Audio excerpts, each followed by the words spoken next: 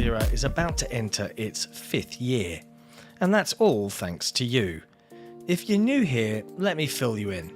XboxEra is a platform for the Xbox community with best-in-class forums, a kick-ass Discord server, and of course XboxEra.com, chock full of the latest news, reviews and more, all focused on your favourite platform, Xbox. It's every Xbox fan's gateway to the best of XboxEra.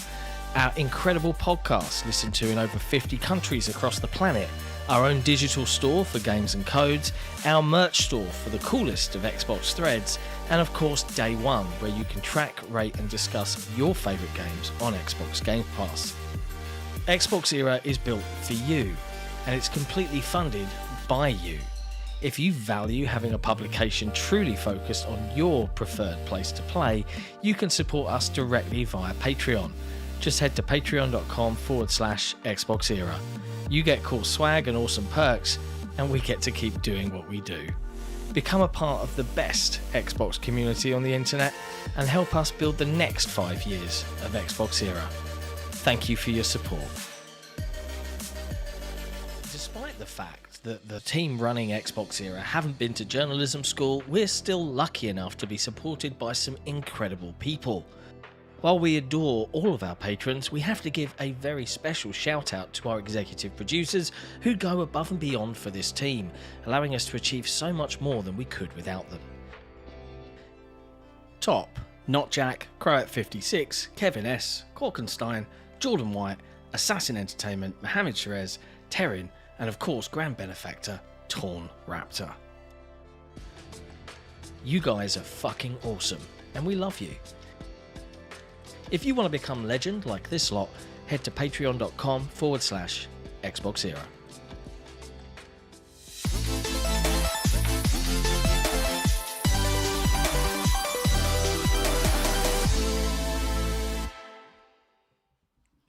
Hello friends, and welcome to episode 217 of the XboxEra podcast. I'm Sicko Mechanico, and I'm joined as per usual by Special Nick. What's going on? And of course the wonderful Jesse. How you doing, bro? I am doing wonderful. Never mind. I'm going to start the show with a small apology to our wonderful new patrons, new executive producers, and especially to our additional grand benefactor for not having, and it's all my fault, the blame can be laid on me. They were just lambasting me before the show started. We were laughing at you. For not having the updated animations, etc. with you guys. We also do that when you're not on. That's we call you the part-time full-timer. Yeah. That's fair. That's fair. But hey, we're back. It's another week of drama-filled video game shenanigans. Yeah. How's your week been, guys? How's your week been? How's your week been, Jesse? I know you've been playing a lot of Elden Ring. I've been keeping out of the whispers on Twitch, doing my best to not touch those. Yeah, it's been real busy the last couple of days. I played 9 hours of Elden Ring Shadow of the Erd Tree the first day. I played 9 hours of Elden Ring Shadow of the Erd Tree the second day, and I streamed like 6 hours each day. Nice. I played another couple hours today, and I don't even feel like I'm halfway through. So it's incredible. That's some bang for your buck. It is very much more Elden Ring, but it's more good Elden Ring. Unless you're like one of those crazy, over-the-top lore people that have been losing their minds a little bit over some of the story stuff in it. Elden Ring does stories the way you'd like, Nick. You don't get a bunch of cutscenes. It's just like things in the game, and you can pick up on it, and you get the vibe and the feel. It's not watching cutscenes. Like, you might get a cutscene before a boss fight. That's 20 seconds at the most. That's it. And yeah, it is. Boy, it's good. So I've been busy and having a lot of fun. So you feeling that the very high ratings for this additional DLC pack are most well earned? Yes, I mean I gave the original a 9.8. Looking at it, it was some of the horsey stuff and a few niggles about the camera and whatnot. They're still there. So I'm feeling pretty high on what it'll end up getting. I doubt it'll be a 10 or anything like that. It's very close. But it's a lot of the same stuff from the main game. If the main game was a 10 for you, this is a 10. If it was a 9, this is a 9 because it's kept that bar of quality, which is not easy to obtain. I'm getting pinged on the Discord a lot. Okay. Oh, From Software, do it again. yep. Nick, what about you? You had a good week? You having some nice time? You feeling better? You were a bit poorly everyone. last week? If this is your first time listening to XboxEra, welcome. If this is your usual time, welcome back. Where was all the intro stuff? Well, I was going to mix it up a little bit, but it's okay. If you want to do that bit now, we can do that if you like. You're even part-time on the show and not even Wow. doing it full-time. Getting a lot of jibes at me here. I don't know. I'm feeling defensive. I mean, but my back's people gonna might get be up. confused. There's this little bar that says 4,251 pounds raised. They have no idea what that means. They're probably all scratching their heads, going crazy, and you're not telling them a word. The hell's going on? Yeah. Like, We're trying to do you raise want- money. Can I just cut the show and we'll start again? We're no, we trying can start to again. raise money to send me to Gamescom via premium economy. No, this is instead of business class we're economy. paying for now, right? Oh, good. So I'm not going through absolute hell on the plane. If we get to $8,000, you get economy. And then if people want to do a stretch goal for premium economy, let them feel free. But $8,000 is just covering all of us going and especially getting the friggin' hotel rooms in Germany Yeah. to be a big part of Gamescom. We'll We'll actually like a good Gamescom to be we'll going to as actually well. cover this one, unlike Summer Game Fest, which we didn't really do anything. Yeah. Because we didn't have anyone there. Nope, not a one. So we Nope, couldn't I was cover barely anything. there, to be fair. Yeah. We just Floating brought somewhere above over. the We brought the ethereal. British flu straight over. Had that get mixed with American COVID most likely, and just dive bomb the games coverage industry. Yeah, pretty much. Yeah. Pretty much. Feeling a lot, Mike- feeling a lot of angst from you guys today. I'm feeling It's not kinda angst. It's frustration. targeted. Were your Friction. kids with you at Summer Games Fest? No, thankfully. Fucking hell. So it's lucky that we're all friends. Did it blow your mind a little bit that in like 2 months' time, for the first time in 5 years, we'll actually be in the same room, face to face? That's kind of, It's going to be, you know what it's going to be for you two? You know that moment where Hugh Jackman, that gif of Hugh Jackman where it's like, like that? That's what it's going to be like for you guys when you see me. walk in the room? Yeah. It's like We'll we're, suddenly understand. we're ascending into a big bang and about to die after living for thousands of years. Oh, What is that movie? I just know the GIF. I The don't know Fountain. what the movie is. The what Fountain. that movie It's is. about finding the fountain of youth Okay. to try and he's trying to save his wife. It's very good. I like it a lot. Oh, right. I've never seen it, never heard of it. Quite I just good. know that GIF. I saw Inside Out 2 today. Yeah, my daughter saw that. She loved it. That's really good fun. That is a solid movie. Pixar. The first one Pixar was did great. good. I loved the first one, and I was like, The "Oh, first one is was this gonna?" But they took a different tact. They had the puberty alarm go off on the control panel, and then all of these other like emotions come in, like Yeah, anxiety and embarrassment and envy, and I'm like, "Oh, this is great." It was remember- really well done. I remember the first movie, like after I saw the first movie, I was like, the first movie made me rethink how I should be a father going forward, and that lasted all of a day. And then I just went back to being like the shittest dad ever. You are Straight the after deadbeat it. dad. I'm just, yeah. Most deadbeat dads don't admit to their deadbeatishness. You're just like, yeah, I'm a terrible father. It We've just got the lasted a range day. I was here. like, man, You've no, got I really need to rethink how I interact with my daughter and this, that, the other. And I was like, I made this effort for like a day, and I was like, yeah. And then that was it. That's all that lasted. We've got the time, it range. just went back to normal. as far as time goes and care. You got John. He's up here. Drops everything else for him at all times. You've got Everything me else. in the middle. That's true. A nice balance, a work-life balance where I'm always there for them if they need me, but I still get stuff done. And you got Nick, who just couldn't care less at all. No. You have In a fact- very patient wife. Yeah. Or very They can brush their own Yeah. teeth. They can pour their own cereal. They can wipe capable their own children. ass. Maybe he raised unbelievably capable children who are just able to get through life on their own. That could be the thing. Like maybe they have to survive. Because you can't not be that in Australia. You'll just die to everything there. All sorts of stuff out there is just going to kill you. I mean, I would say I only get to see my kids half the time. You guys get to see. Nick wishes he had that situation. Yeah. I'm not making it up. People are gonna be like, "You're mean." I'm like, no, he's told me. Like they fight all the time. Like anytime they're around each other, they just fight. So I'm like, man, my son, get me out of here. Ruins every single day out. So like me trying to be Captain Good Dad. Right, okay, kids, let's go have some fun. Let's go see a movie today. You know, treat you guys, get you some brekkie, get you some snacks, cool stuff. Just fucking damn Coley brekkie, and he loses his mind.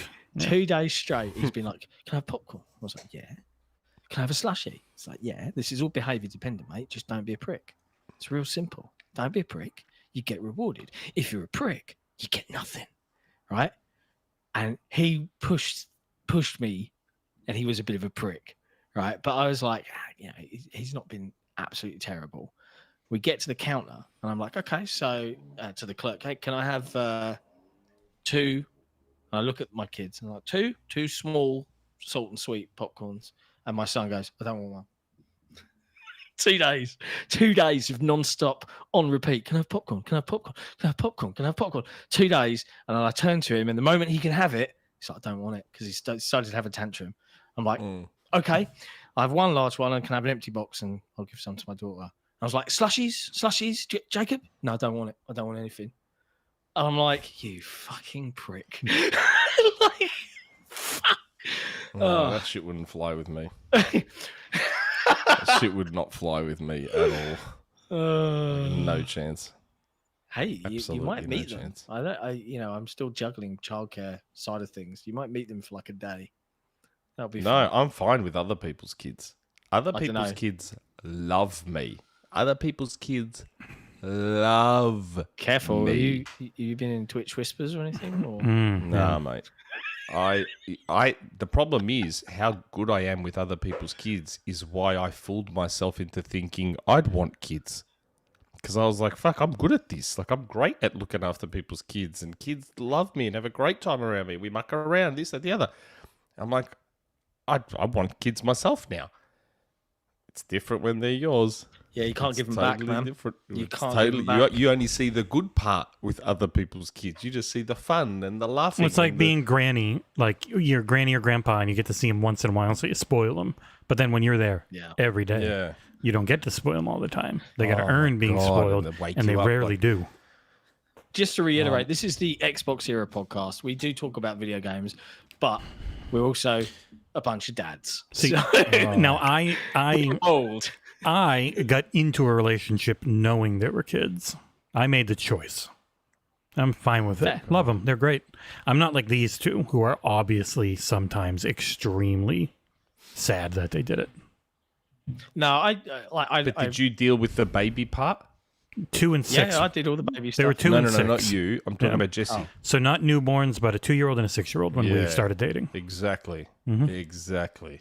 Yeah. I know. Come back with your experience. It'd be weird to... It would have to be a very specific situation to start dating someone when they've just given birth. Yeah. It's America. That's a planet. That's not American. That not abnormal. You say that America, like America's the only place where people have babies. They have them everywhere. I can see in the chat, Mr. Hipshot, Snowbike Mike is the best dad in the Xbox community, though. Yeah. The Snowbike Mike dad stuff is fucking gold. Like the fact that went across all of their socials. So, nutshell, if you've been sleeping under a rock, is in LA, Sarah Bond came up to Snowbike Mike and went, "Hey, Mike, years ago, how are the kids?" Yeah. And instead of Mike saying, I don't have any kids, he went, "Oh, they're great." Yeah, good. Yeah, it was like 2 years ago, and so every time, 2 or 3 years ago, and every time she sees him, she asks him, he says they're great, and this year he finally admitted that he doesn't have any kids. And so they've started sending Obsidian did some concept art of best dad, Father's Day cards for Father's Day, and the Xbox social account was like "Happy Father's Day, Snowbike Mike." I'm willing to bet money that not a very single funny. person from Xbox will know who I am or come up to me and say hello. People from Xbox know who you are. Yeah. I They can- will I come can up tell to you categorically. with angry, stern faces. That's not in a good way. Yeah. I think others have different. I can't speak for anybody specific. There may be some good opinions. There may be some frustrated opinions. There may be just some opinions. Let's just sprinkle that out there. I'm going to have an icy reception at Gamescom. I'm going to have an If Phil very is there reception. again, I bet you he'd like You'll you. be fine. Yeah. Yeah, Phil would come and say hello. I'll be like, but oh, yes, I'm leaving Melbourne's winter and coming to nice, warm Germany. And was I'm going to walk beautiful into in Gamescom and I'll be like, August. ooh, it feels cold It's chilly in again. here. Well, it's interesting because I don't know. Last year they did FanFest, so they opened the booth up of an evening before Gamescom opened to the public, and everyone could come in, and it was a FanFest thing. You had to have a FanFest ticket, and it was huge. It was like absolutely, it's like 500 people or something. It was pretty big. But I don't know if they're going to do that this year. So we'll find out. I'm sure they'll announce plans. They've announced they're going to Gamescom, of the only first-party platform holder that is. So we'll see. But I think you'll meet some folks, probably, hopefully. It'll be fine. It'll be fine. Doubt it. It'll be fine. I am meeting MVG again. Yeah. He's coming down to Melbourne to see his parents. Melbourne. But he's like landing literally days before I leave for London. So I said, Typical. I've got to cut it fine. Like I need to got to organise it quick. Maybe I'll pick him up from the airport. I don't live that far from the airport, so I'll see. Enormous thunderstorm outside. If I lose power, my apologies. Uh-oh. I haven't Cross in your fingers years. and toes, Xbox community. It's been years. They seem to have figured it out around here. Okay. Apparently, a bit of our community is going to Gamescom. One of the biggest bits of our community is going to Gamescom, he told us. The one and only Torn Raptor. original Grand Benefactor, Torn Raptor. Is him and his daughter? OG. Original Grand Benefactor. Yep. He's got Yeah. competition now Not that John cares. He couldn't bother updating the video. But yeah, if you see down there, I took the time. because he's so busy. Look at that. If you look in the bottom, Torn Raptor and Crow at 56. Working 9 to 5. Second What Grand a way to Benefactor. make a living. Oh, executive producers are going Yeah. by right now. We have a returning one of those in Frank C. and a brand new one in Brit to go along with Terran, who joined, I think, Wow. last week. Like, we have 10 executive producers now, I think. It's I think crazy. we've had more But not Patreon. Scarecrow 121 anymore. We've had years. more Patreon subscribers and upgrades in the last 2 weeks than we've had in the last 5 months. It makes such a massive We difference. gained, so without you going into guys. specific numbers, we've gained probably about almost 40% more in monthly pledges, which for us is enormous because John was in the, Yep. if we don't start making more money somehow, I'm going to have to start looking for another job type of thing. So, Yeah. Scary times. Scary times. Now, and that we are job would gonna want talk me to about some work. video All right, games. next topic. Yeah. You guys are So, vicious Back, today. back to the What? original No, next, question. next topic. But Back next to the next original topic. question. You asked how I was doing. I was asking if I'm you were feeling finally- better. Yeah, I'm almost basically over my flu, cold, whatever the hell I had. It's now just starting to break up. But luckily Ooh. I've got some control. That Thank will God just for that. They don't the say job. this, but Nick and I believe that if you're feeling sick, control is almost like a cure-all. it's better than penicillin. That they don't say this, not doctor approved. They don't say that. We both We feel say this that. way just from our own use and our own self-medication. Nick I will say, Nick brings some around with him. He's got his long pinky finger, little bump of control Yeah. every now and then. I will. You guys can right up. finish off the pouch that I got. It's too sweet for me. So you guys don't have to bring any with you when you travel. He can't down. even. thanks, Turkey. He can't I'm even. sweet enough. John, Sweet Nick, enough, baby. he can't even do the work to finish a bag of control. I know. You can't My even God. be bothered finishing a bag of drink. Fucking hell. Oh my God.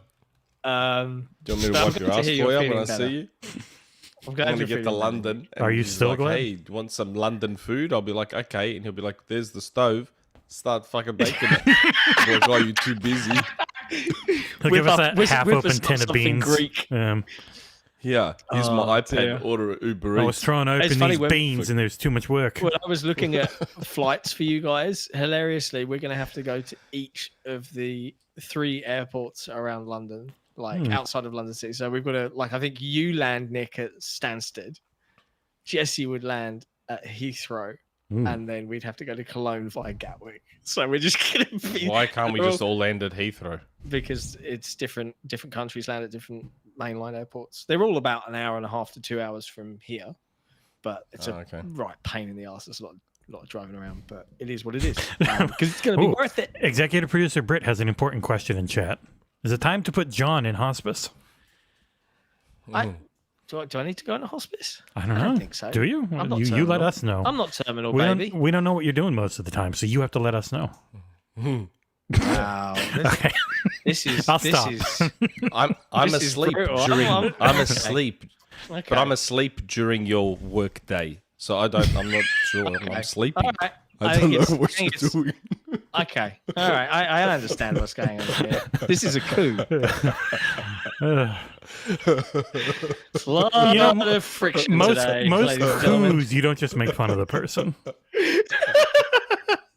There's usually some violence involved. The coup would have waited until August. Yeah. That's the problem. Just with my time live zone. I'm execution on sleeping. air. I'm sleeping for everything. It is true. Oh, It is Mr. true. So am Hipshot. He's already half retired. Yep. Yeah. Already on my way out the door. All right. 20 minutes we've been going. 20 minutes of just said nothing. digging those heels in, lads. Come on, get in there. Ooh, look at this. Anyways, Oh, wait. Hey, Mr. Hipshot pledged $64.80 via Patreon. Oh, wow. So I think it might be a year. thank you, Mr. Hipshot. A renewal Adding or an in up? Let me see. Live. What a ledge.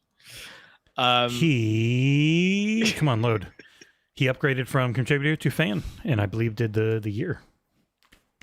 It's nice. We've got lots of Thanks fans. to all the new... I jumped into the Patreon the other day and saw all the new ones and That's upgraded crazy. I pledges. know. Thanks to everyone. Thank you. It's insane. Just know that anyway, Nick, for those that don't like want Nick, me to be full time. yeah, just know Nick gets none of that. So thank you very much. This is the problem. Money changes people, Yep, man. it sure Makes did. people vicious. It really does.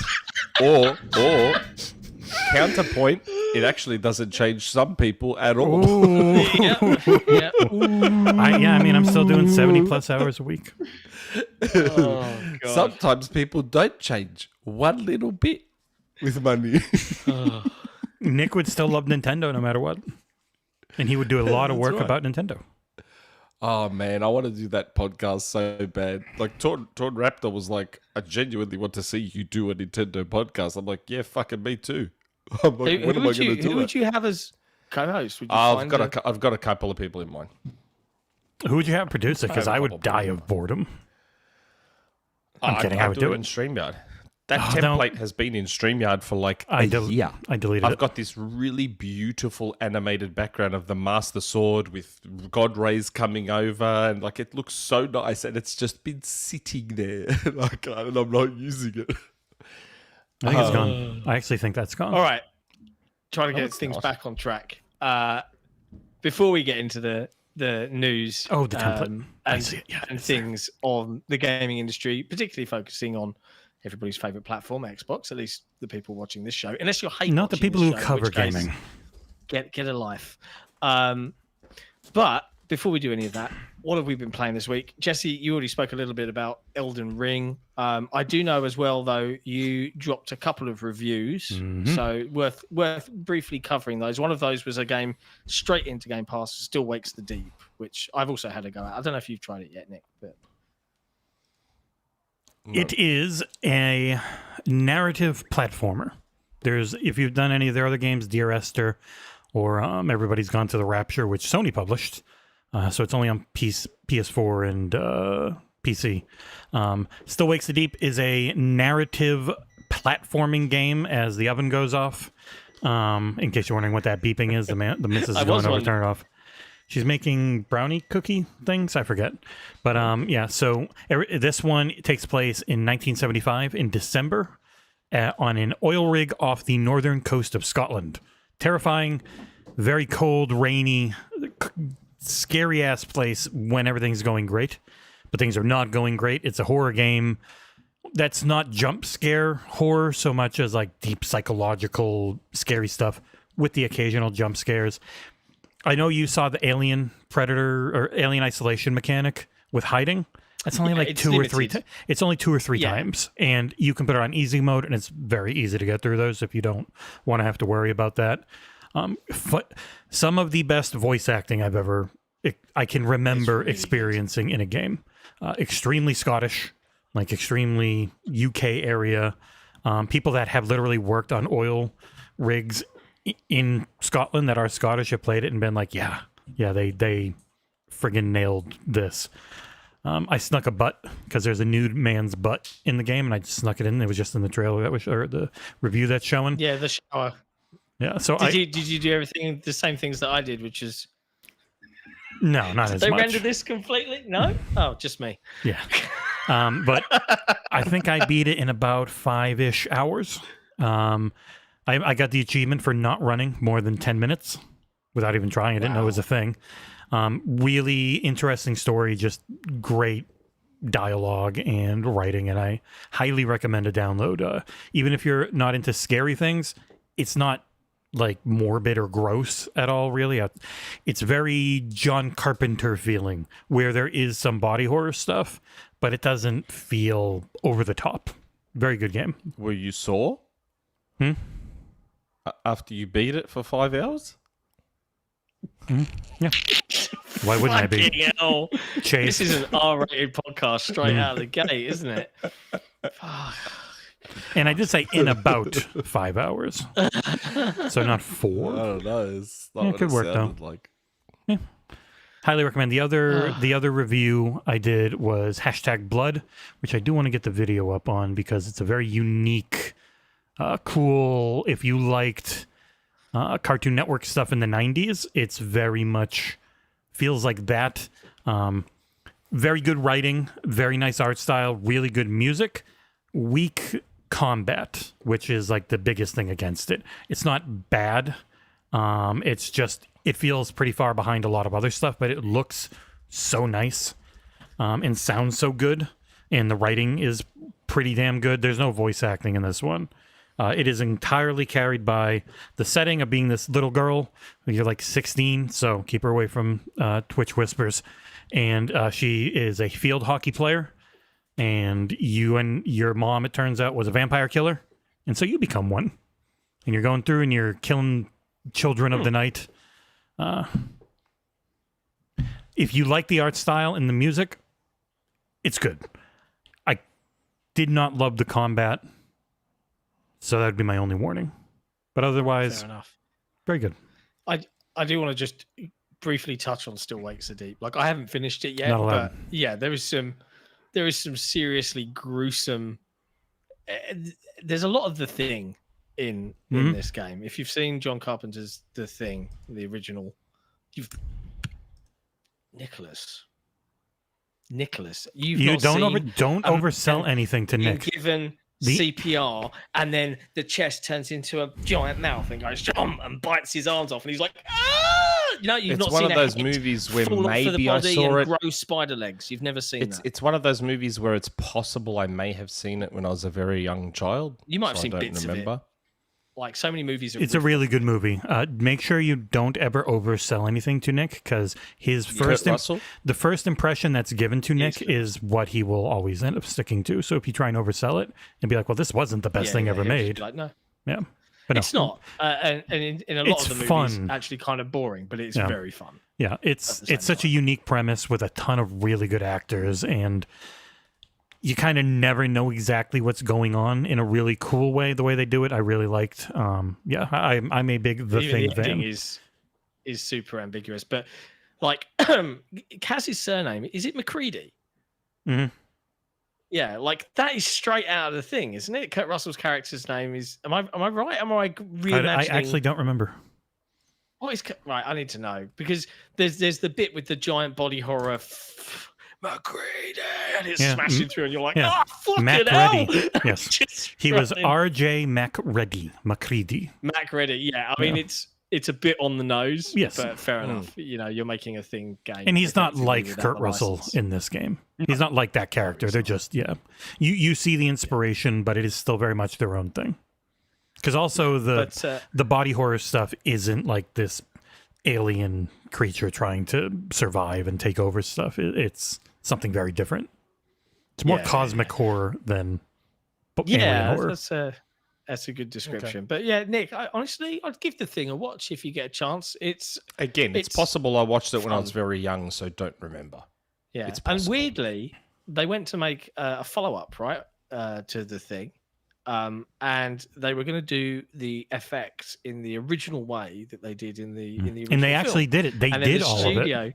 They did all of it, and the studio came in and went, "No, CG that shit," and it was worse. And it was earlier CG with a lower budget, so it looked worse because the actual puppet stuff they did look incredible. Yeah, it's such a shame, man. There's still a place. There's still a place for practical effects. Oh yeah, no, that's coming back way more. The more you see it, and people are like oh, like in Top Gun, the new one, they just where it was all practical. It was like, no, it was mostly CG. They just did as much practical as they could, and then the CG enhanced the practical. It really helped. Yeah. The fact that they put the actors in planes a lot helped. You know, but they still had to end up changing things a ton. Like most of the skyboxes you see are CG. Yeah, but still, fucking great movie. We got a super chat, Nick. Yep, Jordan Andow. I am back. Do you believe the rumblings going around that Xbox cut things from the showcase to say for Gamescom and Game Awards later this year? If so, what are those things going to be? I 100% believe they cut stuff for other shows. I mean, they have things too many people heard. Yeah. Too many people heard too many things for all of it to just be bullshit. I assume there was a lot moved or cut for TGS, Gamescom. Yeah, I don't know. I don't know if they're going to do a show for Gamescom. They've only talked about having a booth for now. So that's one they do give Jeff stuff for. For opening night live. Well, he's setting the whole show up. Then they save money on that because they're spending a lot of money on the booth. Yeah. So I there was what was there rumors of Clockwork Revolution? Like people were talking about that being. Bear in mind, Dragon remaster. The Blue Dragon remaster was name dropped. If anything was coming to ABK from Game, it was coming to Game Pass from that. Big Game Pass drop. There's so much that they could do. Handheld, apparently. They just fixed the Infinite Warfare servers on PC. Did they? Yeah, they and hacks and stuff. Well, PC wasn't as bad. There was no matchmaking. I think it was broken. So it was either Infinite or Advanced. I forget. But yeah, they keep fixing up old Call of Duties, which would make you think, why else would they do that? To get to a certain point before they flip a switch. And I really do think the old Call of Duties, they would want to be careful about people's accounts getting banned from using Xbox Live because of hack servers on the 360 ones. Absolutely. No fun. Just to wrap up video game chit chat. So, Nick, you've been playing anything new apart from I finished off Night Springs. Oh, the Alan Wake 2 DLC. You skip all the cutscenes that made it make any sense? Yep. Of course. It's a DLC that is almost entirely about the story. Like 95% about the story. I liked my favorite episodes. I think I actually liked the second episode the best. With the character from Control. It's not.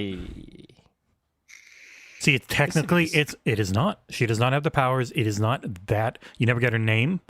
Her brother is obviously someone different, without spoiling it. Like, it's not the character from Control. The whole point of this is Night Springs tapping into the multiverse. Yeah. Very light spoilers. Episode 1's about the waitress. And, the waitress. Yeah, it's and they're all stories written by Alan Wake that he saw while he was going through the multiverse. Like things he experienced or saw. In that one, he's got an evil twin brother, and he's the waitress is saving Alan. The second one is the character who played, Jesus Christ, what the hell is her name? Courtney Hope. Her character looks the exact same, talks the exact same, has Polaris, but doesn't have any powers from Control. And they never say her name. She's not the director of Control. And her brother ends up being someone different. Because the third episode is about playing as Sean Ashmore. Not Ashmore. Yeah, you're playing as him, as Sam Lake is directing him in a video game. Yes. That is about going through the multiverse and doing all this shit. And then, it turns out he actually gets sucked into the multiverse. And so you've got all, and in every multiverse, like, he's trying to save Beth. It is the way they could bring Quantum Break back in without having the rights to use it. So instead of it being Quantum Break, Sean Ashmore. Time Breaker. Yeah. There's no Quantum Break, Sean Ashmore. There's no Quantum Break, Courtney Hope, like Beth and Save Beth. It's across all the multiverse stuff. So it's and like at the end of the third episode, you go into an old school 2D beat 'em up video game mode, which was pretty funny. It was just not too long. They just ended it quickly because it doesn't control well or anything. Yeah. They're all very short, and each of those episodes is super short, which is great. So now I've got all the rest of the achievements for Alan Wake 2. I don't know what's going on at all. That again. Yep. I went back to Alan Wake Remastered for a bit because I was like in a bit of an Alan Wake mood because I still haven't beat. Yeah, Alan Wake Remastered. Like, I loved Alan Wake, the first one. It was my game of the year that year. But man, it's very Super Mario 64. Hard for me to go back to. Yeah, the gameplay hasn't aged great. Like, I think back now and I'm like, hold on a second. Alan Wake came out in 2010. Resident Evil 4 was 2004. And Gears of War was 2006. How did Remedy make this camera and control choice in 2010? When you already had Gears of War and Resident Evil 4 laying the blueprint out for you up to 6 years earlier. So I found that utterly bizarre that they did that. It's not like a deal breaker or anything, but it doesn't make playing Alan Wake a pleasant experience because you're constantly flipping the shoulder over to the one you all know and love, which is the right shoulder, because it tries to keep going back over to the left shoulder, which is quite disorienting. But I'm just making my way slowly through that. What else am I playing? Usual Fortnite Rocket League. Making my way through the Battle Pass. Waiting for Magneto to appear. Did you notice Jack Sparrow in Fortnite? Hey. You break out the credit card? Okay, because I'm not getting him. Hey, I just guess obvious collabs all the time. I'm pretty good at it, though. At least you can admit it. Yeah. But that's about it, I think. I went back to Super Mario Brothers Wonder. Finally did the Magma Bog world, which I don't enjoy. I didn't enjoy that one at all. So I've fully 100% completed all the main worlds. I've now got to do the Petal Isles and then the special stages before I finally beat it. That game had a lot of variance in the quality of its levels. Some of them were incredible. Then others was like, I generally don't like lava levels, though, in games. I love lava levels. See, I don't like them. It says inner Anakin Skywalker really coming out. Me off. And the lava levels, like the lava world, the Magma Bog in Super Mario Brothers Wonder is like the biggest one as well. I'm like, man, that's a bad choice, Nintendo. That was a really bad choice.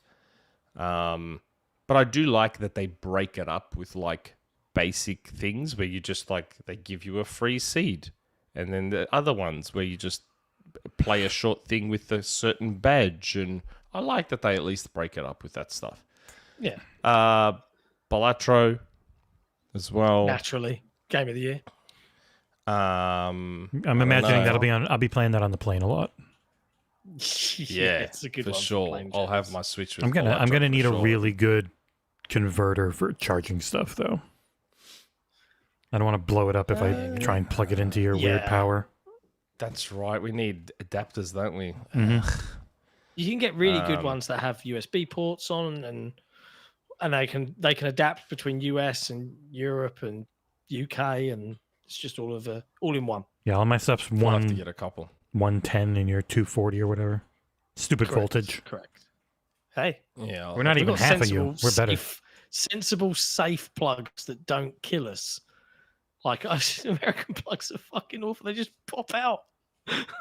It's bad. Yeah, they're just two prongs. They're just. And you can just knock them out. Like British plugs, UK plugs. I don't know what Australian plugs are like. Do you have the three? Three. We have Yeah. three. Yeah, you probably we have copied 3 us for because you're grounded. Sensible. Yeah. So all of our stuff is grounded and earthed because that's All of our plugs are 3, but not all of our devices for some reason are 3. Some of our devices only have plugs that have the top 2 and not the third one. okay. I don't understand them. I don't know. I'm not a Sparky. I don't know why, but Understand like it. all our British electricity is the best type of electricity one can get because it's the safest. What It will also kill you though, which is why we have all the safety. what country did you Well, at least your steal electricity the is good technology 'cause from? Your food is shit. Who could say? We probably stole it from America. We got some super chats. Yes, we do. Jordan Andow, another £5. What are we raising money for? Is it so we can get more British people at XboxEra, aka me, or is it to make Nick watch cutscenes? You'd think it was No, that. No, what we're doing is we're raising money to get the team out to Gamescom. So when we costed it all up, the hotel for all of us is about 4K, it's 3,800. And then we've got flights from Australia, flights from Florida, flights from Canada, and flights from, I can't remember where Predrag lives. But all of us then out to Gamescom. So we totted it all up, and just the cost for that is around £8,000. So that's the goal, the target that we're setting to make sure that we can get out there. And this community has been fucking nuts and got us over halfway within our first subathon that we did week before last. So it's nuts, but we're ever so grateful. And we're like well over halfway now. So we're just carrying on trucking. I think we'll do another subathon. And I don't know, Nick, now that you've got your setup, maybe with remote streaming, we're going to kind of bring back the Twitch channel. Maybe we can do something where, you know, you can participate, do some Rocket League educational sessions, streaming remote. I don't know what remote play, like playing remote play so that it's capturing it, but you could still watch the. He's got it set up so that he can sit there and play. Yeah. No, perfect. I've managed to set it up like a That's proper awesome. streaming setup. Where Yeah. I can So use maybe- my maybe- phone as Yeah, a the camera. only thing you'd need is Parsec, and then bam, you can get your Yeah. gameplay. I think it works on Mac, Parsec. Yeah, Pretty sure there's a Parsec. Mac So version. Parsec is how I get John's gameplay feed in like almost goddamn real time. It's kind of crazy. It's really nuts how good that is, Parsec. It's Especially for free. future tech. 1-to-1 Yeah. is free. Yeah, absolutely. But yeah, hopefully that answers Mac the question. OS hosting for Parsec is here. There you go. Hey, sweet. Awesome. And then we've got another super chat from Cody. Cody I'd Bishop. rather show the rest of Been watching Survivor lately, and it got me thinking, if you could bring only one luxury item with you on a stranded island, what would you choose? Probably my iPad. Define, is that a luck? Like, I'm trying to, what's the definition Do you of a get to luxury bring? item? Do you get to bring a friggin' solar powered device that can charge it? Yeah, well, like, yeah, if you bring your iPad, how does it charge once you've used it once? You know? Is there a crab you What's can the- plug it into? Like, if I was on a desert island, stranded, I would bring a luxury drinking well so that I can drink clean water. and Yeah, not I would die. get whatever the hell Kevin Costner had to convert his pee into water in Waterworld. that machine. Mm-hmm. Fair, And make it so it's an unbelievably good desalinator, so I can just drink ocean water as well. Yeah. Boom. And then I just So die of hunger. Smart. Oh, sad face.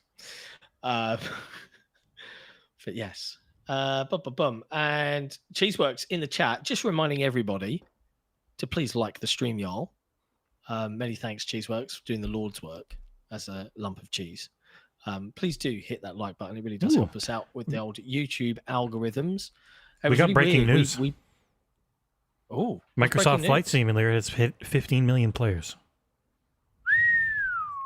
That's some breaking news. Wow. 15 million bored people. Wow. You know, 15 million sad dads who are in their giant cockpit they built to get away from their family. Yeah, They pretend they're like Nick and they're flying away and they're just like, oh, thank God, no more kids. Just fly away. I say that jokingly. Well, congrats to Sobo. My kids. It's a great simulator. I'm very curious to see how 2024 plays. And then another super chat. My goodness. I Hytham G. thought of him when I saw this. We are getting a Marcus Phoenix Nendroid soon. Is that like the little statue things? Yep. That Yeah. he likes? They're like Funkos, I think. Yeah, like better looking Funkos, essentially, because Funkos are very strict in everything, just looks like a Funko. But the Nendroids, they're that size, but they look more bespoke, depending on what they're going to be. Nice. Yeah. Yeah. Yeah. Yeah. Fuck yeah. Anyway. Bespoke. All right. Let's dive into the news. Matt Booty, he went and did a podcasty interview type thing with Variety in their And he Strictly shouldn't have. Business podcast and said a lot of things, and a lot of things were then headlined by various people, including us. He talked should have about kept his mouth shut. shutting studios down, and I don't know if he said good things here. How do we break this down? So I'm going to use Jesse's wonderful write-up on this piece. He gave, in this discussion with the Strictly Business Variety podcast, he gave some categories for the Xbox business, saying that it's unique for each studio or each game. They have their blockbuster titles. They have their predictable revenue generators. Is that not a sentence that makes you want to vomit? The entire there's one. I love If that. you guys watched the Did you forget to mute yourself there? no, I was going to talk and then all of a sudden it just came out. I was holding it in for a while. But Like on that movie where she goes to talk and she goes, and just vomits everywhere. I didn't. Thankfully, no vomit, just gas. But yeah, it was. Oh Christ! What the hell was I even gonna say now? The whole interview. Like, if you watched him on the Psychonauts documentary and stuff, like, he only talks in corporate speak. That is, if he's in public, he has been trained to only ever sound like a walking, talking corpo robot. So like it's always activations and engagement, and it's like it's all the corporate buzzwords. Like, that's all the interview was. So it always comes off super callous and cold.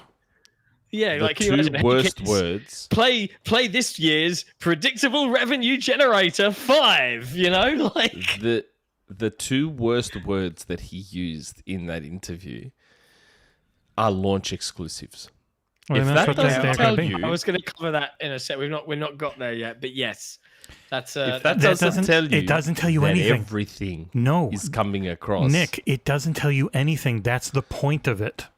They're all words designed to sound like something, but not commit to anything. So all launch exclusive means is we are not committing to never, ever porting stuff. We're not. We might not. We might. It leaves it all open. That's what it is. That's what friggin' corporate talk is about. It's trying to make you think they have committed to something, but they have not. They're simply... Hang on, let's rewind a bit, because we're going to get it off the beaten It works path on here. Nick really well. There's two sections here that we kind of need to cover off. One is talking about the studios closing, which I think is the first thing I want to kind of cover off here. So, blockbuster titles, predictable revenue generators, unique games. He gave right? examples So, too. under blockbuster, Warcraft, Call of Duty, Minecraft. Okay. In predictable revenue which are also revenue generators. Right? Sea of Thieves, Forza Horizon, Elder Scrolls Online. And then we've got the third category, unique titles that push the art form, Pentiment, Senua's Saga, Hellblade 2. This is some quotes from Matt. Each of these really has unique metrics on how we measure success. For Call of Duty, one of the biggest games on the planet, we're going to have certain targets.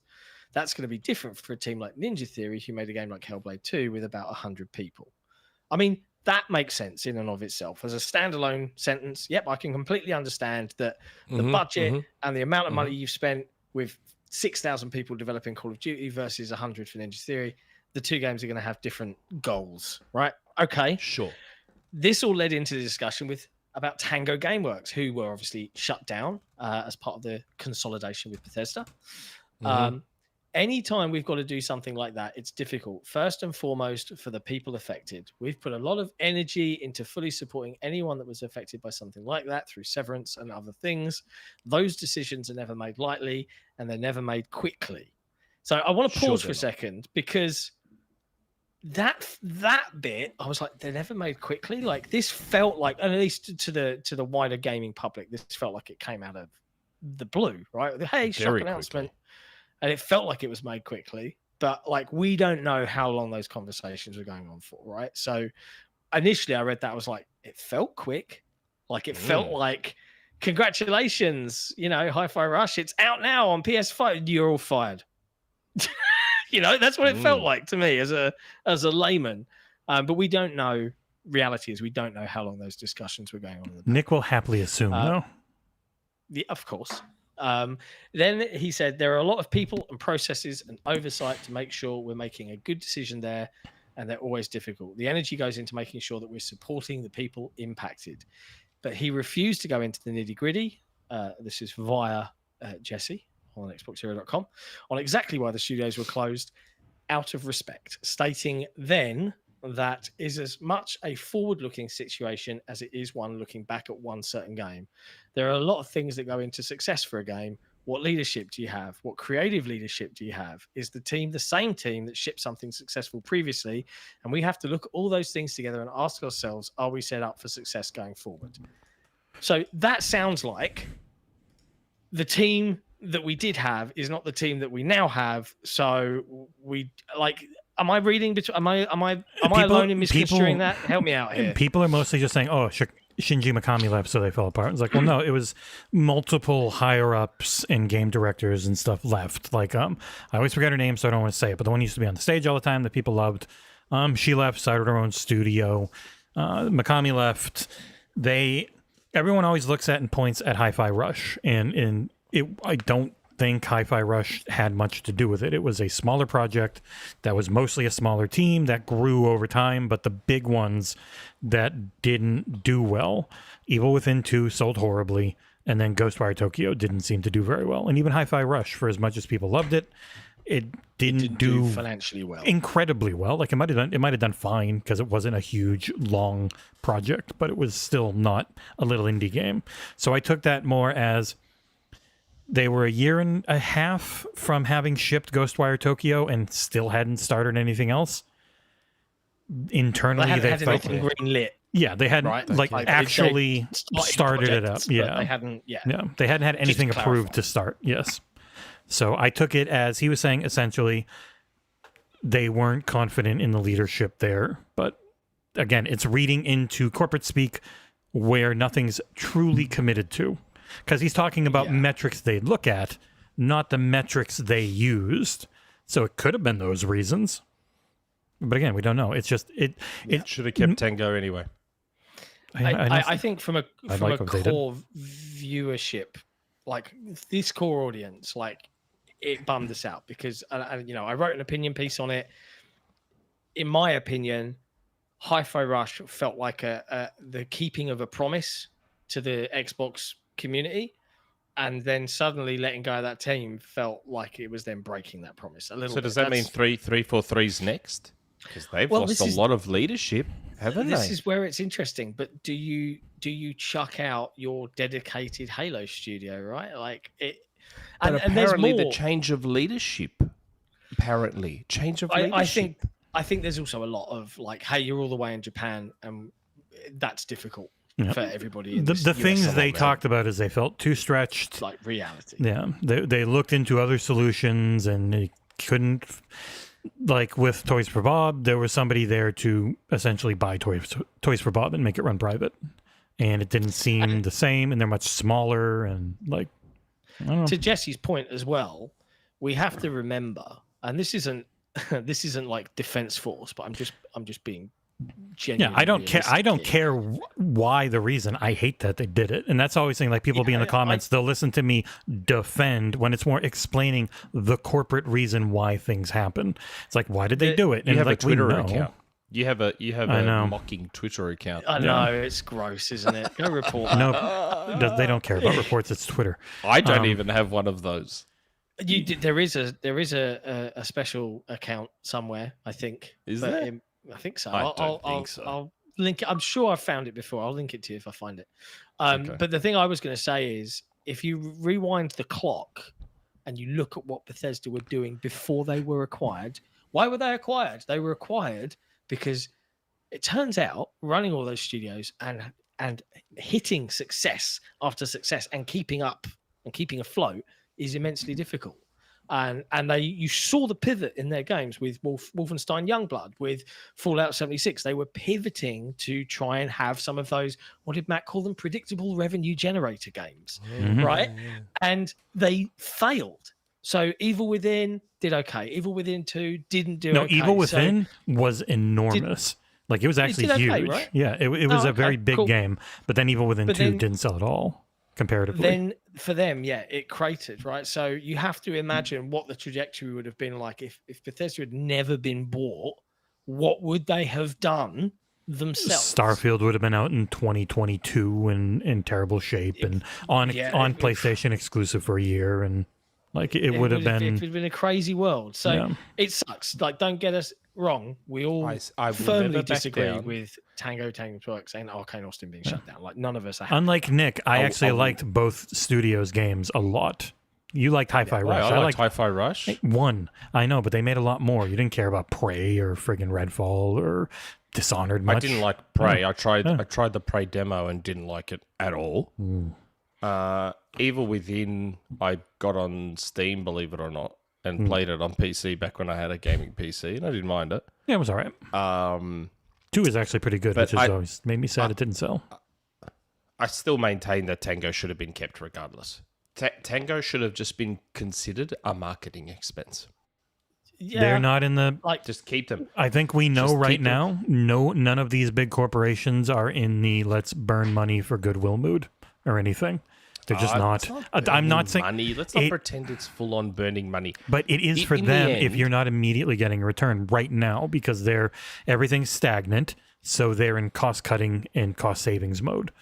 Like, and when that happens, anything that's not going to give you a return anytime soon is seen as burning money. It might not be for us. We know they can afford it, but we live in a world where Microsoft is aware.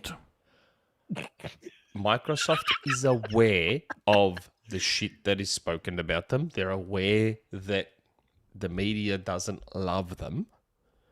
When you have a studio that same media loves and loves their game, you keep them. Because if you get rid of them, then all you're doing is giving that same media more ammunition. You keep them. You want to get rid of Arcane Austin? Go for it. You've got Leon. You've still got an Arcane studio, and you can merge some of those people in there. Not a problem. Tango should have been kept. I don't disagree with you on a feelings level, but it's just not Microsoft's MO. Like Phil Spencer was quoted for saying, I know. The responsibility of running a profitable business within Microsoft, and they can't do that, and they won't. Now, there's a couple of super chats here from Jordan Andow on this. I would read the second one first because it's more relevant to what we were just discussing, then go back to the previous one, if that makes sense. As someone... Jordan, you need to stop giving so much money. Jordan, as someone who has had corporate media training, Jesse is right. It is corporate non-committed speak, which allows them the freedom to go either way without lying. No, I don't disagree with Jesse's corporate speak. I'm the one that says execs say what they need to say when they need to say it. I think he's saying that because you also said it definitely sounds like everything is coming. It's like it doesn't actually sound like anything. It never means anything. They're saying things that just let them go whatever direction they end up feeling in the end. Phil has made committal things in the past, and because he's not super corpo robot man, which people like, and then it comes to bite them in the butt because they do change. Like they make things change. Darkwing Duck, and when you've got Sarah and Matt are very much, you feel the corporate training when they talk on camera every time. They're always on with that, and I think that's why people have always liked hearing Phil, because he doesn't sound like that. But from a corporation's point of view, especially with getting in with creators and influencers a bit, it can bite you in the butt. And so they are Which it has. getting more and more away from that. And then Jordan's got a follow-up. The second, the other super chat's fairly relevant. If the Xbox One Gen TV never happened, and we had hypothetically got the Series Gen in terms of investment and focus on games at that time, how different of a place would we be in now? Very. Infinitely different. I will say, though, to fall what I've always thought, somewhere in between, there's a multiverse where instead of the Xbox One what we got was the Xbox One S, and how they were focusing on games by then and what the OS was at that point, which is more the early version of what we have now. Had that been what launched in 2013, I think we'd be in a very, very different place. Like, imagine if the Xbox One S was the console that launched with Kinect. It was cheaper. Yeah, no bundled with Kinect. We had backwards compatibility from the start. And then we got Killer Instinct, Sunset Overdrive, Titanfall, Rise, Dead Rising 3. Everyone would have been like, holy and cool shit, TV this stuff. is the greatest launch year of all time. Yes. And then everyone, as they were using their Xbox Ones, discovered HDMI in. Holy shit, guys, I can plug my fucking cable box into the back of this thing and snap it to the side. This is fucking sick. And then all of a sudden, I'm telling you, it'd be a totally different world now had they launched that way. Like, I think in some ways, like, no company planned for COVID, right? And I think in particular for Microsoft, who, relatively speaking, have a harder time of getting all of their studios to productivity, to nailing it on the first outing, right? I'm just being honest in my thoughts there. I don't think they've still, even now, got the timelines for studios to hit just right. It does feel like they are giving studios the time they need a bit more now. Matt did talk about that in the interview. He was like, we're avoiding GTA 6 because the entire industry is going to avoid GTA 6, and we are trying to not step on our studio's toes. We're trying to line things up. Like, he said that directly outright. Yeah. So Fair. Can they That's do cool. it? They're not Nintendo. Nintendo will just hold on to a game for 3 years to not do that. Yeah, and I don't think they'll ever be in that scenario. But I often think, like, COVID threw things for them so much, their meticulous plans of, like, because you think back just before COVID hit, we saw the reveal of the two big consoles, and it was going to launch with this, that, and the other, and then everything went to shit, and it took them years to recover. I don't think they ever truly recovered. I think they have just about now. Like, genuinely, I think it really, really, and personally speaking, you know, having done a spot of game dev here and there, it's a super collaborative process, and just switching it up for teams that in a corporate world like Microsoft that aren't used to doing it all remotely and not having the infrastructure there to support it, unlike a Moon or something like that. But they weren't the only ones. No, they weren't. The whole world was doing it. It wasn't just Microsoft. Already, in my opinion, bad at managing those timelines fully. So it just compounded and compounded. And, like, I'd love to see a timeline where COVID didn't happen. Would they have had a better start out of the gate, comparatively? But we'll never know, because. But also, PlayStation would have had a much better start out of the gate too, which would have made it a lot tougher. Yeah, because that is the thing. That's the thing you hear a lot more now. It's not that Xbox no games. It's more this generation just kind of sucks. It's like, it doesn't actually. It's switched. It's just this generation is a much better version of last generation, and next generation will be the same. A lot of older people were used to generations feeling truly new and not being PC upgrades, and now they are just going to essentially be PC upgrades most of the time. What is the Switch 2 going to be? It's probably just going to be a better Switch, which is all they need. They might have some gimmicks. Metroid Prime 4, baby. But, because like even PlayStation, they Lambo had 2. PlayStation had a gimmick with the triggers, which are okay in some uses, but the actual haptics way better because they took the haptics that were in the shitty little Joy-Cons that are overpriced and made them infinitely better. So like those are the types of things that might change, but the whole experience of how games work, like this shit is never taking off as they are giving up on PSVR 2 because it's either MetaQuest or nothing. So yeah.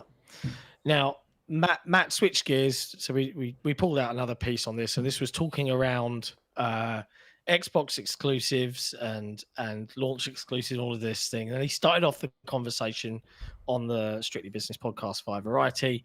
He was asked a little bit about, hey, your whole multi-platform strategy, how's that going, right? Effectively, I'm paraphrasing. And this was Matt's response. We've been really pleased with what we've seen on Sea of Thieves. Just in terms of things that I can share that were encouraging to us is that when we launched Sea of Thieves on PlayStation 5, we saw an uptick in engagement. This is very corpo on Xbox and on PC. So again, there's this thing where you've got more people coming into the franchise, which causes more excitement, which actually grows the franchise overall. And if you want to be really direct about it from a business point of view, it allows us to continue to reinvest in that franchise and continue to grow it. So right there, he's effectively saying, because that game's now successful in more places, we can put more money into that game. That makes sense from a business perspective. But then he goes on with this line.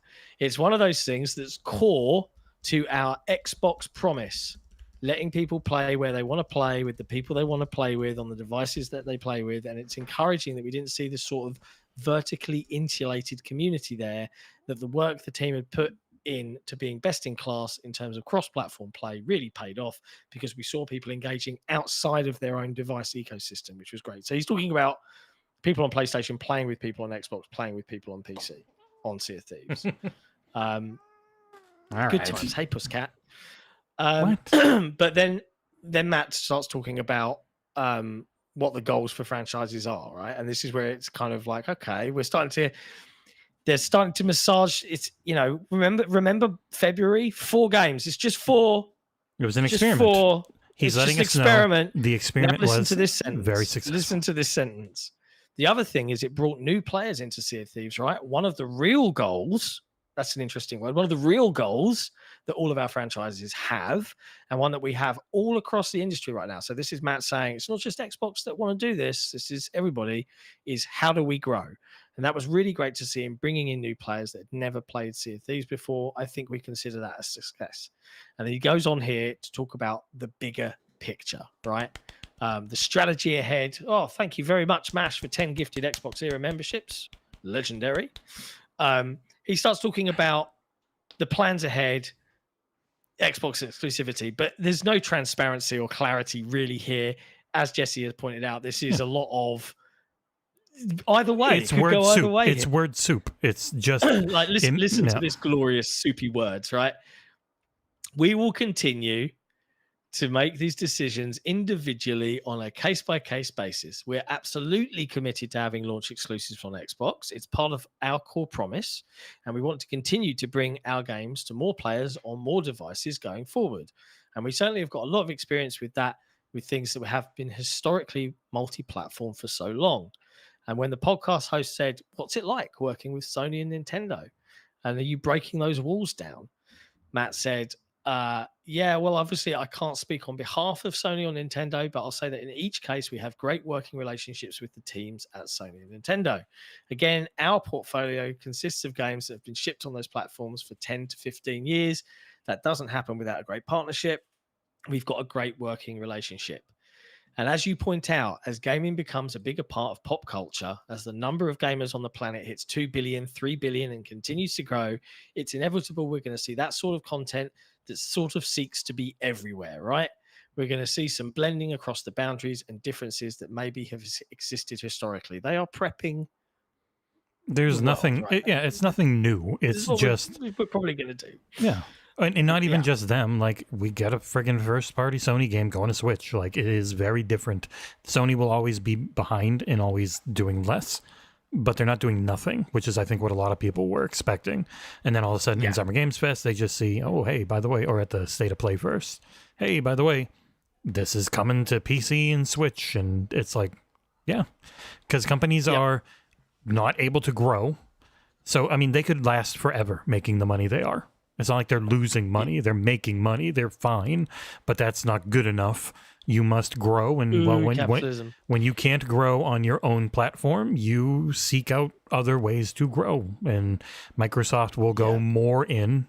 Everyone's always like, rip the Band-Aid off and go all in. That rip the Band-Aid off phrase needs to die. I hate it.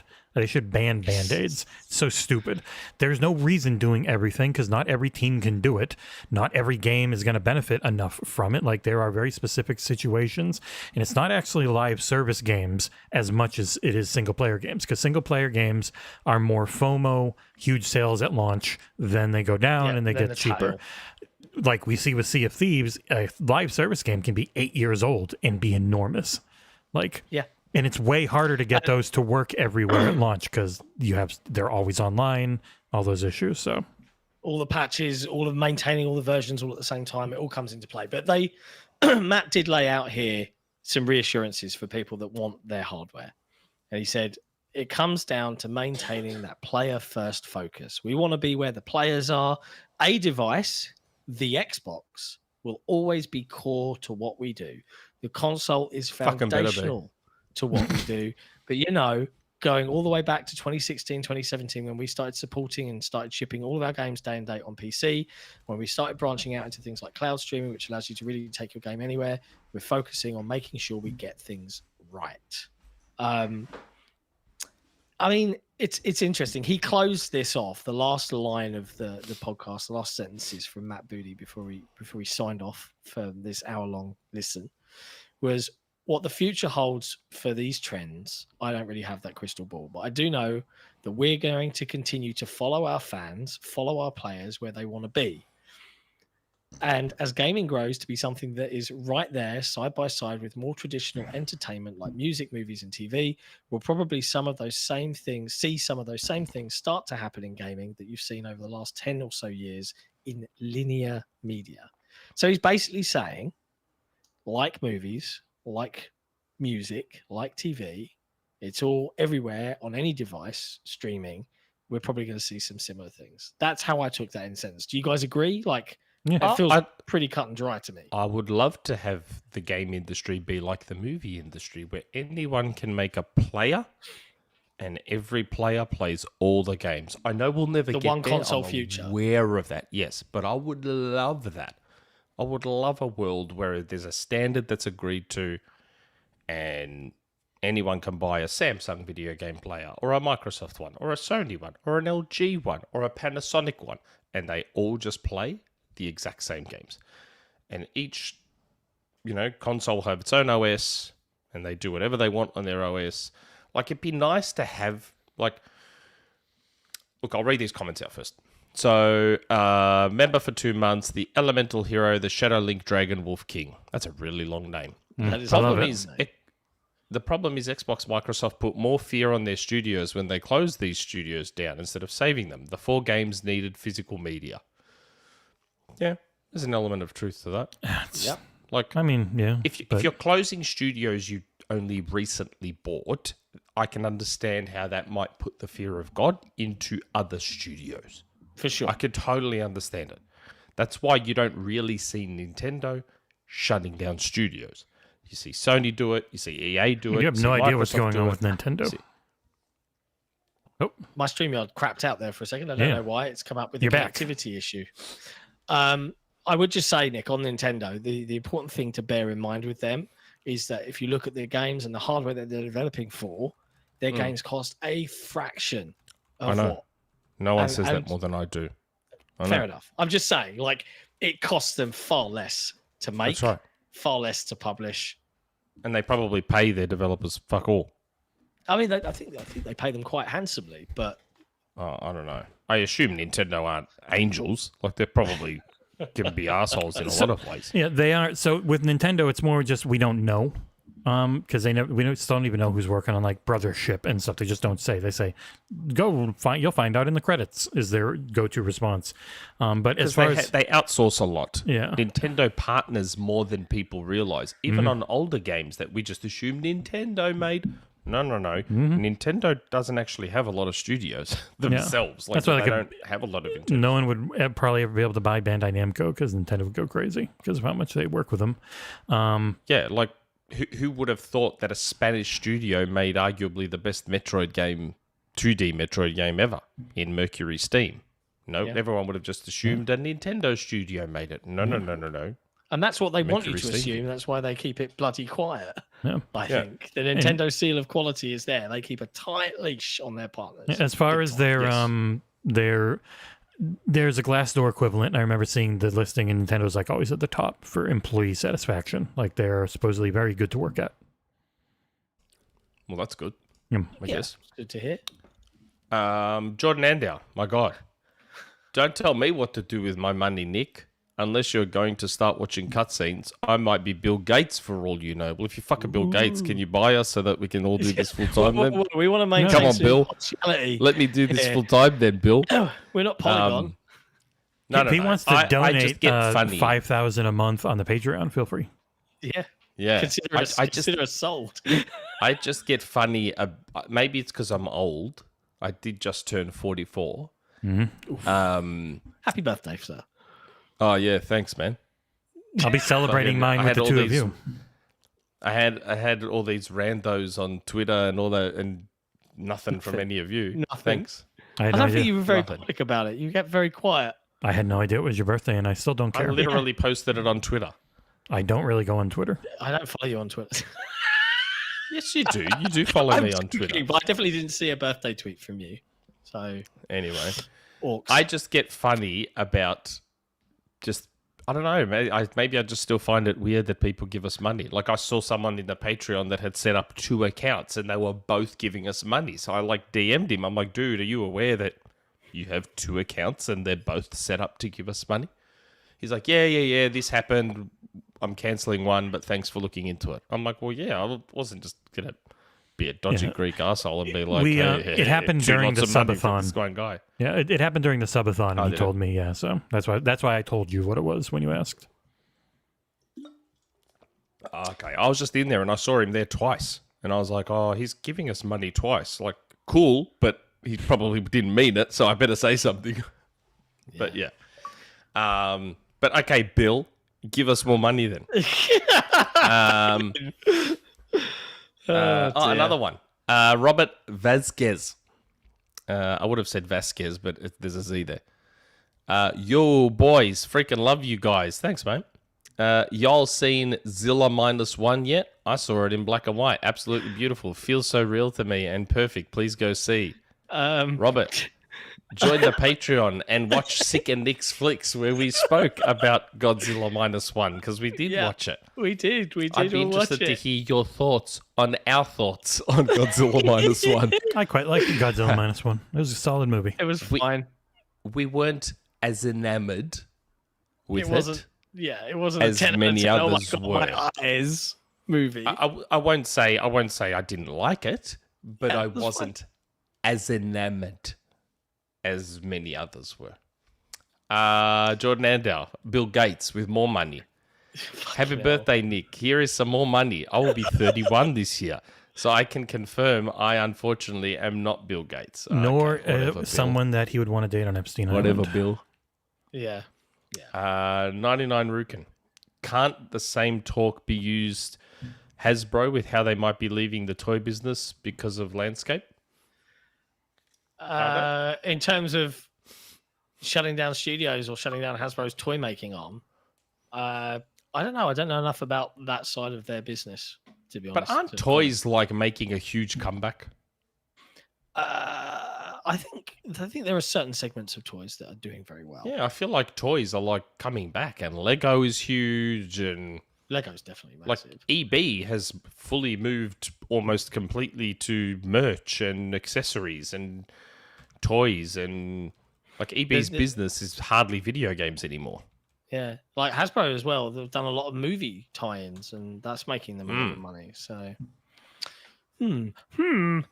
Anywho's, so that was the segment on Matt Booty talking about things. That segment really took us for a ride. It did. It was a journey, wasn't it? Take you for a ride. We'll get into that later. I couldn't help it. Or we won't get into that one later. Next up, Fuck yeah, we will. on the Gamescom conversation, just briefly, Xbox is going to Gamescom with Thank God. supposedly. Because we would have looked like dickheads if they didn't. Hi, everyone, what can we play? They're not Hey, here. XboxEra is here at Gamescom. No one else is. John It's Travolta just doing us. it. It's just us standing in a room. We're just randomly in Germany just because. Let's look at Black Myth Wukong that we can't play on Xbox. Yeah, we can't play that. We'll talk about that next. But they've confirmed their 2024 attendance, much to Gamescom, the company's joy, because Sony are dipping out. Nintendo aren't going to be there either. Nintendo's been there recently, I think, but Sony is like 5 or 6 years in a row they haven't gone. That's because they haven't made any games in 5 or 6 years. Oh, Fucking losers. shit. Fucking stupid losers. You think Nick would ever make a joke like that about Nintendo? I think it would kill him too much inside. But Nintendo makes games.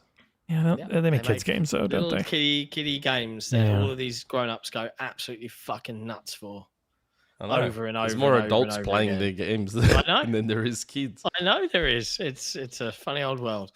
Anyway, from Microsoft, confirmed right now for the show is Age of Mythology Retold, Avowed, Ara History Untold, Diablo 4, Vessel of Hatred, Diablo Immortal, The Elder Scrolls Online, Fallout 76, Towerborn, and the World of Warcraft: The War Within. Lots of what's it called? What? Come on, revenue generating. What's the word? Oh. The P word. Mm. What does he call it? I'm going to leave you hanging. Something revenue generators, progressive revenue Um, generator. I don't know. Lots of those live service things there. Indiana Jones not on the list, but that's just so far from Microsoft. So we can expect more to come to the surface as we go. It was- so, Can you imagine Britt said it was if predictable. they let us predictable? passive. Can you predictable. can you imagine if they let us get hands on with like Perfect Dark? I don't think. Man, that's a long way away. I heard That's a lot of next people. year. I heard God. some big YouTubers saying that gameplay was fake. So there's nothing to play. Yeah, right. God, I'm spewing. I couldn't be on last week's show. I so wanted to talk about Perfect Dark and South of Midnight. Man, I can't wait to review both of them. Perfect Dark. I think you'll have a God, fight that between looks all of good. us for South of Midnight and Perfect Why Dark, would I? mate. God, that looks good. That's true. Why would you? Like, man, They look great. I was very impressed with Microsoft Showcase. they So- look. Both those games look like sink my life into games, like Alan Wake 2 was, and Tunic, and a couple of others. Like, they just look like those games where that is all I'm gonna be playing. Like, as Very soon as they exciting. come out, that's all I'm playing. like from a it's still funny to me. Like 2023, everyone went crazy for, but it wasn't really a year for me. This year, there's been far more games coming that I'm really, really excited to play. And then I look at the slate for next year and I'm like, oh shit, it's happening again. Next level next year.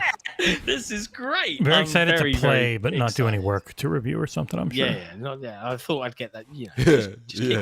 keep coming. Ping. They just ping off me. Water off a duck's back. But yeah, so Microsoft are going to Gamescom. The good news is, thanks to this community, we should be going to Gamescom too.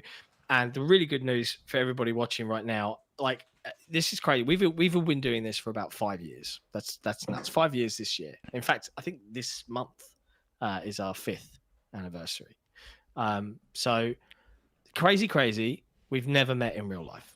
None of us. No. That's nuts to me. Like I've met other folks in the Xbox community, but I've not met these guys. So for the first time, the week before Gamescom starts, we'll all be here in XboxEra HQ. Having shit food. Having shit food. I'll be forcing Nick to just slave away on the stove and put a little penny on him saying, I'm the chef or something, and just make him cook Hope us my some Uber Eats account is global. Just load it up on your phone, mate. Get your iPad out. Get it all ordered in. From Neo British restaurants. Precursor gave me $30 Uber Eats voucher for my Voucher. birthday, so Wow. I've got $30 waiting That there is to very use That in can- England. with Uber Eats, I can get you like a side of fries. Yeah, it's Yeah. great. That might get me a drink. But for the community, we'll be doing the first ever live in-person show Yeah. We've set rented up out a little booth space. We're studio doing it booth. at Gamescom. It's going to be really cool.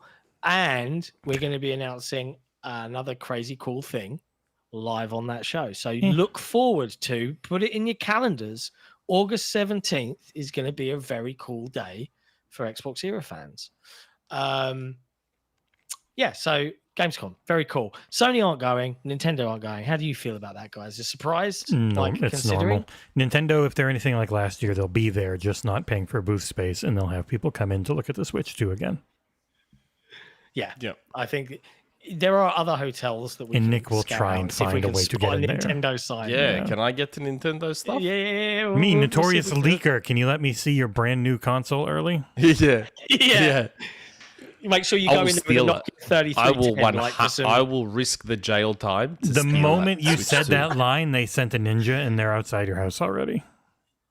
Yeah. You're dead I will. already. I don't give a shit. Nick will I be will like, "Take risk me, the kids, jail not me." time, And then I'll be like, "Oh, this Switch is cool." And then I'll do that thing that is it Mark Hamill did in The Simpsons? Yeah, and just run.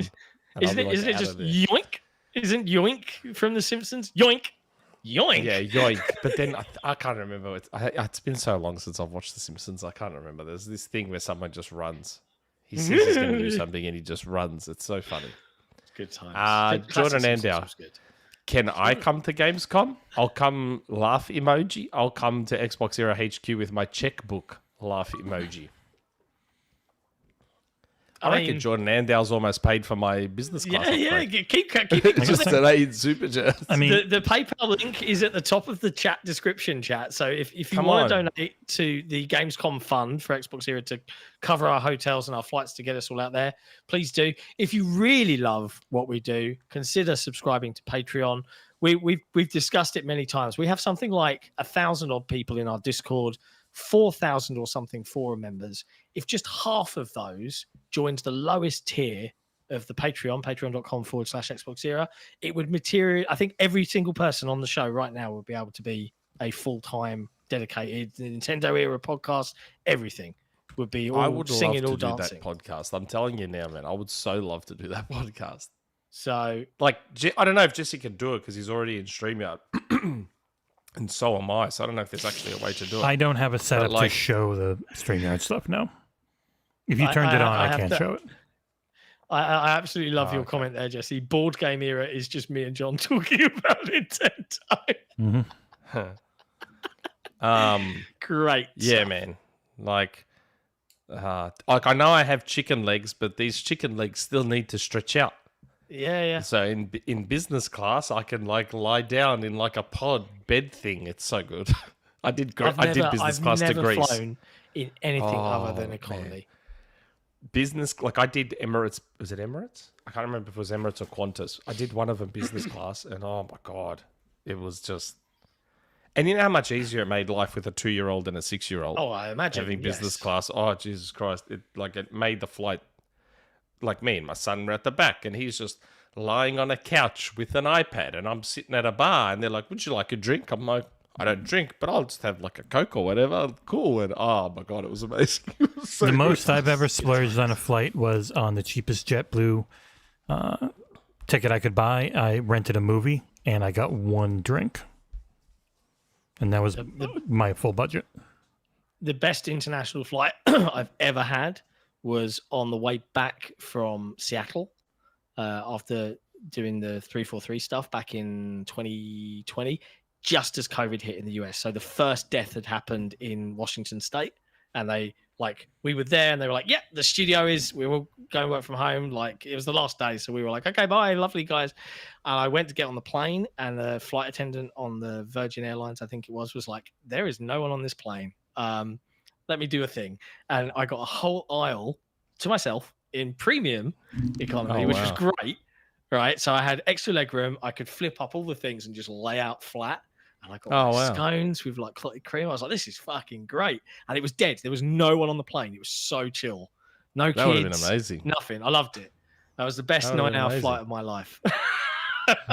Uh, there you Hush go. Al Ghul, who also happens to be one of the new patrons. See, I check. And a YouTube member as well. God damn. Yeah. Nintendo has division agents all over the world. Yeah, man. Nintendo has a HQ in Melbourne. I've been there. I've been there.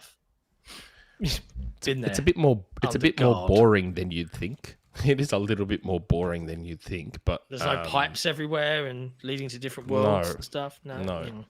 But I have been there. But yes, what else? What else? Is there anything else here? What were we talking about? We were talking about Gamescom and Sony not going and all of that shit. Yes, and Nintendo. Yes. We've kind of wrapped that up. So we were going to talk about now. Let's talk about Black Myth Wukong.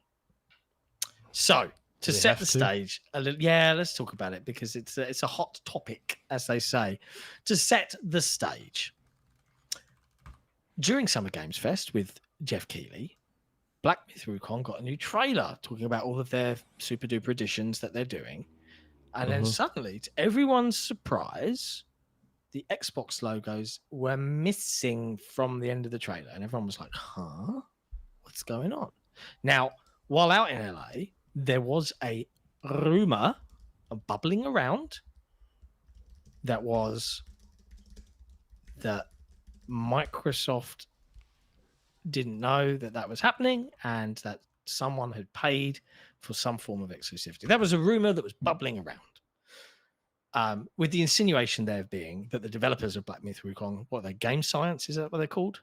Keep me honest here, chaps. I don't remember. Had told Porky. Don't know. I haven't been keeping an eye on this game at all. Yeah.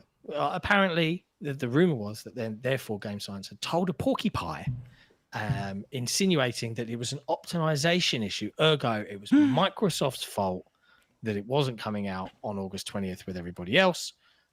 And that was that. Now, fast forward a couple of weeks, and Jez Corden of Windows Central got a response back to, I think, the general question of why is Black Myth Wukong not releasing on the same day?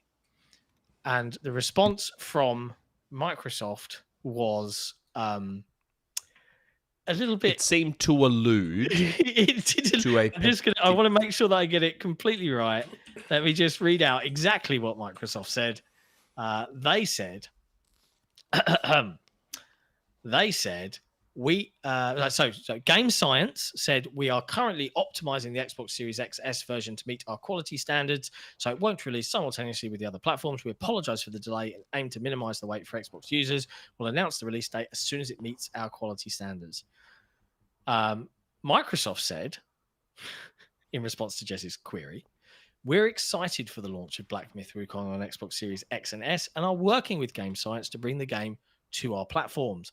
We can't comment on the deals made by our partners with other platform holders, but we remain focused on making Xbox the best platform for gamers, and great games are at the center of that. That's an interesting statement. Hold on. But the way that read just now, it made it sound like Jez asked if there was a deal in place, and they said we can't comment on. That is true. Now, Jez was asked this on Twitter, and I did find the tweet earlier. Someone said, hey, did you prompt them by saying there's a rumor going around? Yeah. Blah, blah, blah. And Jez said on Twitter that it was an unprompted question. So effectively, Jez's question was, can you advise what's happening with Black Myth Wukong on Xbox? Unprompted response, not question. Yeah. So they put that in their response when he did not ask about it directly, is what he said. Yeah. Essentially. But he did say, I think, as well on Twitter that Xbox were aware of that rumor.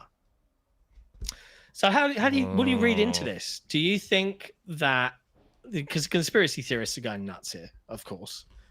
Is solution A that it is the Xbox Series S's fault once again? Or did Sony pay this new developer a chunk of money to delay the Xbox version? What are your thoughts? I see Magnum in chat saying it was a leading question, but we don't know what the question was. How is it leading? And that's what I mean. To me, the way that response sounds, that response does sound like there was a leading question. I'm not saying there was. I'm saying that's the way it sounds. It sounds like, hey, do you have any comment on Black Myth Wukong and their comments and maybe the rumor floating around that possibly there was a deal? And they said, oh, we're helping them out, which is the first part. And then the second part, we don't comment on other people's deals. That's how it sounds to me, but I don't know the question. Do I believe Sony would have... I don't know. Why this game? If Sony was going to money hat, why this game? It's very, very popular in its native country, I believe. I don't know. I wouldn't put it past Sony. Don't get me wrong. Sony can be dodgy and slimy as fuck. But I don't know. Like 2024 has turned out to be not that bad for Sony. So I feel like they wouldn't need to money hat this random third-party game. And like, what are they money hatting them for? To delay it by a little bit and blame the Series S? I don't know. That just seems a bit far-fetched to me. I think the general mantra is that all of the big outlets are saying, oh, well, Sony have got Black Myth Wukong. That's what you can play over there. And they don't talk about the Xbox version. The Xbox version is effectively dead now. If you really want to play that game, you play it on PlayStation when it comes out. The FOMO will get you, all of that jazz. And just to clarify, and again, we've not spoken to Jez about this. We're just ad-libbing here. A Twitter user named Simon Zilgemans asked on Twitter, can you share how you asked them?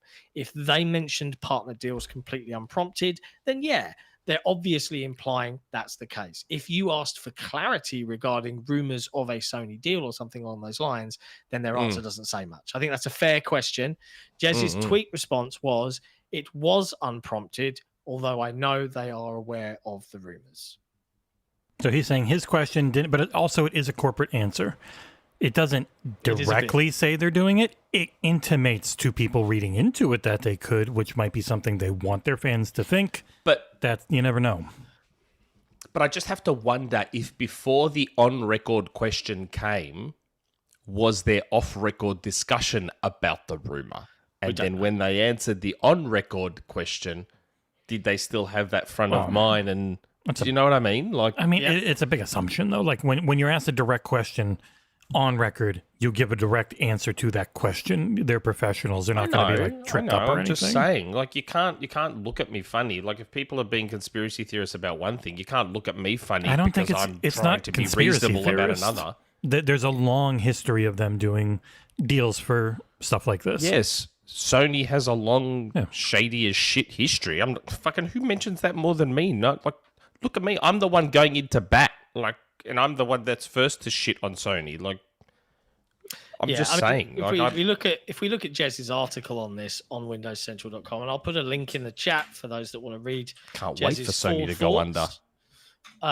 He actually says, how good would the world be without PlayStation? It'd be the best. Careful, mate. He's so good. You'll upset him. He's so good. Could you imagine? It'd be like that. He saw everyone going after Jez. World image.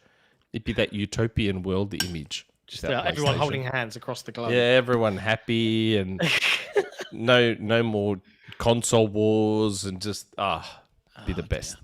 But Jez, so cool. This is Jez's article. I'll just read out a bit here. He's put the headline of exclusivity deal or Xbox Series S issues. I became aware of whispers and rumors while out in LA for the Xbox Showcase 2024 that despite the optimization assertions, Game Science had actually taken some form of exclusivity deal with PlayStation for Black Myth Wukong. Reading between the lines, Microsoft does seem to suggest that some form of third-party exclusivity deal may be in play, although it stops short of explicitly stating as such. If that is the case, a retroactive exclusivity deal like this is problematic for a variety of reasons, particularly when you've already announced which platforms your game is coming to. And bear in mind, up until this point, it's been, it's coming to everything. Yeah, it was last December they gave this release. They gave this release date last December. Yeah. And a delay for optimization reasons is also problematic for Microsoft and Xbox because it furthers the narrative that Xbox isn't a priority for developers and furthers speculation that developers find the Series S difficult to work with. If Black Myth Wukong has taken an exclusivity deal, it would be within Sony's interests to cast doubt over the Xbox platform by keeping details of the deal a secret. Interesting. Like, I don't know. But, Microsoft, keep putting your games on PlayStation, though, so they can then take that money and fucking do this. Hey, there is a bit dickheads. of that, right? There is a bit of like. well, there you guys, go. they're So I'm going against that. They're like- never gonna give you a fair shake. Sony aren't gonna play ball with you. Like, hey, That's right. Like, here's Lego Horizon, but not for you. not on Xbox. But here you go, guys. Take all our games though, but keep doing these exclusivity deals to keep shit off Xbox and here. But take more of our games. Fucking dummies. Like, seriously. Yeah. But there you go. So that is all of the drama around Black Myth Wukong. What's going on? We don't know, really. It's not coming out on August 20th, Look, though, on Xbox. You're going to have to wait for an undetermined amount of time. Now, it'll be really interesting if it's exactly 3 months or exactly 6 months, and then it comes out. Be like, huh. Look, I am all for shitting on Sony, and I am all for exposing their shady shit. This, to me, just, I don't know. Like, why We this just don't game? know. Of all the games in 2024, like, you already got Stellar Blade, you already got Final Fantasy 16 and Final Fantasy 7 remake, whatever. Why this game? Like, I don't know. That's the only reason that I'm like, I don't know. Like, maybe it is true. I don't know. I haven't heard anything or whatever. Maybe it is true. I don't know. This just seems like an odd game to do it with. Speaking of odd games that people get really upset about for no reason whatsoever, Nintendo had a rather good direct. That was I a don't think great people were direct. expecting People got carried quantity away of and was like, "Oh, it's better than the Xbox show." E3. Save Calm the fuck E3. down for a little we can bit. finally like- take that trophy back from Microsoft. Fuck those guys. even I'll admit that the Xbox showcase was still better than that Nintendo Direct, but that was a very good Nintendo Direct. At the end of a generation, to have a solid direct is not the norm. Yes. They're normally That's right. Like, in full waiting mode, but they still had a bunch of new stuff. yes. The Switch is in maintenance mode now. This is the tail end before the Switch 2 is revealed and announced and comes out and whatever. That was quite a strong direct to have one of your final directs. Like Zelda game, Mario game, Metroid Prime 4, amazing third-party stuff. Like, that was a very, very strong direct. I have zero interest in that Mario game. Absolutely less than zero. But the Zelda game, oh my god, when I saw another game that looked just like Link's Awakening remake, which was my 2019 game of the year, go to XboxEra.com and check it out. I'm not lying. It was my 2019 game of the year. So when I saw another Zelda game that was just like that, I was like, holy fuck. I've just got to decide whether I'm getting that digital or physical, because money-wise, it's about the same. Donkey Kong Country Returns HD. I was in a DM with 10K in the morning Australian time. We were talking about the direct, and I was like, you know what we really need? Donkey Kong Country Returns on Switch. And I was like, and then it appeared, and we're DMing each other. We're like, what the fuck? What are the odds of that I said we need that, and then it appeared?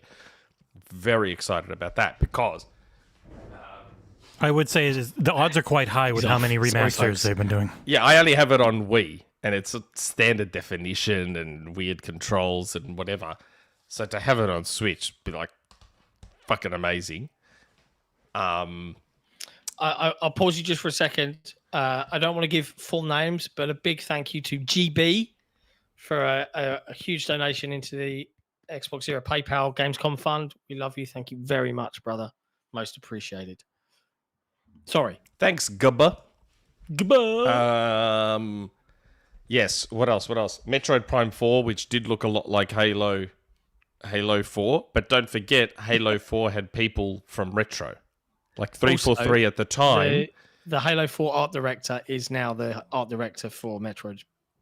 But didn't he come from Retro and then go to don't know. I don't 343 know and about then that. back to Retro? Like, No idea. Like Halo 4 had people who had worked on Metroid Prime, which explains why Halo 4 looked like Metroid Prime, and now why Metroid Prime 4 looks like Halo 4. So it's like that full circle thing.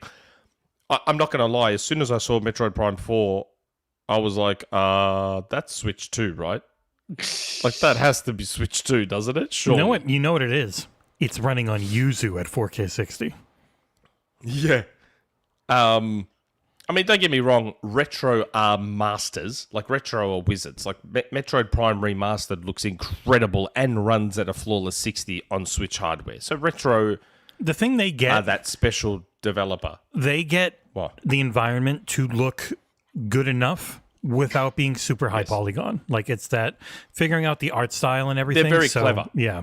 Yes. Because there are those games that there's a lot of Nintendo games where that art style carries through so well.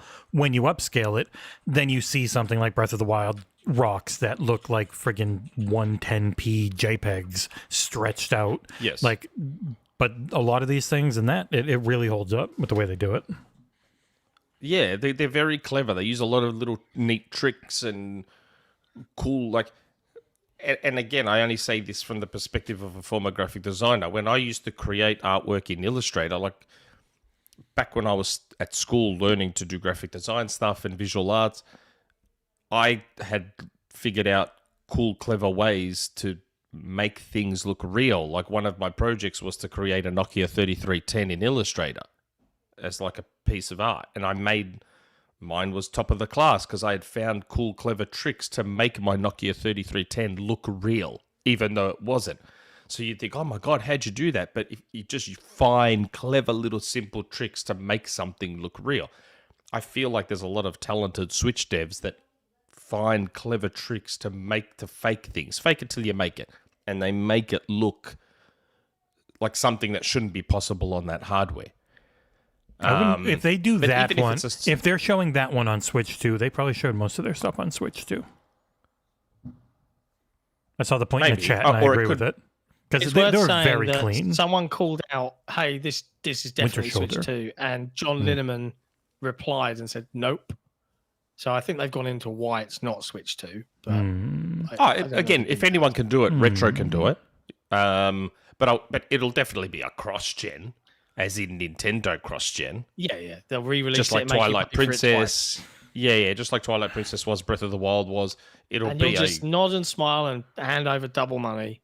Yeah. If it's because of resolution, though, I don't think that means not Switch 2. I don't think they're going above 1080p again. No, it wouldn't be because of resolution. I'm talking about effects. Well, that's what all sorts Abdul of other said. stuff. He said it runs 900p 60. I'm like, well, that wouldn't be an indicator. I don't think they're going to try and push high resolutions. Why would they? They might push reconstruction stuff, but in this trailer they don't have to show it that way. I don't think they do 4K video. This is all just 1080p with them normally. Yeah, they only do 1080p. Yes. Yeah. I don't know. It looked at first for half a second I actually thought it was Metroid Prime 2 remastered, but then I very quickly realized no, it is not, and it was Metroid Prime 4. But yeah, it was a very, very good direct. I did see some comments about, I think Chris Strings was a half joke when he was like, that awkward moment where you've got to give Best Show of E3 trophy back. And people just went fucking in on him. I think he was not happy. joking. He wrote, I was half joking, and I was joking in responses to people. Okay, because yes, the like that, as good as that Nintendo show was, it wasn't. It was Xbox surprising. Showcase. Like the Xbox showcase. It was really surprising that they had so much new, because this is normally the time where it's like full maintenance mode, some remakes, some ports. To have this many new things was a nice surprise to have. Yes, the Zelda game looked really, really good, and I was shocked that there was no amiibo announced for that to go alongside it. There was a new system. No, I'm happy because I don't want to buy any more amiibos. I'm tired of buying them. But I was surprised. Like, where is it? Look at how pathetical I am. Era section. I fully expected like a Zelda version of that. I fully expected a Zelda version of that to be announced. You didn't get it. You're getting that instead. You're getting the worst console on the market, the Nintendo Switch Lite Hyrule Edition. I'm not buying that. It's a Lite. No one should buy it. You can't dock Lite, it no matter what it is. It is the shittiest device. The Nintendo Switch Lite is like the dumbest, shittiest, and they probably sell scammiest device It's got on those, the market. It's got their awful stick drift that you then can't remove. You can't dock it. Yeah. It's, oh my Yeah, God. can't dock it. All the Can't best take- things can't about the play. system. Yeah. You actually can't play a section of the game library with it. Yeah, it's shockingly bad idea. It's just, it is the shittiest product Nintendo has put out for years. And it's not like, oh, well, we'll give you a super high quality screen in it then and a really good Wi-Fi chip. No, you still get a shitty screen and shitty Wi-Fi and shitty everything. I'm like, why does this product exist? Because you'll buy it. Not you directly, No, but I'm not fucking buying Nintendo that. fans will buy it. The people who I won't only touch ever that use thing. it in docked mode probably think it's like, yeah, I only never need the dock mode. I'll just save, or not docked mode, handheld mode. I'll save some money. But like, if they didn't have the horrible quality control with the Joy-Cons, maybe it wouldn't be the worst thing. But man, I can't do it. No, And Joy-Cons are I have expensive never as bought a shit. Switch Lite. Yes, they are. I've never bought a Switch Lite. Like, yes, I throw a lot of my money away on Nintendo stuff, but even I wouldn't buy a Nintendo Switch Lite. My son got bought a Switch Lite, not by me. And as soon as I had it, I was like, It's so I shit. can't dock it. Like, what? No, who, it's who, so why? shit. Why? John's It's British. so He loves poor. himself some docking. Yeah. Us Americans can't do it. I tell you what, I do love a good snurdle. Go look that up in Urban Dictionary. you No. filth bags. No. What do you think I was talking about? Someone in chat's going to look up snurdle now. Snurdling. Snarf, And snarf. see, Zelda's finally a girl. Oh, say what I know. Zelda's finally a Nintendo girl went now. woke. Can't get you. So- hate to Yeah, see they it. went woke. Sweet and baby they got made to Zelda him. a girl. Bloody Nintendo.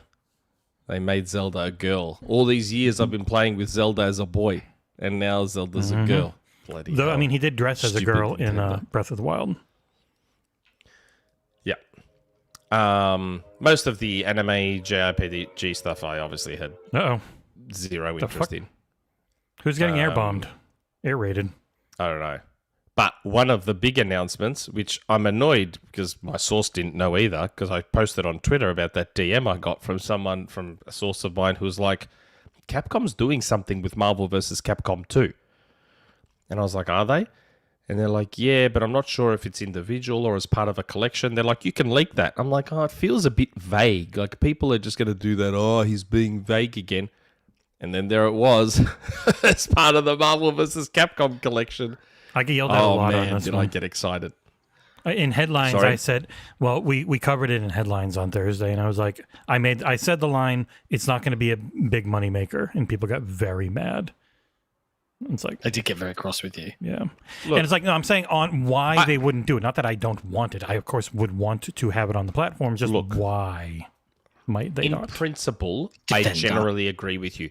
These collections probably don't sell huge numbers and don't make a ton of money, but they probably don't cost much to make either. Yeah, I that's just why. think Marvel Yeah. versus Capcom will be the exception to the rule, I believe. And it would Because it's also Marvel be the versus Capcom. it would be the PR side on this one more. It's like, is it worth us throwing some money to get this on Xbox? Because for people who don't know, it's coming to everything that MT Framework games have come to for the last like year and a half or so, which is PS4, not PS5. But the other collections Switch. are on Xbox and they're MT Framework. But the from 22 and before, the thing Jez had heard, I believe, is that at some point they deprecated the old development kit, which is what MT Framework worked on. MT Framework is not updated to work on this GDK that's out now, which is how you make Xbox One games. Because when you make an Xbox One game, you get a series version, like, and a Windows Store version if you want it. So the whole thing is like within the last year and a half or so, anything that's been MT Framework has skipped. Everything that's been RE Engine or something else has come over. Because there was one Ace Attorney collection that was MT Framework that skipped. Then there's the new Ace Attorney collection that's not MT Framework that is coming over. So logically it makes sense. But at that point, it's just, would Xbox pay to get it fixed? And with all the other collections, not worth it. With Marvel vs. Capcom collection, maybe not worth it monetarily, but it could be worth it for the PR and all that type of stuff. But they're also not in the throw money around mode right now. So Look. Hold on. I'm reading something.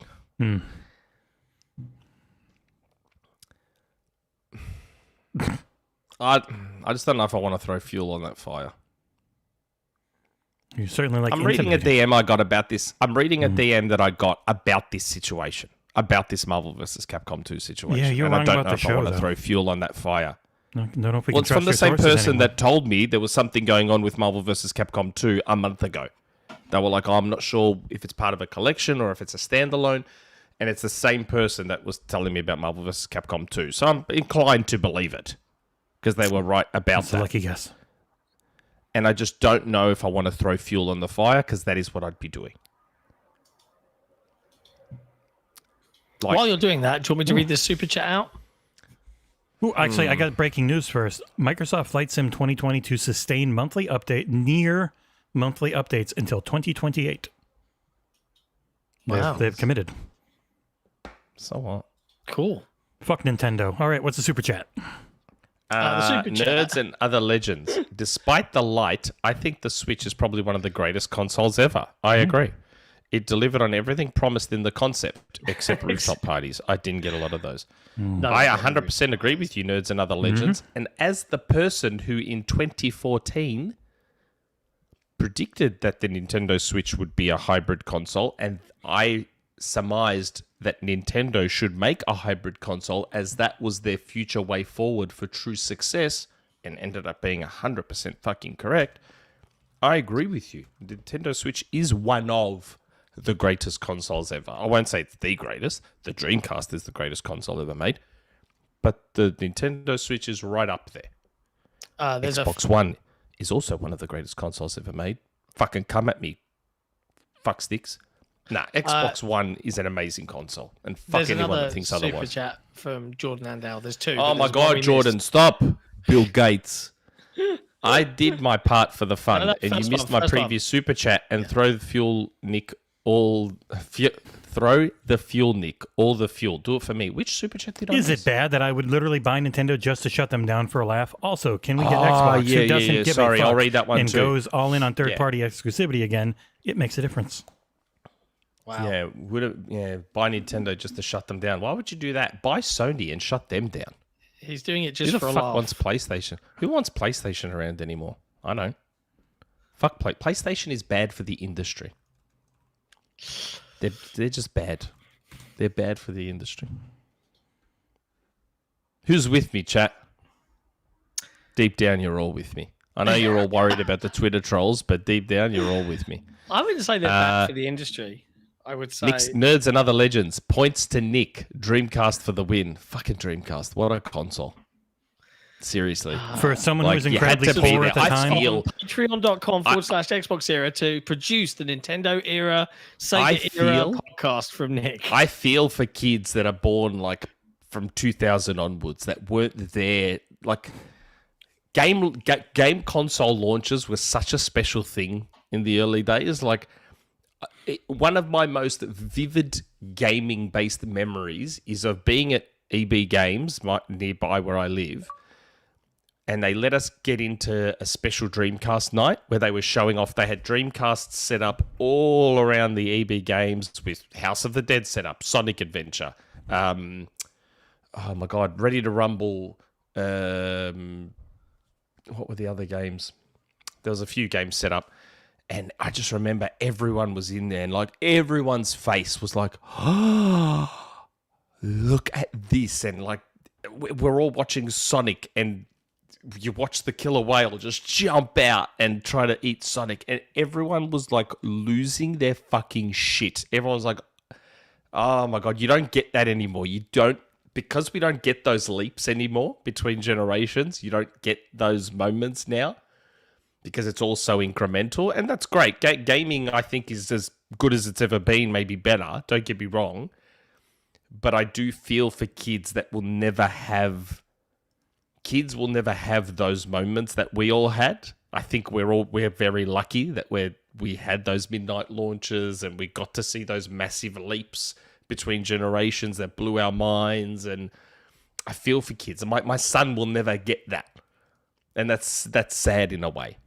I do agree to a certain extent. Like I like that my kid lives in a world now where in a world. like I would love to live in a world where Game Pass existed 15 years ago. I know. Stuff that I would have been able to play as a kid, as a young adult. I know. Absolutely insane comparatively. I know. But imagine something like Fortnite existing 20 years ago. Yeah. And like you would have been like, what the fuck? Like there's this PlayStation character and an Xbox character and another character and all in this one game. What the hell? I get that. Yeah. I think it's just I look back to those days, there was something special about the golden era for me was 360, like without a shadow of a doubt. Like that was my golden era. Oh nah. It was my Dreamcast, golden era. PS2, Xbox, GameCube. Gen 6. What was age next were you level. for both of those generations, gentlemen? 20. Exactly. 2005, I would have been 20-ish. Exactly. I was 20. Yeah, It's that's always why it gonna was be good, your best because I could generation. afford stuff. Yeah. It was the perfect. Well, no, it was the I can perfect storm. rationalize it. I can explain my rationale without just writing it off as, well, that's the age. No, It's no, not writing no. it off. There If can be other anything- reasons, but it's always going to be elevated. So when we went from Gen 5 to Gen 6, so Gen 4 to Gen 5, we went 3D. That was a big deal, but it was early 3D, shitty 3D. When we went from Gen 5 to 6, so shitty 3D to good 3D, and that was also the generation where arcade ports came home in perfect condition as well. So, because the Dreamcast was their arcade hardware. So we were getting arcade perfect ports of these classic games like House of the Dead, and Soul Calibur was better than the arcade. Soul Calibur was just like nothing that had ever been seen before. And then the PS2 came along and Grand Theft Auto 3 came along and everyone was like, what the fuck is this?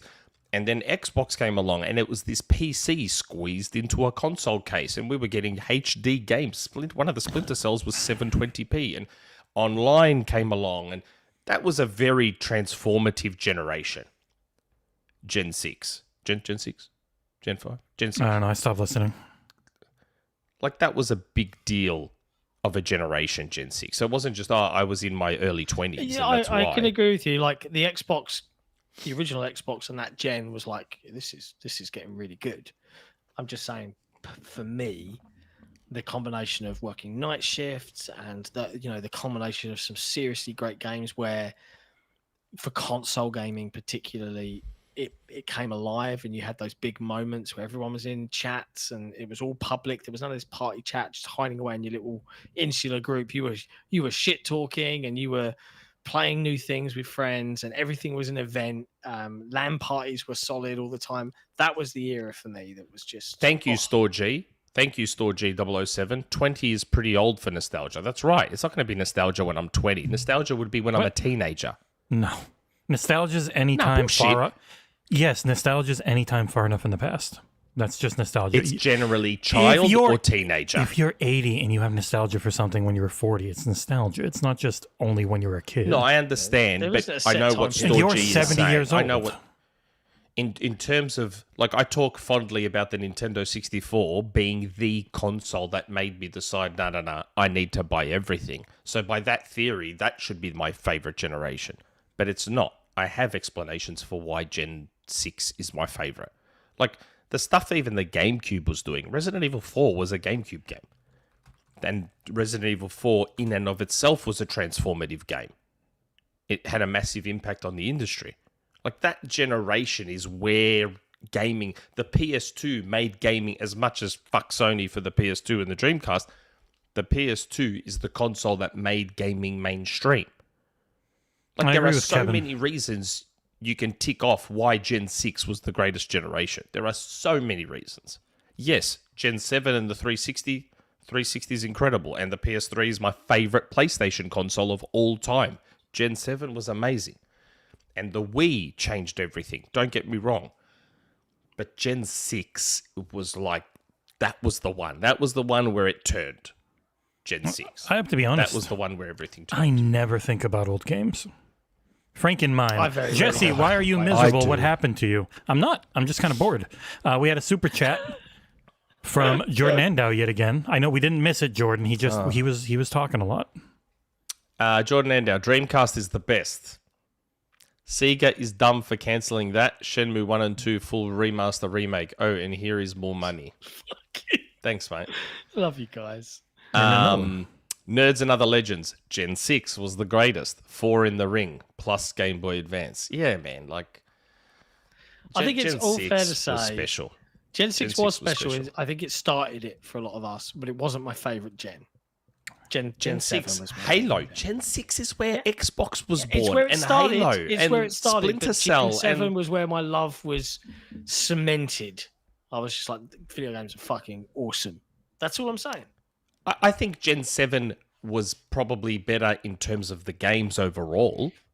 Yes, that's where we got Gears of War. That's where we got... I mean, that's where Sony started their fucking obsession with third-person. That's where we got all of that. But then Sony was also incredibly creative with the PS3, and we got other amazing stuff. And then Nintendo just kept doing their thing. And don't get me wrong, that was a great generation. Very, very, very, very, very good. But like Gen 6 was just... Man. The Dreamcast was just fucking unbelievable. I feel for anyone that didn't have one and didn't get to experience the Dreamcast. I feel for you. You missed out. You can go to archive.org right now and download every Dreamcast game for free. I don't really care. You missed out. I mean, missed out on something. There's too many good games special. now for me to ever want to go back and play old stuff. That's just what it always comes down to for me. Too busy. Busy. Anyways, in an effort to keep what things were we moving even on, talking about? We were Nintendo. talking about you were talking about MvC and how upset you were, and you just went off on this random tangent like you do. Marvel Do you versus have anything Capcom. you want to say? Do you have That's anything right. you want to say about Marvel? The fuel on the fire. The fuel on the fire.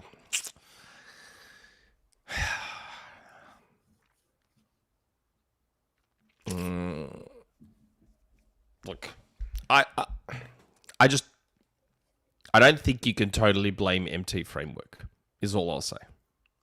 I know that's an easy out for people as to why Marvel, and no one is more annoyed about Marvel vs. Capcom 2 skipping Xbox than me. Like, and here's where I get pissed off with Microsoft. Surprise, surprise. At least work with Capcom and Disney to get the Xbox Live Arcade port backwards compatible. Why? Like, you can't use money as an excuse for that. You can't say, oh, but we'd lose sales. Lose sales on what? You're not releasing it on Xbox. So what reason would you have to not make the Marvel vs. Capcom 2 Xbox Live Arcade port backwards compatible? You can re-release it because it can't be a licensing issue. You're releasing this fucking collection, aren't you? So why not at least activate that port again and make free money from selling the Xbox Live Arcade port again and make it backwards compatible? Yeah. Or is that too fucking logical for everyone? No, I'm fine with it. What? No. Why isn't that logical? If it's not releasing on Xbox... You didn't ask, is it logical? You said, is it too logical? Technically correct is the best kind of correct. Well, I don't understand it. Like, if you're not going to release this collection and you have your reasons, that's fine. But why not make the Xbox Live Arcade port backwards compatible and re-release it temporarily and make some free money? Do you know what? This is a completely out of left field statement, but sometimes I feel like there are too many people at Microsoft with too many. Of course there are. John wants everyone fired. You heard it here first. That's how these giant organizations work. There's red tape and there's such, bureaucracy and bullshit. And you have to much. understand, as someone who kind of works in a similar organization, yes, and you have really fucking dumb people in positions of power that manage to fall their way up, like fail up, and there are people who make decisions on things they know nothing about. That's how these giant organizations work. Why do you think I keep ranting on the shit I do? Because I work in an organization very similar to Microsoft. And I get, everyone thinks, oh, all these people are super smart. Fucking bullshit they are. You'd be shocked how many fucking genuinely dumb people are in positions of power in massive organizations, and they were through really slimy, dodgy ways, or just because they've been around for so long and they're part of the fucking furniture and somehow they know the right people and they get good jobs. Don't just think everyone that's an exec and everyone in a high position is some fucking super genius that knows what they're doing, because a lot of them don't. We can't all be Elon Musk. There are a lot of bad managers out there that have failed upwards in life. I've worked. Yeah, with fucking plenty of oath, them. man. Fucking oath. And Microsoft So would be full of frustrating. them. Microsoft would be chock full of them. And I'm not just saying Xbox. I'm saying wider Microsoft would be chock full of dummies that failed up. Chock full of them. And there'd be some at Xbox too. There's 100% some at Xbox. Don't worry about that. There's another super chat from our good friend Jordan Andow. Nearly there. Nearly got that business class upgrade. More money, Nick. More money. Nick's favorite PlayStation is the PS3 because it was when they were terrible. Isn't that right, Nick? Be honest, it's okay. Well, anyone who watches this show will know, you should know why the PS3 is clearly my favorite console. It's the one where PlayStation had the best ecosystem. Remember, I'm not about the games. I'm about everything else except the games. And if you look at the PS3, it was the best console. It was a brilliant media player. It had backwards compatibility. It had cross-buy and cross-save with a lot of their games. It was a great ecosystem console. The unfortunate thing about the PS3 is that the controller was fucking straight up garbage. But aside from that... You know what? You know what actually matters? John, we just got like another £100 donated on the PayPal. It's at 44.01 now. Jesus Christ! Thank you very Thanks, guys. much, everybody. Thanks, everyone. And Jordan, I was just checking because we've got a few Jordans in the Patreon, and I know you're being flush with your cash here, Batman. And I feel bad. We can't give back to you outside of the content we make here. We can't give back to you particularly directly. But if you want to subscribe to the Patreon, you can get T-shirts and merch and hoodies. And all it's from sorts of stuff. Pre-Drag. It's very nice. And He's it's all too designed talented. by our art guy. So, like, you know, if you haven't considered it, maybe consider it. Because You got to say one then of you our don't- art guys because Nick helped him with the new look. So Nick is also Yeah. part of the art team. I used to do a lot more graphic design stuff in the early days. Your reminds me of suggestions on our new thumbnails were very good. Yeah, I love the new review thumbnails, by the way. But serious talk, if like, because YouTube takes a massive cut. Like, I'm not saying don't do it. We love it no matter what you do. But if you're gonna do it, Patreon's your best bet, ladies and gentlemen. Every day of the week and twice on Sundays. Patreon.com/XboxEra. And it's worth me mentioning, while there's nearly 300 of you watching, in the words of the venerable and brilliant Cheeseworks, like the stream, y'all. Like the stream. Yeah. Just hit that thumbs up button. Helps us out. All right. Yes. So I think we've covered off Hold on. everything. Like, is there anything else? Nerds and Other Legends. Wait, I thought only some of the PS3s were backwards compatible. Yes, the earlier models were. The earlier PS3 models were backwards fat. compatible. Yeah. And then Sony softwared it out. Fucking course pricks. they did. Like, yeah, like I said, like, why would you do that? Why would you do that? Why would you software wipe backwards compatibility? What Save some kind money. of fucking stupid? They were still selling a lot of PS2 stuff pretty late into the 2010, the early 2010s. I will say though, might relate to the rumor mill later. The rumor mills go through John. Got to type it in private chat. Is there a It's not rumor mill? Microsoft related. It's not Microsoft Is it related. any PR company we work with? No. No. Oh, I don't care then. Yeah, I don't mind. So Another much. super chat. Oh my god. Jordan Today's Andow been with Nick's insane. business upgrade. I wonder who donated that £100. I can't give as much money in one day on Patreon, so here's even more money. This better be going to my premium economy upgrade. No, that doesn't Because that's become why he's doing it. that doesn't become a stretch goal until we're over $8,000 because $8,000 just covers everything. But even then, the $8,000 we gotta like try and cover Soul Blazers. He's paid for himself. Why? Why isn't it just the three of us? Yeah, why not? It's a nice thing. wanted to go. He's It's already a nice paid for thing. himself. If it's the $8,000 that pays for the three of us in our rooms, when there's extra, we can be nice. You're already getting it all covered. He's not getting anything not. covered. Yeah, you are. The whole thing for you will be covered in economy. At least premium economy. No, mate, we can't afford it. Come on, man. That's bullshit. I've done stuff for you, Jesse. I can't magic £1,000 to show up out of It's a lot nowhere. of money, Fucking bro. bullshit. It's a lot of money. It's like double the cost. That's a long ass flight to be in It is economy, a- too. My flight is only a It's few like hours You can shorter. walk there. Flights. You can basically fucking walk there. Yeah, it's not true. John. That's making it. My flight is almost as long as yours. It's not that much shorter. I know yours. I've never said anything about your flight. I've never said a word about your flight. gotta take John 2 can catch a planes. fucking train. It's true. I could. You could swim if you got in shape. I know. You could fucking walk or just go for a nice jog and you'll be there in like a couple of days.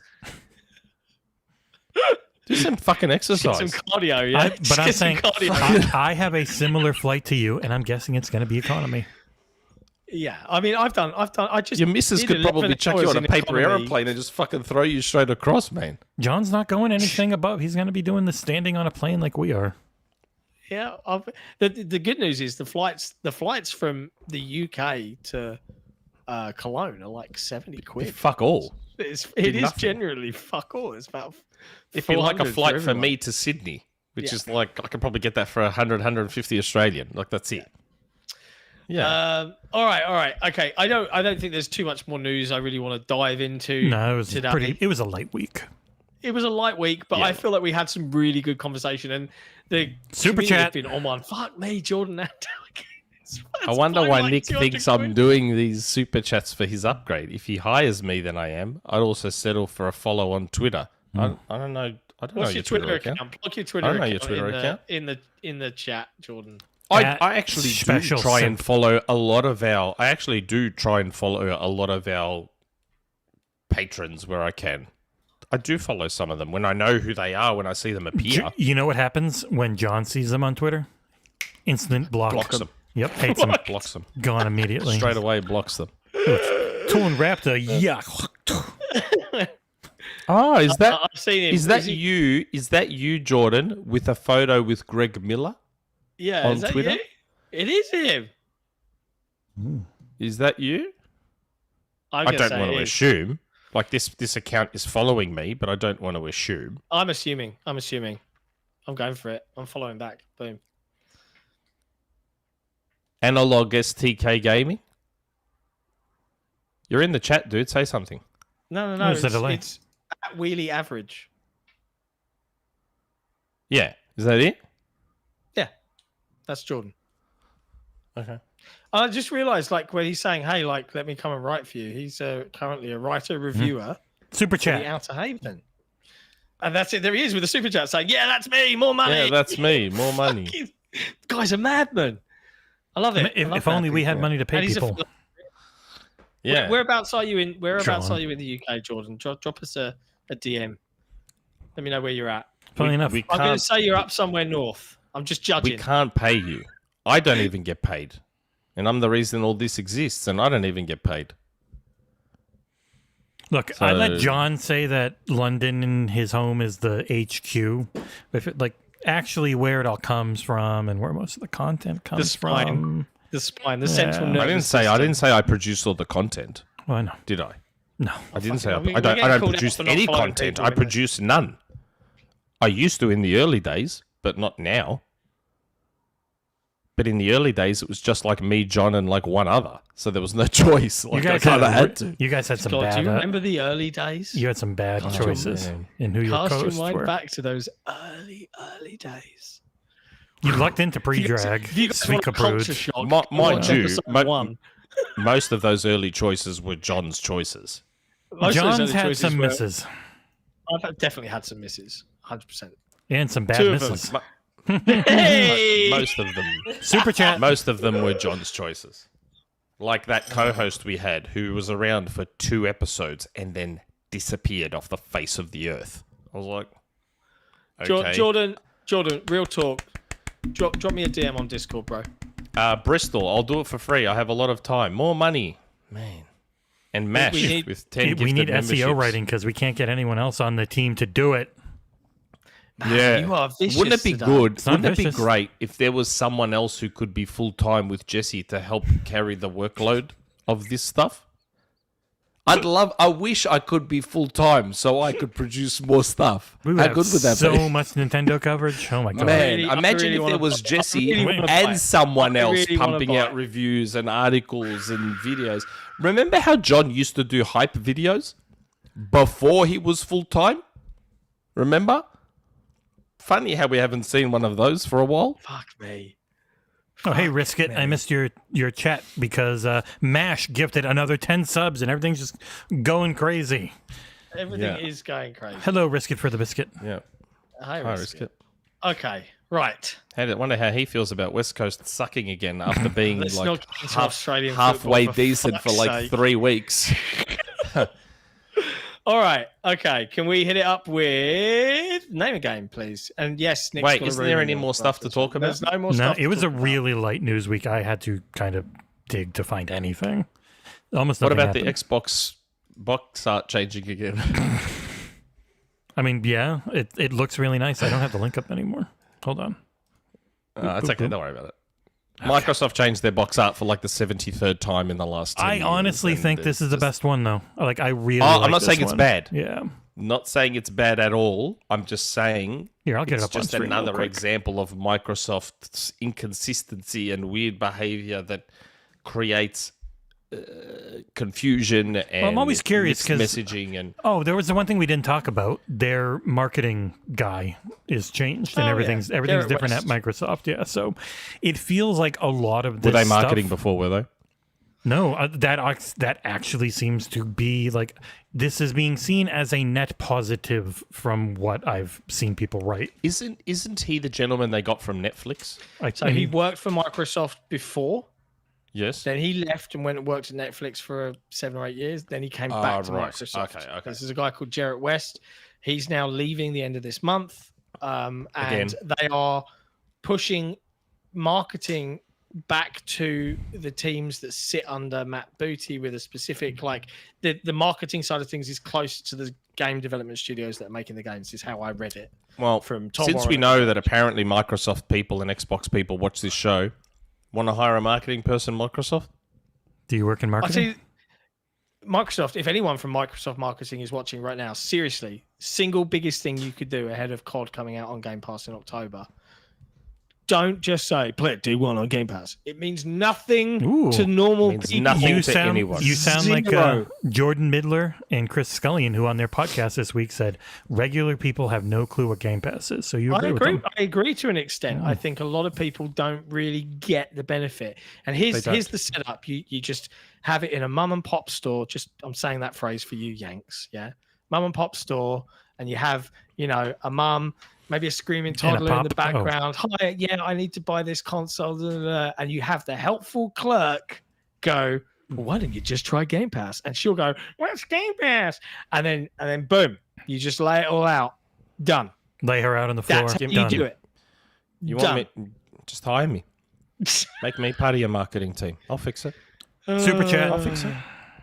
Search. Jordan Andow sent that Discord DM. Nick, have it. since I'm paying for your upgrade, what's the biggest thing you have ever known ahead of time that you didn't leak? Have some more money. It's 1:20 a.m. Do a dance, Nick. Dance What's monkey. the biggest thing I have known ahead of time that I didn't leak? know, you don't Off get to the leak top of my head, and this is off the top of my head without having a chance to really dig through my OneNote and think about it, that The Witcher was switching to Unreal Engine. So I got the DM for that about 4 months before it was announced, and I was about to leak it because I was told I was allowed to, and then they announced it like 2 days before I was going to say something, that they were switching to Unreal Engine. That, again, that's just off the top of my head without going through my OneNote and checking, but that The Witcher was switching to Unreal Engine. That was probably the biggest thing that I knew before time and didn't leak it. Or this Marvel vs. Capcom 2 thing, which I also... Like, the DM... You The forget. DM that I posted on Twitter, you see my source telling me you can leak that. And I never did. I just didn't do it because I just... Yeah. So maybe even the Marvel vs. Capcom 2 thing. I wish I had sent that DM to Maximilian and said, hey, man, look, something's going on with Marvel vs. Capcom 2. Again, didn't even think to do that. Do a dance. Like what? Reverse the car. Make a little love. Oh, don't Start the lawnmower. Stack them shelves.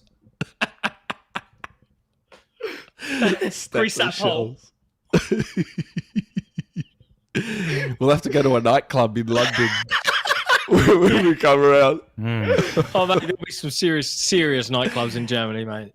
Serious. Oh nightclubs. yeah, Germany, holy shit! And it'll Just get all on be the it'll all fucking be dance music as well, at least in Germany. Yeah, be proper EDM. Yeah, that'll be good. Oh, dearie me. That'd All be right, good. it's time for name a game. And stick around because Nick wants to talk about some crazy DM he heard about, completely unverified. But here we go. And we are back. Video Because play? I hit the button twice and it bounced back to 3-person show. It won't work. We're back until I hit it again and enough time went.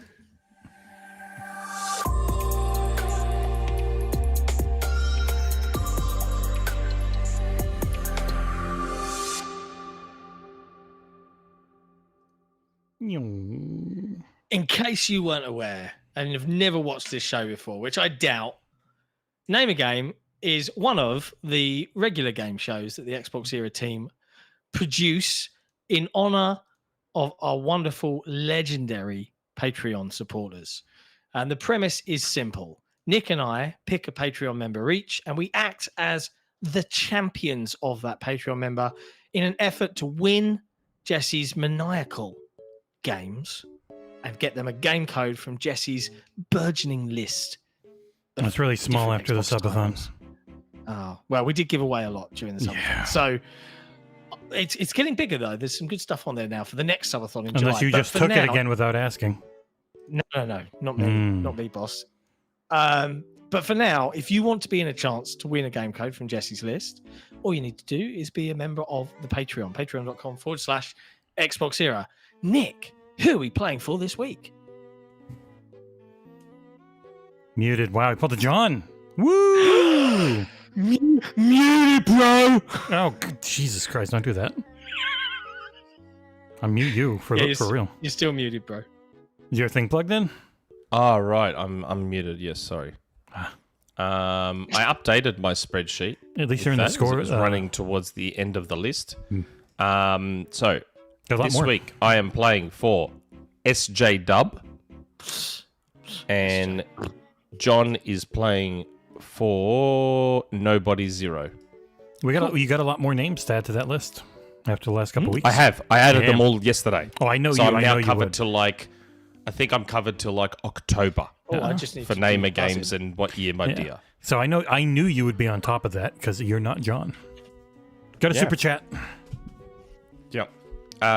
wait. Super chat. Forget name a game. Do that dance, Nick. I just did. Jordan Ender. I did. Do it again. Did what's it called? Start the lawnmower. The bow and arrow. Can you give me a bit of big fish, little fish cardboard box?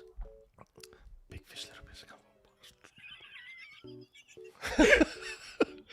We're so fucking stupid. Bit of Men in Black. What does Will Smith do in Men in Black? Yeah. Don't worry, mate. Wait till you see me in Germany. Ooh, boy, Throw in some shapes, bro. fucking rock that fucking dance. You guys floor. can live stream it to me from the hotel room. You're not going to come clubbing, no? I've never been All to right, a club. rock right. that fucking dance floor. Jesse, what is the theme this week? This is a Nick theme, not Nintendo, Oh. but games that released on the Sega Genesis / Master System. No, Mega Drive. Oh, Mega Drive. Yeah, I forgot the dumb name that it had in other parts of the world that it shouldn't have had. All right. Yeah. Jordan Andow. Jordan Andow with a super chat. And I don't even have to read out this super chat. I can just play it. What is it you can't face? Oh, I can't face it much. I'm going to lose this fucking round. Sorry, nobody zero. Oh, you got to turn the music back down. Cheeseworks. Nick doesn't follow me. I'm a patron. I know. Like I said, I try to follow when I see people and all that sort of stuff. I do try. All No right. pressure. Number 1. Released on the right. Sega Genesis. In name a game, not what year, my dear. What year, my dear, is two or three times every time for name a game because I really run out of things for name a game. Number 1. The Notice - Stoppage Clan. And yes, I'm going to put it in chat. Just give me a second. Yeah. Put it in chat. The Notice - Stoppage Clan. Notice Stoppage Clan. A Mega Drive game. I'm so screwed this whole round. A very famous IP. This was an IP game. The Notice Stoppage Clan. I need to look this up, but I have to guess. I bet you it's like Acclaim. All right, let me see. Who made this? I have Acclaim? no idea. Oh, Acclaim. ACCLAIM. Yeah. The Notice Stoppage Clan. Am I right? That'd be funny if I was right. No. Ocean Software. Man, Never I heard of haven't Ocean. played a bunch of Man, that's a Ocean name I stuff. haven't heard for a long time. The Notice Stoppage. The middle word is obviously, it's a name. I just got a ping for Call of Duty Black Ops 6 campaign and zombies. Play at launch with Game Pass. Thank you, Microsoft. Cool. Oh, is it coming to Game Pass? Sick. Wow. That's I had no idea. surprising, said many That's people. brand new Notice. information. That is brand new information. I've been pinged about Call of Duty on Game Pass 4 times by the Xbox app. That is brand new information. Oh my god, you... It stops the music. Oh, I love it. That is brand new information. That is so good.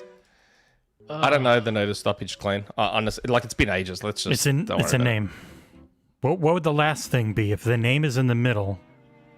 The blank. What is a clan? Oh, fuck Starting it. the timer. I'm John. going to go for the Addams Family. Correct. Fuck off. No way. Adams. notice. What's Notice? Add. What Notice Stoppage. Add. Notice. Add. No Stoppage. way. Dams.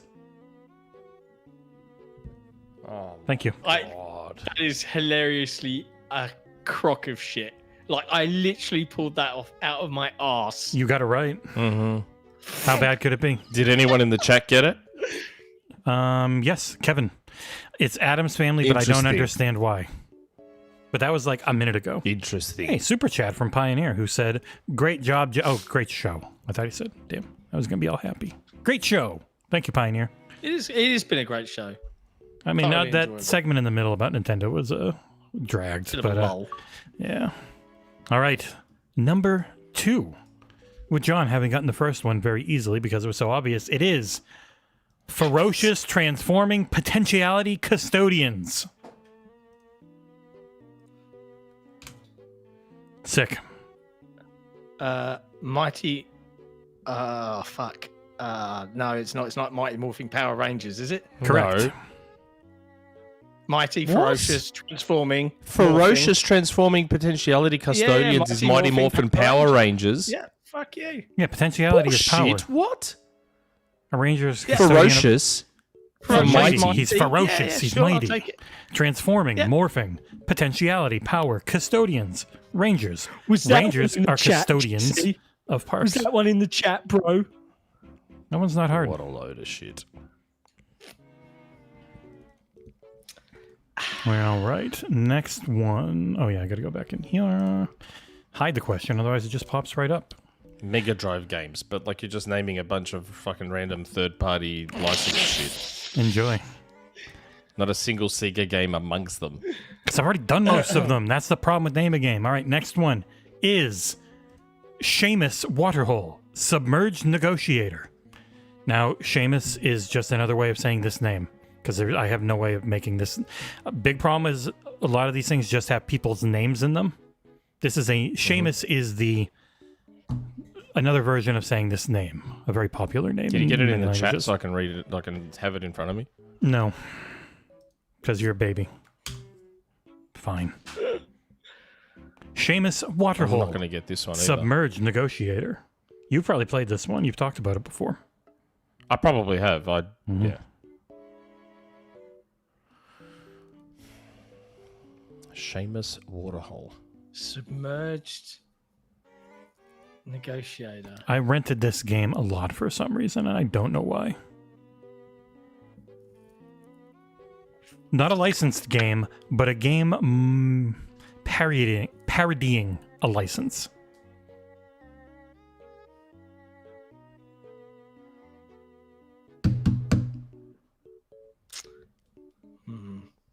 Yes, Kevin.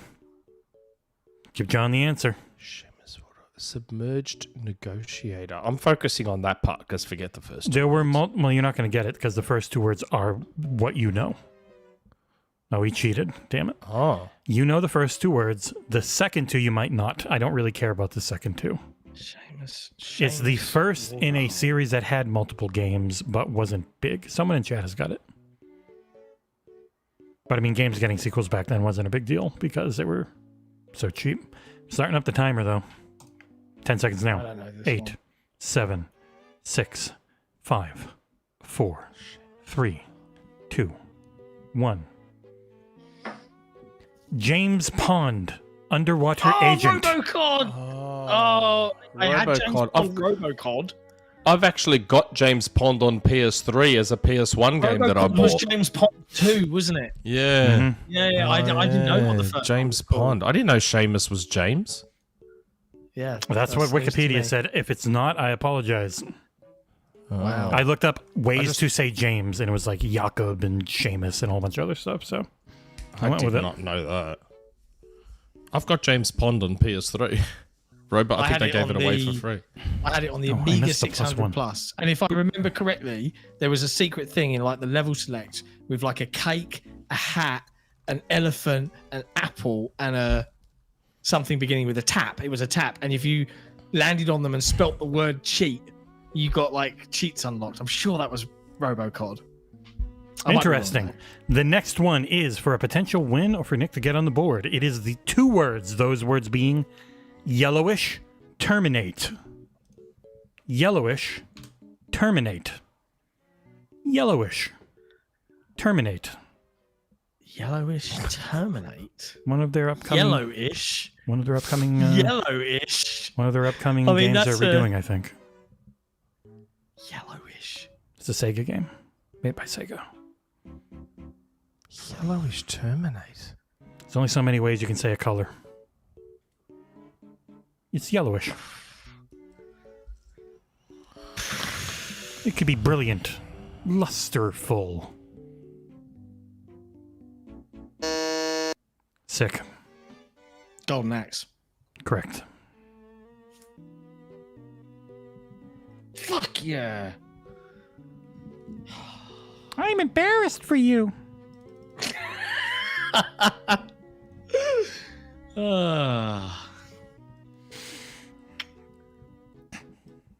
Come at the king, mate. Axe. Terminate. Axe. Like, Yeah, axe someone. You can axe him. As soon as he said lustful, I was like, golden. Right, okay, great. Cat again. Trying to get on the side of my computer. Go. Go on. You know what? You come here. Why? You do not have a toy over there. You did, and I got it out and I gave it to you. You do not have a toy behind my computer anymore.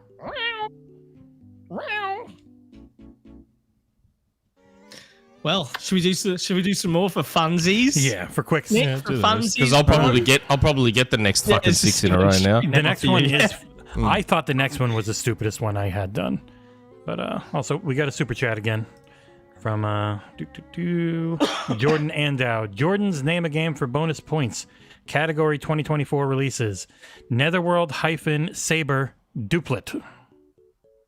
Netherworld-Saber Duplet. Something sword? Blade? Something like that. Phantom Blade Zero? Zero. Whatever it is. Is it that? No. I don't know. I have no won't idea. know until he confirms it. Mm-hmm. What was it again? Netherworld-Saber Duplet. Duplet. 2. What would be Oh, a- Hellblade 2. Yeah. I think that's it, yeah. Yeah, Zero Hellblade Duplet 2. didn't make Chat was sense. very confused that you guys didn't get it. All right, next one is not good. It is Okay. Reflection, the Drago-Boyega.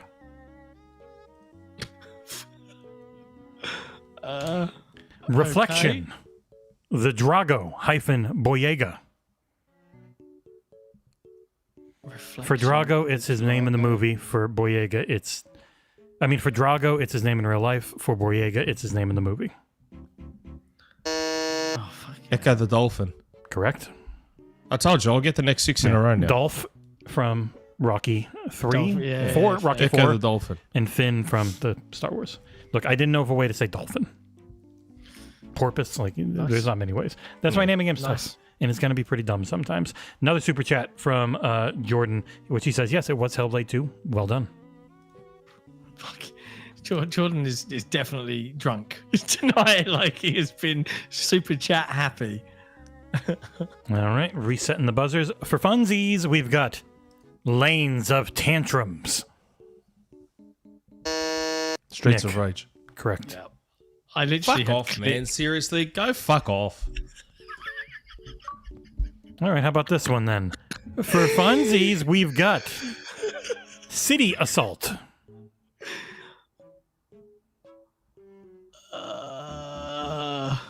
City Assault. I'll say Nick. Urban Strike. Correct. Fuck you, man. Seriously, just go fuck off. This is great. I'm going straight down the line. I didn't change things up to try and trip you over. All right. Next one's a John favorite.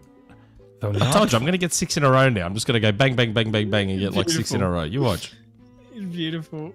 The next one, again, after I clear so buzzers, for funsies, is Streak-Ass, the pursuit for recognition. Streak-Ass. Can you put that in the chat? The pursuit for recognition.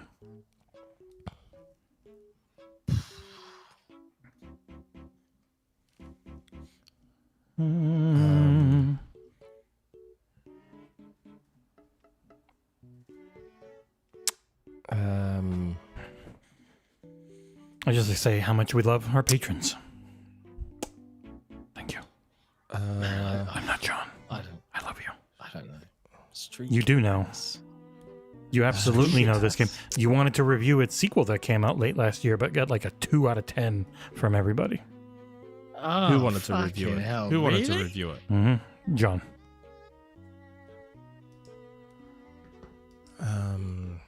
The only thing I can think of. I gotta look this up. What did this actually get an I open can't critic? think of the. The sequel.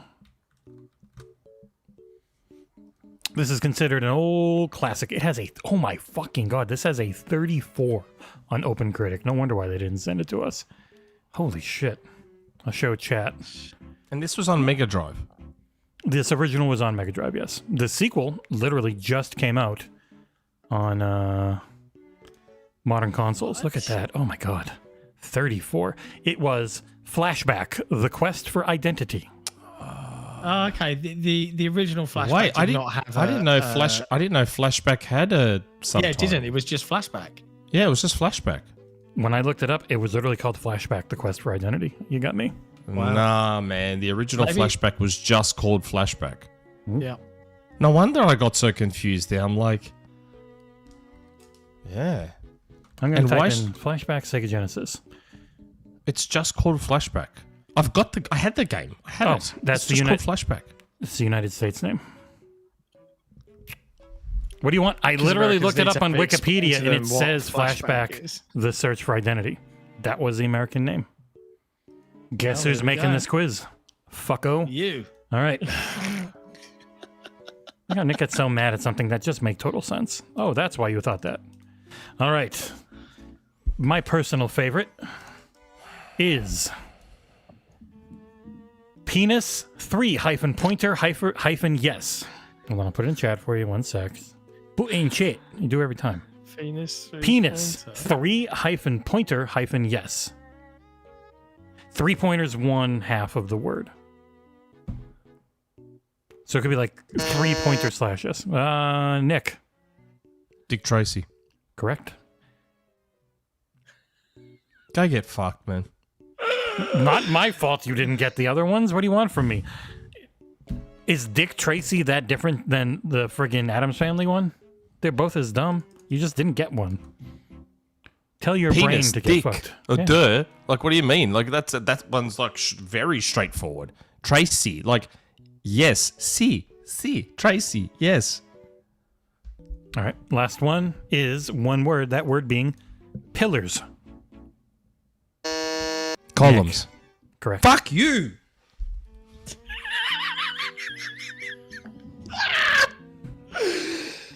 So who won the? Who won that? I won. I honestly would Not give my that. friend. I honestly would give that to Nick. 6 in a row. Fucking I Compared to won. 3. You had a 3 in a row. Real impressive. But he had 6 in a row. And you know I what? believe the rules state There are no first written to rules 3. down.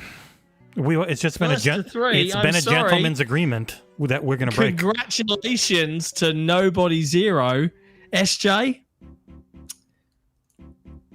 What can I say, John, man? John hates you. It's pretty obvious. mean, My solution was going to be both I should fucking win. knew it. but I John's knew like, that "No." I was going to get every single one after those first 3. I fucking knew it. I knew it. Pure gold. Pure gold. I know Oh, Mighty Morphin dear. Power Rangers wasn't too hard. Well, kind of disappointed. Oh, We had another super chat from the Jordan Andow. If you want to read it, God. How much is he given? $20. Let me find it now because I didn't have the chat open, so I need to find it now. Fucking Adam's family. Jordan Andow. I've never drank in my life except for on my 18th birthday years ago. John, do you have eyes? I always just see the glasses. Also, hope Oh, you God, are put well them back now on. after SGF illness. This episode will never end.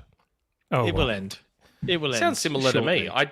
Last time I drank was like when I was like 19 or 20. It's ages ago. I haven't don't been drink. drunk since I was 30. Wow, Nick's getting called That was 10 years a ago. fake Sega fan in the chat for that performance. How am I fake when I got 6 in a row when it started actually being Sega games? Like I just started Didn't going get it bang, when bang, it bang, bang, bang, bang. What are you counted. talking about? Feel bad for him. Another super chat. Jordan Andow. Everyone donate £1 or equivalent to the Patreon now. Do it for Bill Gates. Do it for Xbox. Do it for Nick. Yes, do it for me. Just Seriously, how much has he put in today? Like it's gotta be over £100? 100. It's got to be over 100. Yeah, it's absolutely insane. Oh. I mean, it's Absolutely also what we need to go to Gamescom. It all counts.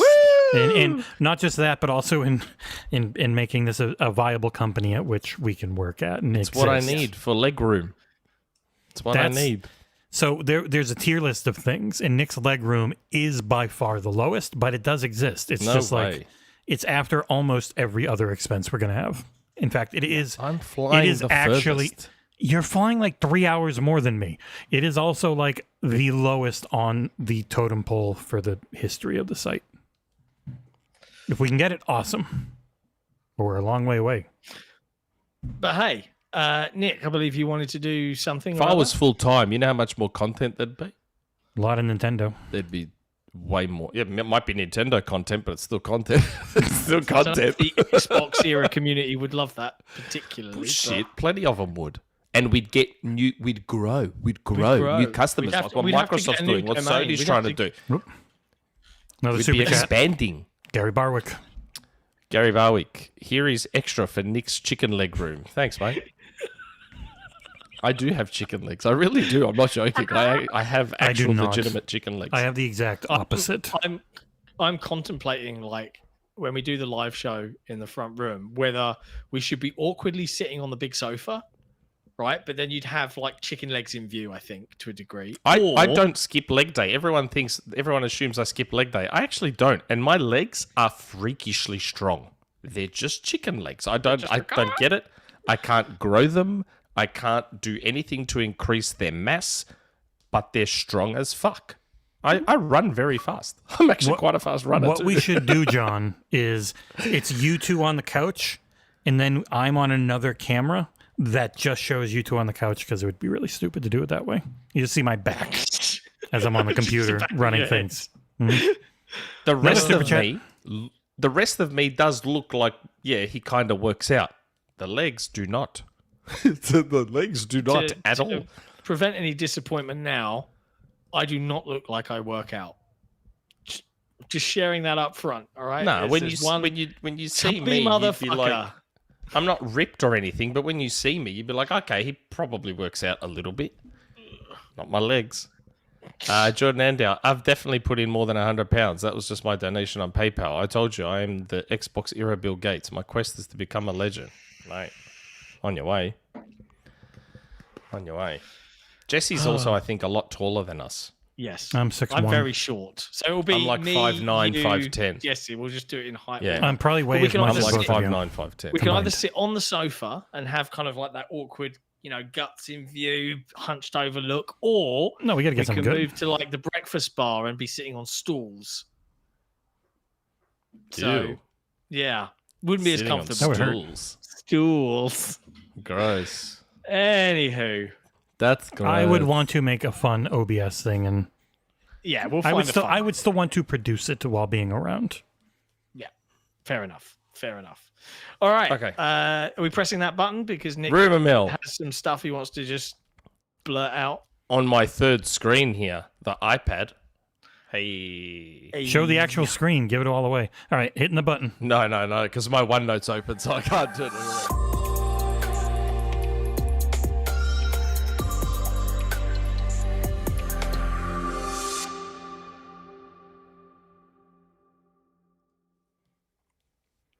I need rumor Did you music. hit the button for name a game? I think I did. Yeah, you hit the button for name a game. I thought I that was keep really misclicking. quick. Hey, guess what? That was the name It's again time for button. the rumor mill. It's the rumor mill. We've never heard that before. It's the rumor mill. Things change, we can't be sure. It's the rumor mill. You know they may not come true.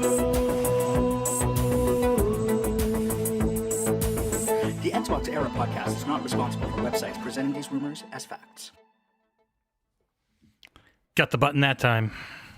Hey. Yeah. See, it's on my stream deck, Abdul, and I just missed If I was terribly. full time, Abdul, I'd do my top 5 videos. I'd go and do top 5 God, I'd videos hope so. if I was full time. I mean, it would be top 5 Because Nintendo. I'd like but to do that. I'd like to do my top 5. That'd be cool. I need. And I'd do a Nintendo podcast. We need and I'd name a appear game on other music. people's podcasts more often and all sorts of things. Rumourmill. Okay. I've got my OneNote now on my third screen, so I can look just here in front of me. This is rumor mill my- music. Third screen. My new iPad that I just bought.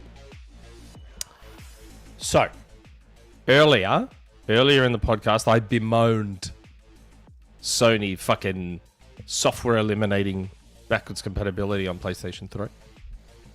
I know where this is going. So, what I'm making up, what I've heard. You're very close to your mic now, by the way. Oh, sorry. So, what I've heard, the rumor that I've heard, is that Sony is working on select PlayStation 3 backwards compatibility. That is what I've heard. And I'll be honest, if you see my DM I say here, what the hell does that mean? What does it mean? I was just about to say, so emulating Well, I'm like- specific and Yeah, it's selected. just like how PlayStation 3 Microsoft has. I mean, they don't actually explain it here because I said to them, I'm like, what does that mean? They'll selectively choose specific PS3 games to emulate and release on like PS5/PlayStation Plus, and they say even like to sell them, like kind of like what Microsoft did with I assume kind of like what Microsoft did with backwards compatibility. Like they'll probably stick. I'm again. That's where the rumor mill ends. I didn't get any more detail than that. Isn't that store gone? Or did they not get it gone? Remember, weren't they gonna No, shut they it down? ended up but just didn't? keeping it open. Okay, They that kept makes it more open. sense. Yeah. Already, Abdul, will it have FPS boost? I have no idea. I've got no more detail than that. All I heard was that Sony's working on selective or select. Just know it's one of PlayStation those 3 back. more worthless rumor mills. Why is that worthless? Like for me, that More- matters no, a lot. no, Backwards compatibility more- matters a lot to me. Okay, more nebulous rumor mills. How's that? Like I assume they'll probably stick to like first party stuff and maybe some very select I don't think third that's party worth stuff. good I don't music, know. though. Get out of here. It matters a lot to me though. I don't want to keep a PS3 around anymore. Not If that I can get all my PS1, PS2, PS3 stuff on PS5. But you said wrapped. select. So I know. that's what I'm But saying. I It's, don't it's have, the more I only have vague rumor mill. first party stuff though. Like most of my PS3 games are first party, and a lot of the third party I bought on 360, like via backwards compatibility. Like I've got Deadpool on PS3, but I've also Ooh. now got it on Xbox One. They're going to put out a PS3 version of The Last of Us. Super chat from Jordan Andow. Final super chat for tonight. I love the site and I love you all. I just love Nick a little bit more. Oh. I will never go to Australia. I hate spiders and snakes, but I would go there just for Nick. Yeah. I love you too. Oh, that's so beautiful. That's so sweet. So, yes. Yeah, I've got a PS3 as well, Abdul, and I've got it just for PS1 and PS2 and PS3 because Sony wouldn't bother with backwards compatibility. So, that's what I've heard. I've heard that PlayStation is working on select PS3 backwards compatibility. Nice. Which I'm very excited about personally. If I can get like a Metal Gear Solid 4, if I can get Infamous, Resistance, what else have I got? MGS4 should be a part of the next MGS collection. Finally get it off his stuff, right? Or onto stuff. I don't know. Yeah. Then you too can watch 2.5 hours of movies before playing again. A fun game when you get to play it. Yeah. All right, now it's Yeah, time even for... the God of War collection. That'd be nice. We go from everyone's favorite segment to John's least favorite segment. Is it that time? Yeah. It is. If you've Super never chat. watched the Xbox, ruined. I lied, Jordan Andow. I lied. That wasn't the last one. Give me another rumor, Nick. I don't have another one. Just make it up. That's what you do. Yeah, just I should. I should just make one up because that's what I do, I guess. It would be funny if you ever actually did that and explicitly said, I'm making this up 17 times around it, and they only cut out the line you say and nothing else, and people believe it. Yeah. But hey, it's that time of the show where we dive into our wonderful Patreon community's community questions. If you're wondering what that is, if you've never seen this show before, every week, as a benefit and as a thank you to our patrons, they get to ask us questions because we love them and we want to hear from them. And often they're not questions at all. Sometimes they're statements. Sometimes they're haikus. We just never know what we're going to get. Sometimes it'll just be Hytham G asking us something completely random to do with our bodies. But we love it nonetheless. And if you want to be one of these people that can ask us these random questions, just head to patreon.com/XboxEra. And you can be another one of the people that asks Nick what's his OnlyFans account name. You know, like you could be that guy and you'll find Chicken out. leg Maybe chief. you'll share it. Oh, shit, I said it out loud. Shh, don't share it. Don't share it publicly. I'll beep that. But hey, Nick, community questions. Let's dive right in. What have the community got to say today? You don't really care, John. Okay.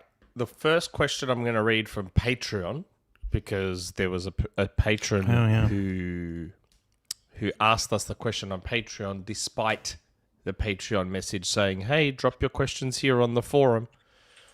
So Justin Dudley, if you could please possibly potentially create a forum account to ask the questions there, that'd be great. It's useful. Nick calling people out. XboxEra.com. Justin Dudley asks, what game/dev that wasn't at not E3 do you guys hope to see in person at Gamescom? Ooh. One that wasn't at the showcase or SGF, whatever. I could. Easy for me, Clockwork Revolution. Yeah, it's a fair one for you. Absolutely. I mean, it depends. Define. So, like, as an example, Indiana Jones was at the showcase, but I certainly didn't get a hands-on with it, and I would murder some people do anything to get a hands-on with it. Despite Insider Gaming making it seem like there were going to be previews for Indiana Jones and Avowed. Didn't I see a preview for Avowed, though? Like an Avowed interview type thing? Oh, interviews, but there were no preview. There weren't people playing the game and doing previews. I don't know. I got the games I wanted. I got Perfect Dark and I got South of Midnight. So I don't know. And Doom was there. Like I don't know what other Xbox Team games. Schafer and Double in. Fine. That would be a good one to be at Gamescom. I'd be very happy with that. You really want to see Because I'd love to Kiln? meet Tim Schafer.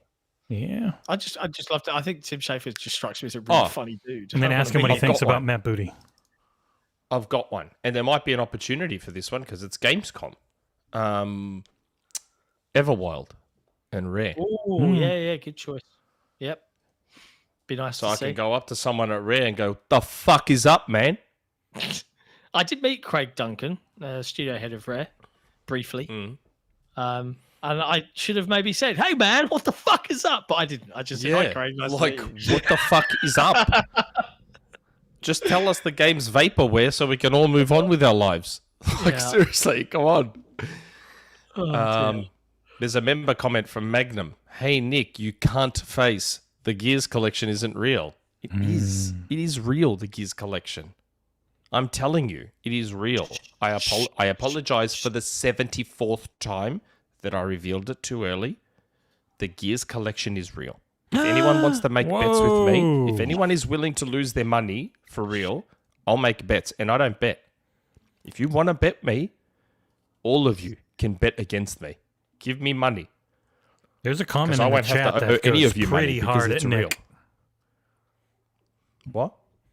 The Game Adaption newscast. Nick smells his own farts. I mean, we all do. We all smell our own farts. Come It's kind of unavoidable. But on. do you do and it by plus, choice? You kind of like your own Do you brand, cup right? it around? And no, no one should like that. You fucking weirdo. Next question. What? Gears collection is 100% real. 110% real. Thank I you, will- Justin Dudley, for the super chat, for the Patreon question. Sorry. I'm telling you now. And you'll never hear the end of it when it gets announced. Put it this way. You know what? Because I'm tired of people mentioning it. If it hasn't been either announced or released by the end of next year, then no worries. I'll let it go. I'll let it go. And then it gets announced a seems year fair to me. later, and then, yeah. Yeah, it'll get announced in 2026. But yeah. Japes. Okay. Because that to me is 3 years. Like 2022 was when I mentioned it. And it hadn't started development yet. 3 years feels fair to me, given it hadn't started development. Unless you think a collection like that can be whipped up in the space of 6 months to a year. Just shit Which it is out, yeah. insane. Which is insane. If it's the level of those Okay. Capcom collections, it probably could be. But we know it's not to that level. Oh, I know. I'm kidding. I was kidding. Like, the way people talk about it, like, I don't understand how many Next more times I have question. to apologize that I revealed it too early. I don't know how There's many more not times enough. I have to say it. Okay. Community questions on the forum now. Mr. Hipshot. Hey, John, Jesse, and the man in my corner, Nick. Totally unrelated to any game announcements from this week, but how would you rank these three genres in order of how niche each of them are? It's not niche. Please don't say niche. No one says niche. Fighting games, JRPGs, and visual novels. If you could give a quick justification for why you ranked them and how you did, I'm curious as to why you think that way. Thanks again for everyone's hard work. Do you guys want to go first? I think this is fairly easy. You would I think think so too. it depends, though. Per region, very different. I would typically say JRPGs Mm-hmm. is the biggest one there, biggest genre. Fighting games next, visual novels Yep. next. Yeah, that's about right. In our As much as I'd love to say fighting games first, but Yeah. no. in our region, sure. In Japan, I bet you visual novels number one. Like in a lot of countries in the East, You reckon? visual novels I way doubt up it. there.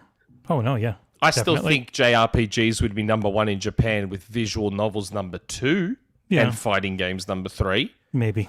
But if you were to go global, JRPGs, fighting games, visual novels.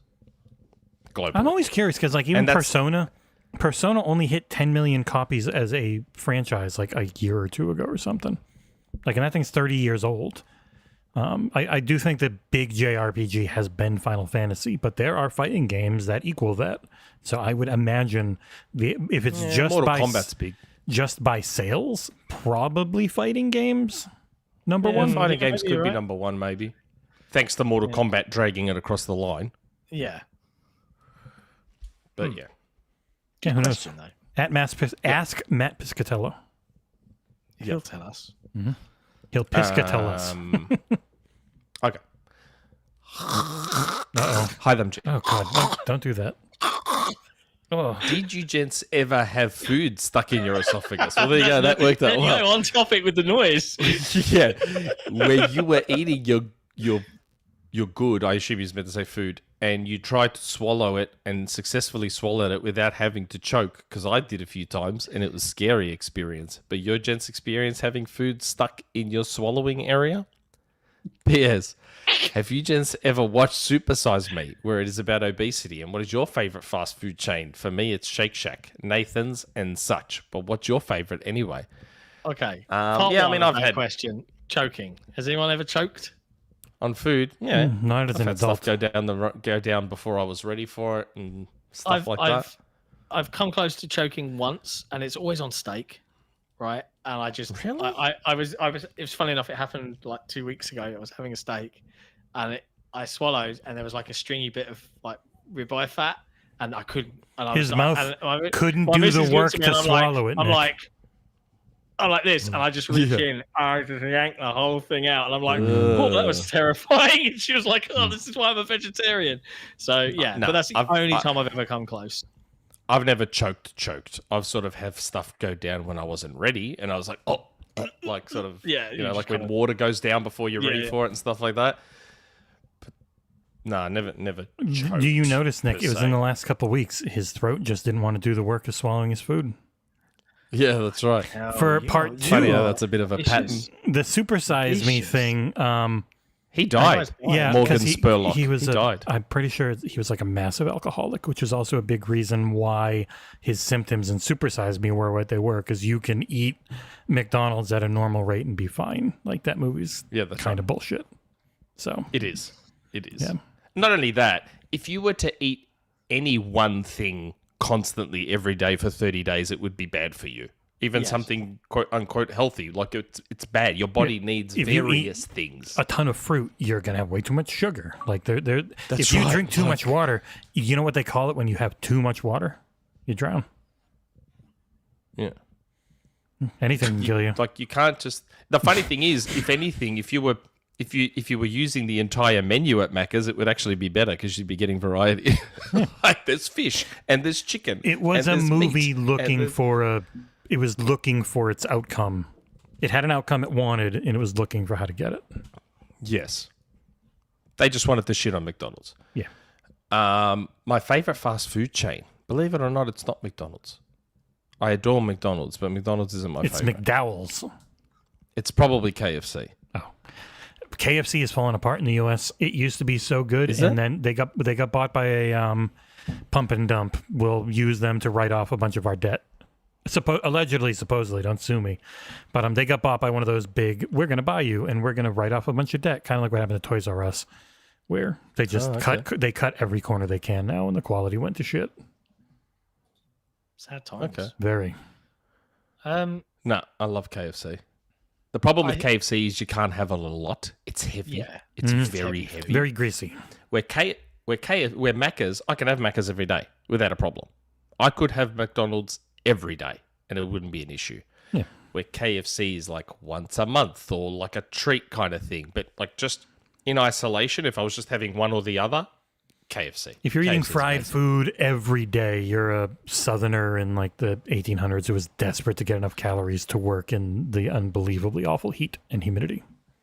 That's why southern food is so caloric and full of keep you go juice, because people had to work so much in the heat. I love KFC. I fucking love KFC. It's so nice. And their chips are amazing, and the seasoning they put on their chips, and the nuggets are so much better than Macca's nuggets. Like Macca's nuggets are just like shredded cardboard, where KFC's nuggets are soft and just they're so nice. I would fuck a nugget.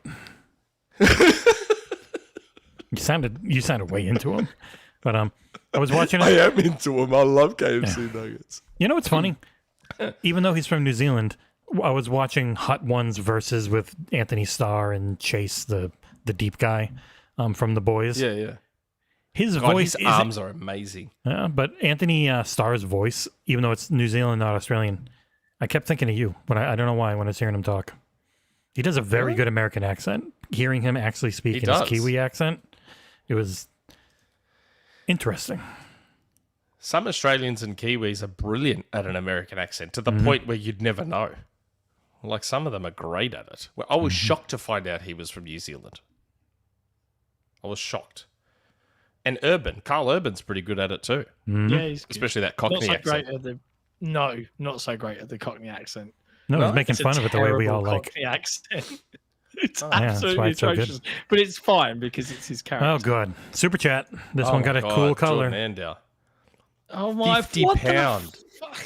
John, No. that must be a British thing. I always nearly choke on steak. Not like Jim Ryan choking on those eggplants. Serious question.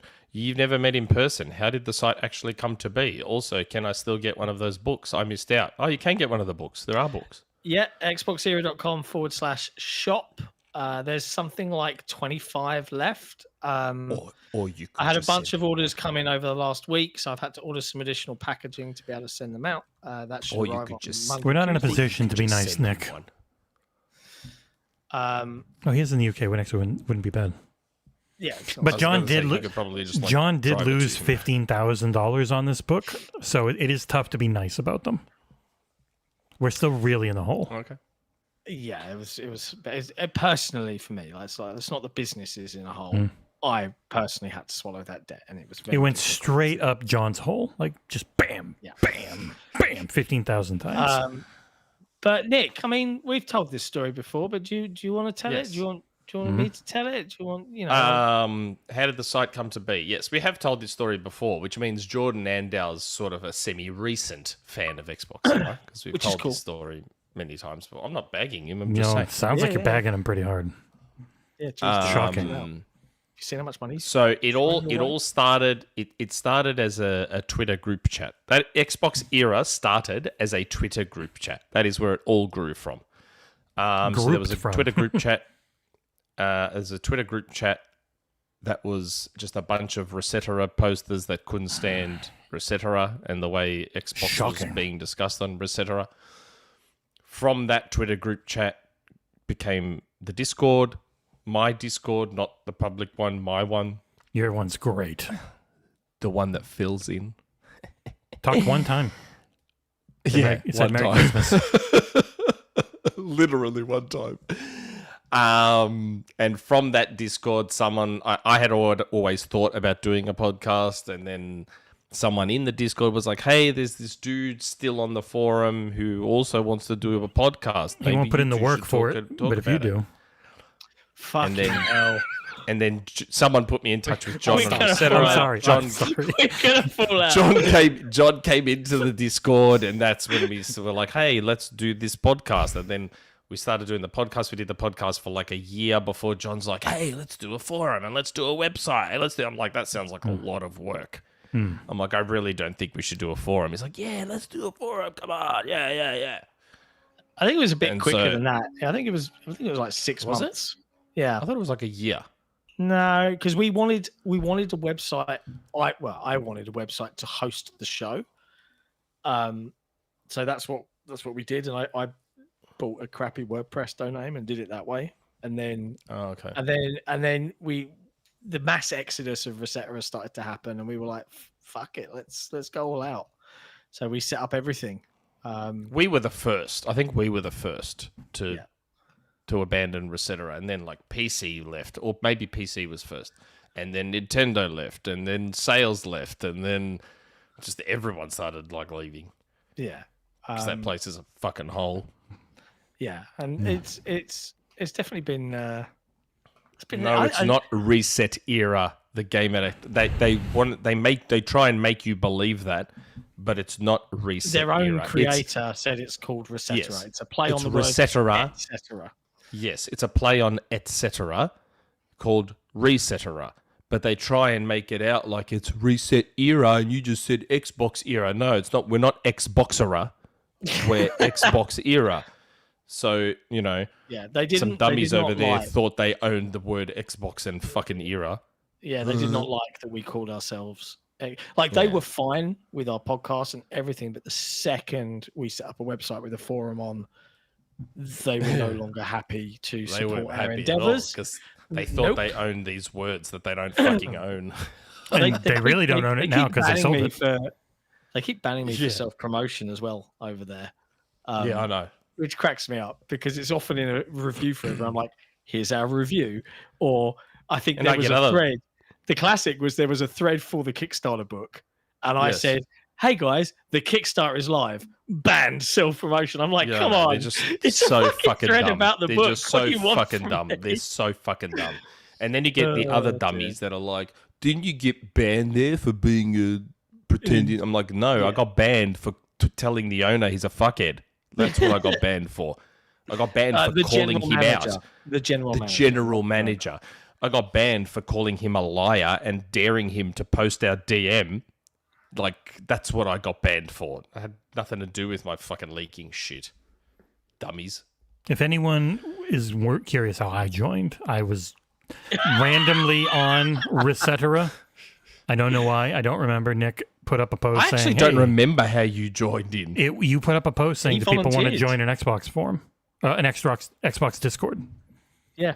I was scouting people, and you were like, me. Yeah, and then I was. How did he get involved with the podcast? I can't remember how he got involved with the podcast. He elbowed his way in because he didn't know any video editing. He'd never done, and then he just was like, "I'm gonna fucking learn this shit," and became the absolute champ at doing it. Well, I was doing the live streams, I think, and I knew OBS, and I was like, it's really hard to host and produce, which I've learned on Headlines is pretty hard to do if you're talking a lot. So yeah, it was just taught myself everything, taught myself video editing and OBS and all that. And I was like, I don't need to talk, but I can produce for you guys. And then I talked a bunch and everyone but Nick liked it and said I should be on video. But yeah, as far as joining the site, it was random. It was kind of like with my wife where I randomly decided to just play World of Warcraft and then met her in it. I randomly joined Resetera, saw you post in the Xbox thread about a secret Discord to actually have fun conversations, joined, and it just went from there. That's crazy, isn't it? When you think about it, and now it's been 5 years. You've been around for like 4 of that.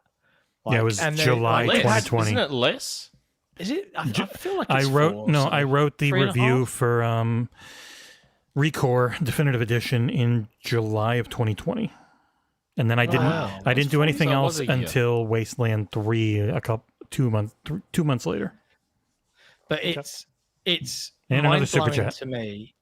Yeah, we'll get to it, but it's mind-blowing to me, like seeing the number of names that we know on the regular. Like we feel like we know so many people in the community, and seeing and hearing, like it was out in LA, the amount of other content creators that were like, you guys are killing it, and it can't be overstated how fucking difficult it is to do this on the regular. Like, there are tons of fan sites and things like that go up regularly, right? Yes, it must be for Jesse. It has to be said. Without Jesse, we would be nowhere near the size we are. Like, because Jesse, if only more of us could be full time. Absolutely, I said I was going to stop. It's fine. Nick can get his dicks in. Like, his dick. I wish what? I could. We're not doing that when we meet in person. Calm down. Jesus Christ. Down. Like, this is why there's a lot of all stuff to get together. That, I guess. There's a lot of stuff that you guys you don't have to deal with. Like, I've been dealing with the accountant all of last week. That's been very arduous because it's complicated. I can't wait to do that next year. Yeah, well, and then I had all this frustrating tax stuff. But fundamentally, my point is the only reason, beyond Jesse's hard work, certainly, that we're all here still being able to do this and looking like we're crossing that threshold into being a very legitimate limited company is because of everybody watching. Like, I can't put it any better than that. Like, we could come on and do this every week, but if no one showed up to watch, we're not going anywhere. But the fact that we've managed to connect with so many in the community, they come to us for the non-shitty takes, apart from Nick's. They come to us for the reasonable discussion. They come for us for the, I think that's a good thing. I do. And people can go, they've got tons of shitty takes. Like, everyone's got an opinion and they're all like, most of it comes to, do you agree with me? If you don't agree with me, you're shitty. Yeah. Like, that's just most of it. I feel like even Nick. when we don't agree because we're from all different walks of life, even when we don't, we've got this common bond that unites us and this community. And I think that all works. And I think it's wonderful. Abdul, Abdul, and this is why I do try and appear on other podcasts, and why if I was full-time, I'd appear on way more of them. Abdul became a fan through Boomstick in 2023 and rewatched all the old episodes. That's why I try and appear on other podcasts, because we don't get a ton of live viewers like all the others do. So if I can appear on others that do, it helps raise awareness. That's why I do my best to appear on other podcasts. It's just very difficult for me to do that, but I try. Time zones are a bitch. Time zones won't Absolutely, change if he's full time, but the ability to just say fudge it and stay up super late or get up super early. Snowbike Mike asked me to be on Kinda Funny Xcast days before they shut it down. And he's like, they're like, we're running out of guests. Live at like special Nick. Yeah, he's like, we go live at like 3 p.m. on a Wednesday. And I'm like, oh my God, that would be like 4 a.m. for me on a Thursday morning. I just can't do that. Like, my time zone makes it very difficult to appear on other podcasts, but I do what I can. And that's the reason why, because that's how we have you as a fan now, because I appeared on Booms. Maybe it was me on Booms, though. I did it last year. No. Twice. No, it would be me. Abdul loves me. Yeah, it's true. There's another super chat from Jordan, by the way, who asked this question. Jordan Andow. I've actually been a fan a long time, around 4 years. So but we've told the story so many times before then. You might just miss it. I just was never up late enough to watch live, so missed the story, or maybe I just wanted to make the episode longer. I have never used Resetera. Good for you. Good, don't. It's a terrible place. I would say use the XboxEra forums. They're a little better. Not a lot. They're a little better. But the XboxEra Discord, way better. If you ever get into Discord, discord.gg/XboxEra, it is great. I was looking at Resetera earlier this evening, and you know the whole hoo-ha about Dr. Disrespect and the whole Twitch the stuff. hoo-ha he was going after. Right, they just started Allegedly. randomly pulling Maximilian Dude, who's one of the nicest like content creators I've ever spoken to, because he accidentally said the N-word when he was making up a load of nonsense words while having a fight, and he said something like chigga chugga pugga chugga bugga bugga like that, and he said the N-word in amongst that. Complete. He meant to say ninja, but he was stringing together a load of nonsense. It's completely innocent, and they just suddenly start completely no relevance to Dr. Disrespect and everything, just no relevance. They just start talking about that, and he actually popped up in the forum like, "What the fuck, guys!" Like, that is what that place wants to do. People. Yeah, that site is built around if there's a pile-on in any way, shape, or form, we want to be on the top of it and get every other person I don't like for a particular reason in there. It's miserable. Just such a bunch of performative. They're just a bunch of performative, useless, fucking deranged. They're just fuckheads. They're just, and I apologize for the handful of good ones that are still on there, but you're amongst a bunch of fuckheads. And like a bunch of the mods are like horrible people. I've been, for all the shit they say about me making stuff up, mate, you fucks don't know the amount of screenshots I've been given and shit I've been given about what you fucking mods get up to and what you say behind closed doors, you fucking scumbags. Trust me, you think I've got eyes all over the industry. You don't think I've got fucking eyes on the shit you say behind closed doors, you fucking worthless cunts. Don't worry, man. I got plenty of shit on the Resetera mods and a bunch of other fucking people there. Time for a classic. We are available for children's parties, by the way. Yeah. Don't worry. You idiots think I don't have eyes behind your closed doors? You think those Discords and DMs are private, do you? Not private from me. Pricks. Oh, okay. You fucking pricks. Now we've Jordan Andow with another super chat. It's almost like you need another Jesse and John called Jordan. Nick, you need to change your name to Jick. And then the site would be run by 3 people with names that start with J, the best letter. It's true. The J is the best. Kind of sounds like a slur, though. I'd be careful. If we could pay you, for sure. But I feel bad because I've had other people reach out to me saying, "Hey, Nick, can I write or do reviews or whatever?" I'm like, mate, sure. If you're happy not being paid, sure, do it. Like, we've had genuinely employed full-time video editors and others from big gaming websites email through to the business address saying, "Hey, and with a full CV, and I'd love to come do this. I want to be a part of the show." Da, da, da, da. And it's like, cool. This was we can't pay you. Do you still want to do it? But we have to be upfront and say Yeah, we can't. Like, we're not going to be like other sites that reveal the dodginess later. Yeah.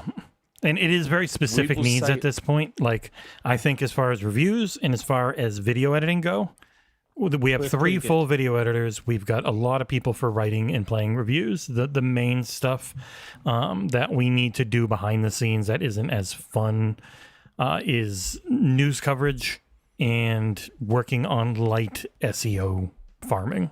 Not clickbait, the type of SEO You won't that ever see it. you search Google for a question.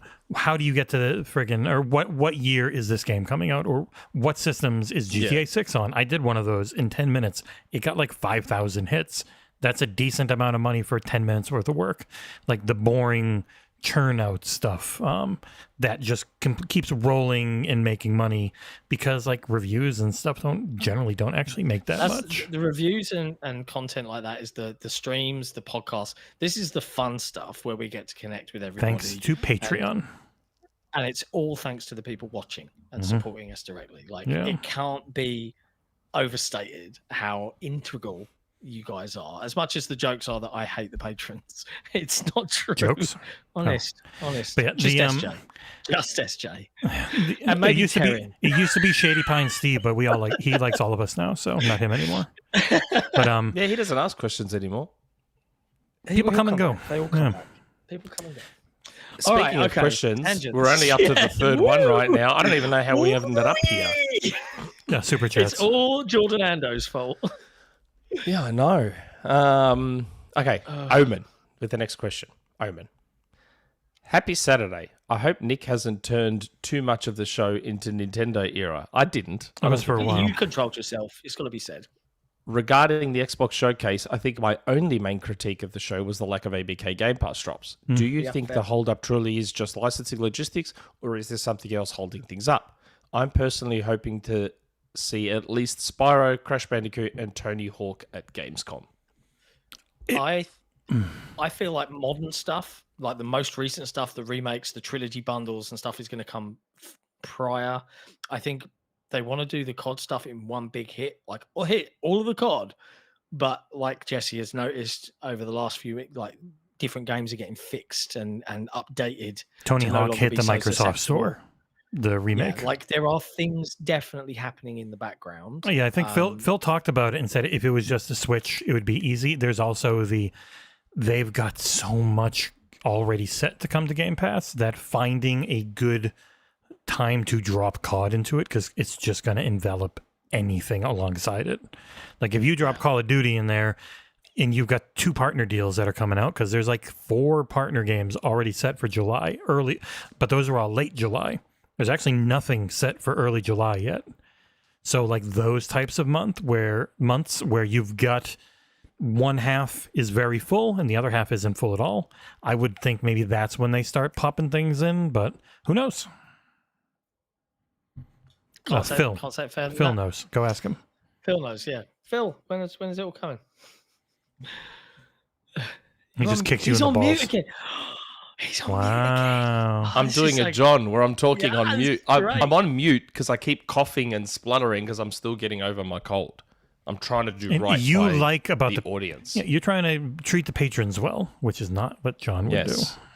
do. I do it so that no one has to hear this. Hit that That's all. bong. But that's not a big deal. It's annoying Over for time, people it on gets audio. pretty rough, especially if it's audio only. So I try not to. Super chat. Because Show never ends. oh god. Do I seem like I need paying Nick? Also, more coverage of accessibility in gaming would be good for XboxEra. Yeah, A lot of things would be good for XboxEra. There would be it all comes down to time. That's the rub, and because I'm working so hard all the time, Jesse. Right? Yeah, What? man. I'm just lining them up for you so you can knock them down. Pumping out that content as a full-time Fucking employee. hell. Oh, I've got COVID. Wing. Oh, I'm sorry, I was Yeah. ill. All right, Jesus. Oh, I got the flu. I'm in Pump bed. it I'm. Oh, what was it? Pumping out Delirious. that content. What? My That kid way came you in said and content he's got a was. sniffly nose. So I lost the whole day. Honestly. You got to go to the party though. Me. You got a jacket. Yeah. Yeah. It wasn't all bad. Wasn't Got all the bad. benefits without any of the effort. You know, I realized Proven posted That's him. great. I never listened to it. He posted an interview he did. He just put the MP3 file. Yeah, it's on the Discord. You should ask him where he put Oh. it. He just uploaded the MP3 file. I don't know why I just remember that now. Oh, okay. I mean, I would say he should have just like made sure we knew. But Man, I reckon that first meeting with Phil, if I manage to meet Phil at Gamescom, is going to be so awkward. oh yeah, I'm curious if he I think goes it'll again. be fine. He's, Oh, no. he's I reckon. do you want an anecdote about seeing Phil at LA? I don't know Yes, if I told you the this show one. goes 4 hours. Yeah, go. I walked up. We were fairly early in there, and I was with Colt and Jez, which is where the photo came from. And we walk over to Phil, and he's chatting away, and he just said something like, "Oh, I think someone said, 'How's your day been?' or something like that." And he just went, "Oh, I was just playing Diablo 4, and I got right to this really difficult boss, and I got murked, so I had to come and have a glass of wine." And that was the intro to Phil. It wasn't any of this awkward. And then he admonished me for not introducing Cat. So I was It was weird that you brought a feline. feline with you, but But yeah, he's for a big, scary, super powerful exec. I get why people like him because he's not really a big, scary person. it's that different. Hey, I think it'll be fun. congratulations, Master Comstar, joining the XboxEra Welcome. YouTube channel. Enjoy Sick and Nick Flex. We got to do one of those soon. Yes, we do. I could do Inside Haven't Out we done too. a June one? Have we not done a June one? I think so. No, we do them at the end of the month every time. I could do one. I can do one next Friday. This Friday coming. I thought we did a June one. Yeah, but we missed a month, so we got to make it up. Yeah, let's do one. Let's do one Friday coming if you're down. Or you Do gonna the be in thing. Queensland? I'll be in Queensland. Oh, never mind. maybe one day yeah. during the week. So we Oh, did that's the up to May one late on like June 11th or something.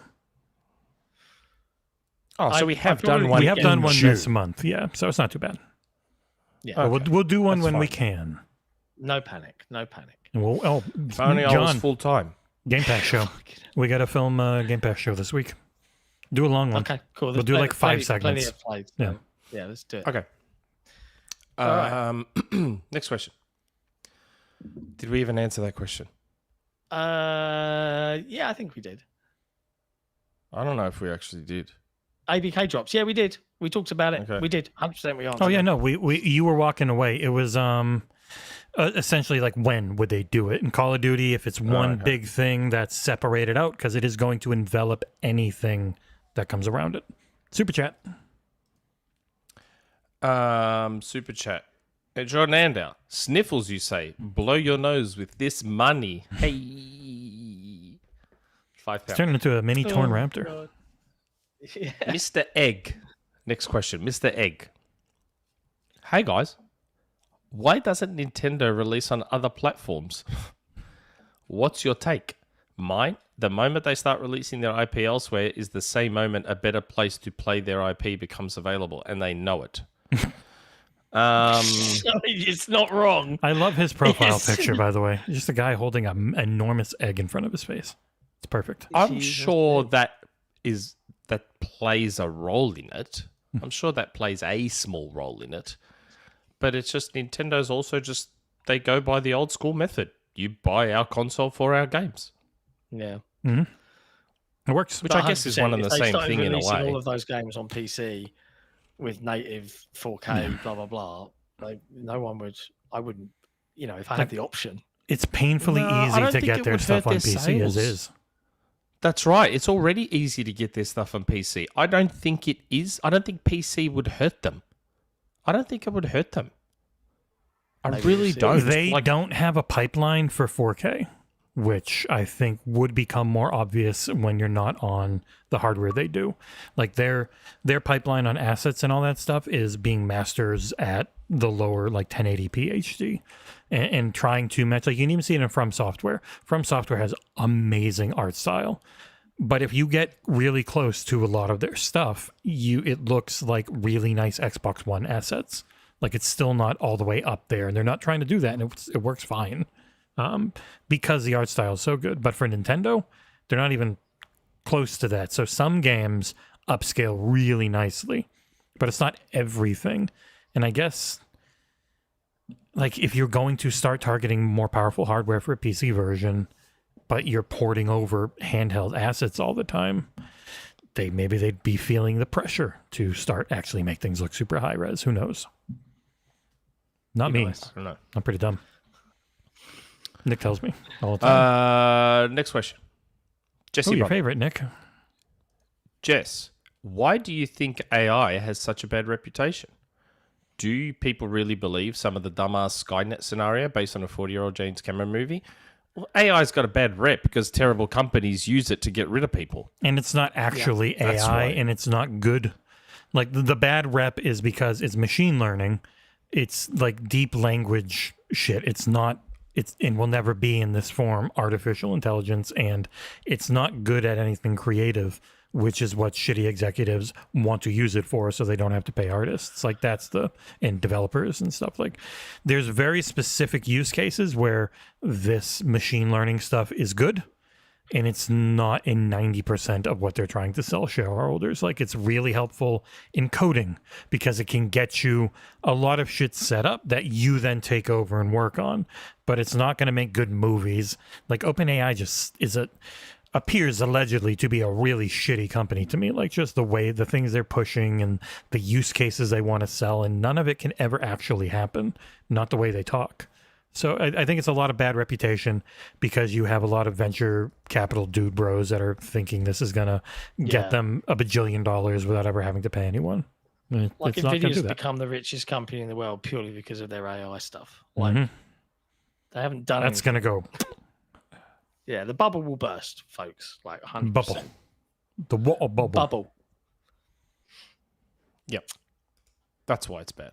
Yeah. Because a lot of the time it's being used for bad. And it's being I think oversold AI in things it cannot do. Yeah.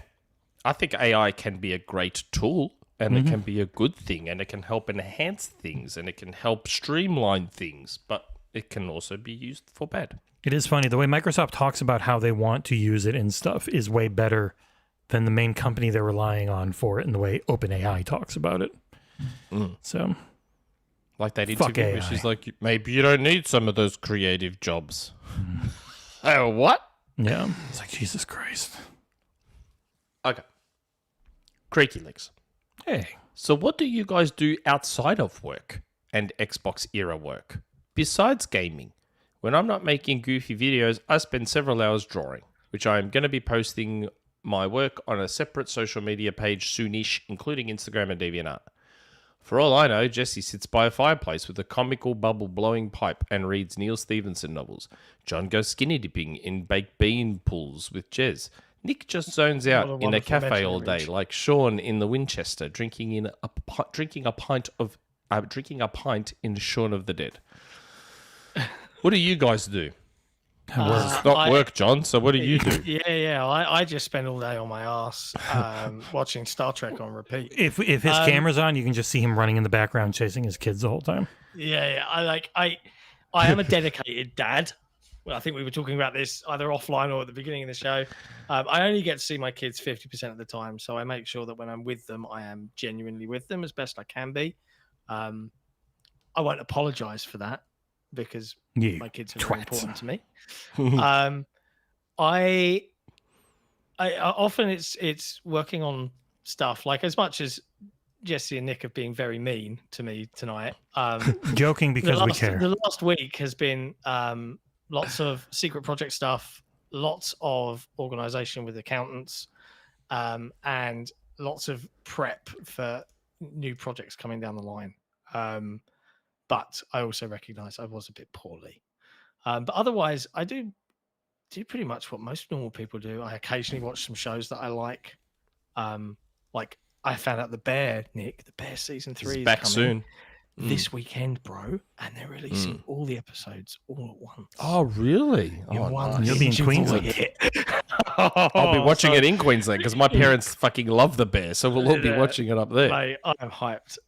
And to be honest, the last couple of weeks, even without doing much work, we made way more money than we had in like full months before. So Yeah, like That's up with- like the last 2 days I've been back to normal, so I'll be back on Monday as normal. The accountant stuff is done. So I won't we've hear got a a word from time- you on Monday. yeah, Got you 'em. won't hear a peep. We've got a pretty busy timeline up till mid-July. I'm not talking about Xbox era now. The question Yeah, I is know. about what we do outside I'm of just, that. what are you saying? And Xbox era work here. So, but yeah, I suppose he's Outside asking of work and it. Xbox Yeah, era just- work. Outside enough. of Xbox era Fair work. enough. I was just generally ad-libbing. But yeah, other than that, I play a bit of guitar every now and then, as evidence. I mean, when you're talking about what you do, it can end up involving work because it's like, I can't do this because of work. And it's like, we're going to be very busy up through Gamescom, essentially. So it does limit I know Jesse won't stuff. have anything he does outside of work. I got a wife. Okay. Yeah, that's what I do. Keeps you busy. Keeps you Does busy. that mean that outside of doing your reviews, you fuck your wife? Is that what you're I- saying? Yep. I've never known the touch of a woman. I can't understand. I have a wife. Okay. Oh, God. We You do can tell things we've been together. going too long. We're reaching the delirium stage. For the most part, the main thing I do if I'm not on this chair is I'm on the couch that's right there, and then we watch a lot of stuff. Yeah. We don't go out too I'm often. obsessed with the AF with the footy. Hmm. If I'm I not was- if I'm not here and working my day job, I'm all about Collingwood. I was having a good time recently about with the Celtics who just won the NBA Finals. I was born in Massachusetts. One of the most so, boring NBA final series ever. yeah, they're too good. Too dominant. Yes, I'm all about AFL. Like if I can, I go with the kids to the training sessions. Like we went to the Collingwood shop the other week, and I bought for my birthday. My grandmother gave me money, so I bought the Nike, Celtics. the Nike Collingwood jacket, the sideline jacket. You know, the kids have had their stuff signed, their jumpers signed, their footies signed. You know, my son attended a footy clinic last weekend with 2 Collingwood players there. So it's all these kids that are Collingwood supporters, and they're being taught how to play footy from a couple of Collingwood players. And it's Australian rules football, correct? Not Australian rules. yeah, football, not Aussie rules football, soccer, association No. football. Just to let people know, because Yep. footy in many parts of the world would just mean football, not American hand egg. And I also watch a lot of TV, like movies and TV shows as well.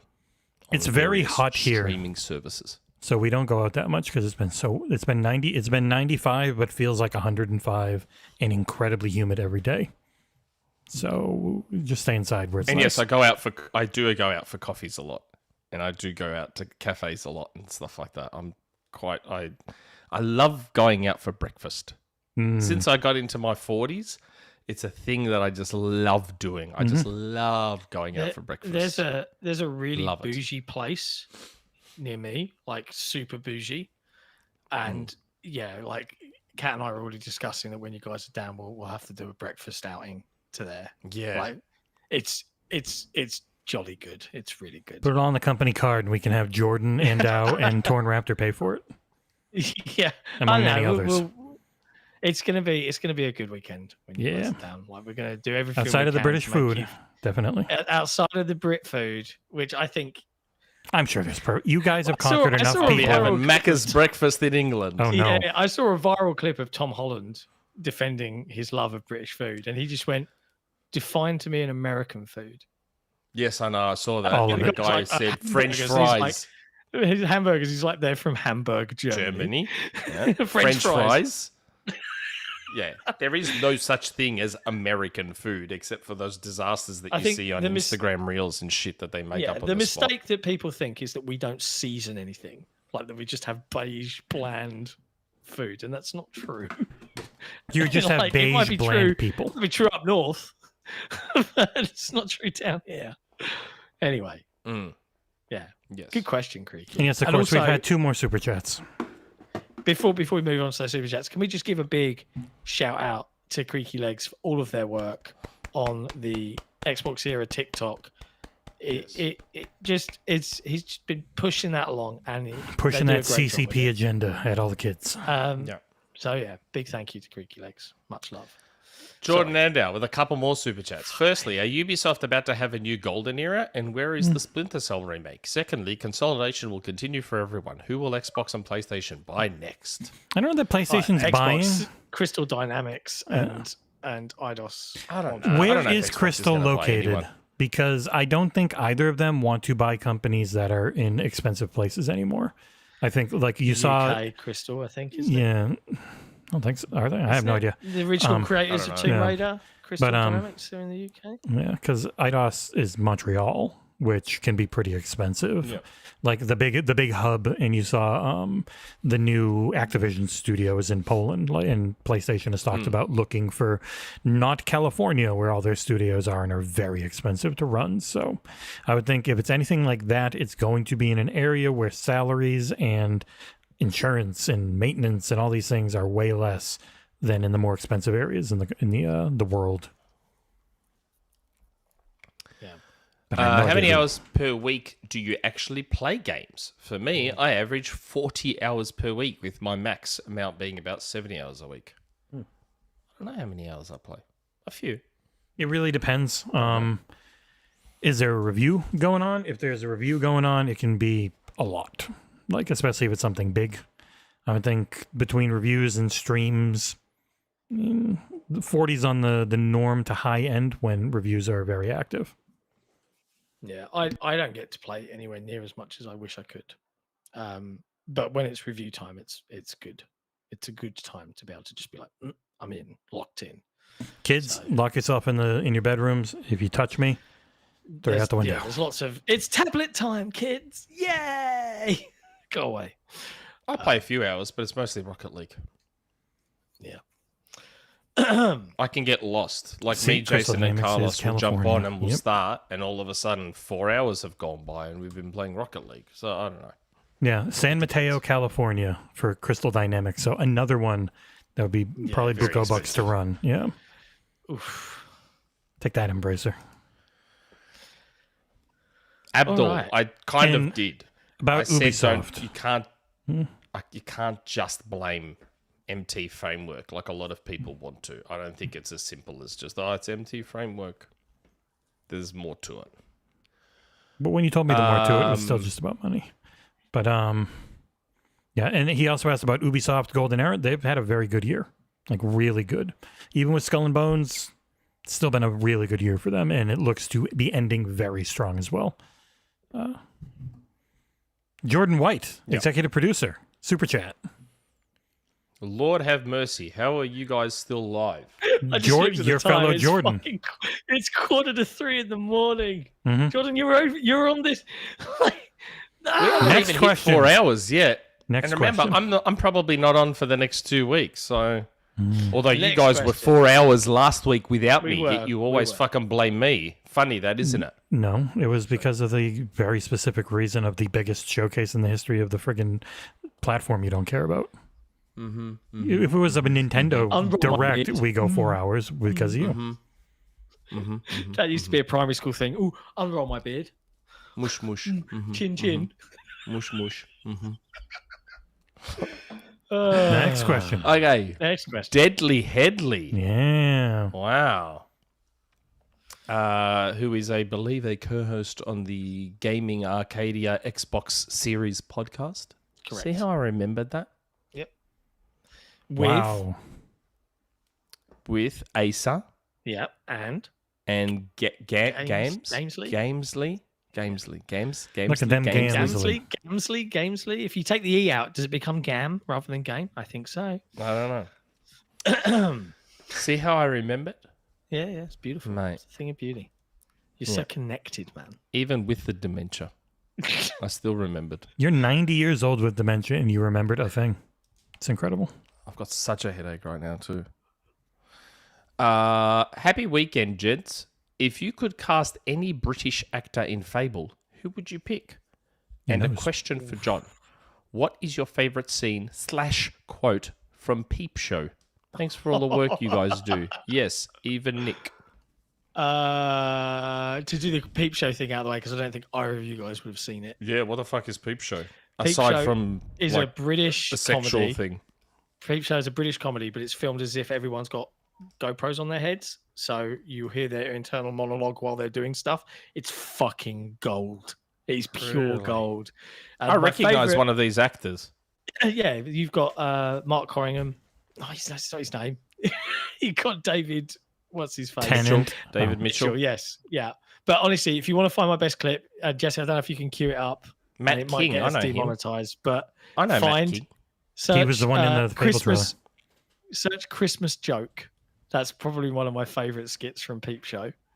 I'm not putting it up. We get Like, demonetized instantly from. I tried little tiny, barely known about British shows. Instantly demonetized during the stream. enough. During the stream, said if you keep this up, we're gonna turn your stream off. It was 20 seconds in. Wow. It was Okay. friggin' Garth Yeah, Marenghi's nuts, Dark Bob. Place too. Channel 4. It was a Christmas joke, Mark. All right. It was That's it was where a I know Christmas Matt joke. King from. Rock and Roller. Yeah, he was in Rock and Roll. And he was said also- Super Yeah. Hands. He was the in Peep Show. guy in the Fable trailer. Yes. Humphrey. As soon as he came up, it's like, oh, it's Super Hands. British actors in Fable. Theo James. Simon Pegg getting pegged. Theo Olivia James, Colman. because he's incredibly good looking and he's Greek. Theo James. They've already picked some good ones. Really Olivia does not Colman have a will be Greek name. good. Theo James, Mhm. because that's probably his stage name. I know, that's what I'm saying. He really changed it. It's not Theopolis Jamakopoulos. It's probably his name is probably Theo James Sideropoulos or something like that. Like Theo James is probably his first and middle name, and he just uses it as his name. Like odds are it's some. I'm gonna fucking Wikipedia it. I want See, Patrick. He's Oh, incredibly handsome though. He Like- is so handsome. James Hubbard says Patrick Stewart, but I want him playing the his character from Oblivion. Oh my god, that dark mode, please. Yeah, I was right. I was exactly right. Theodore Peter James Kinnaird Taptiki.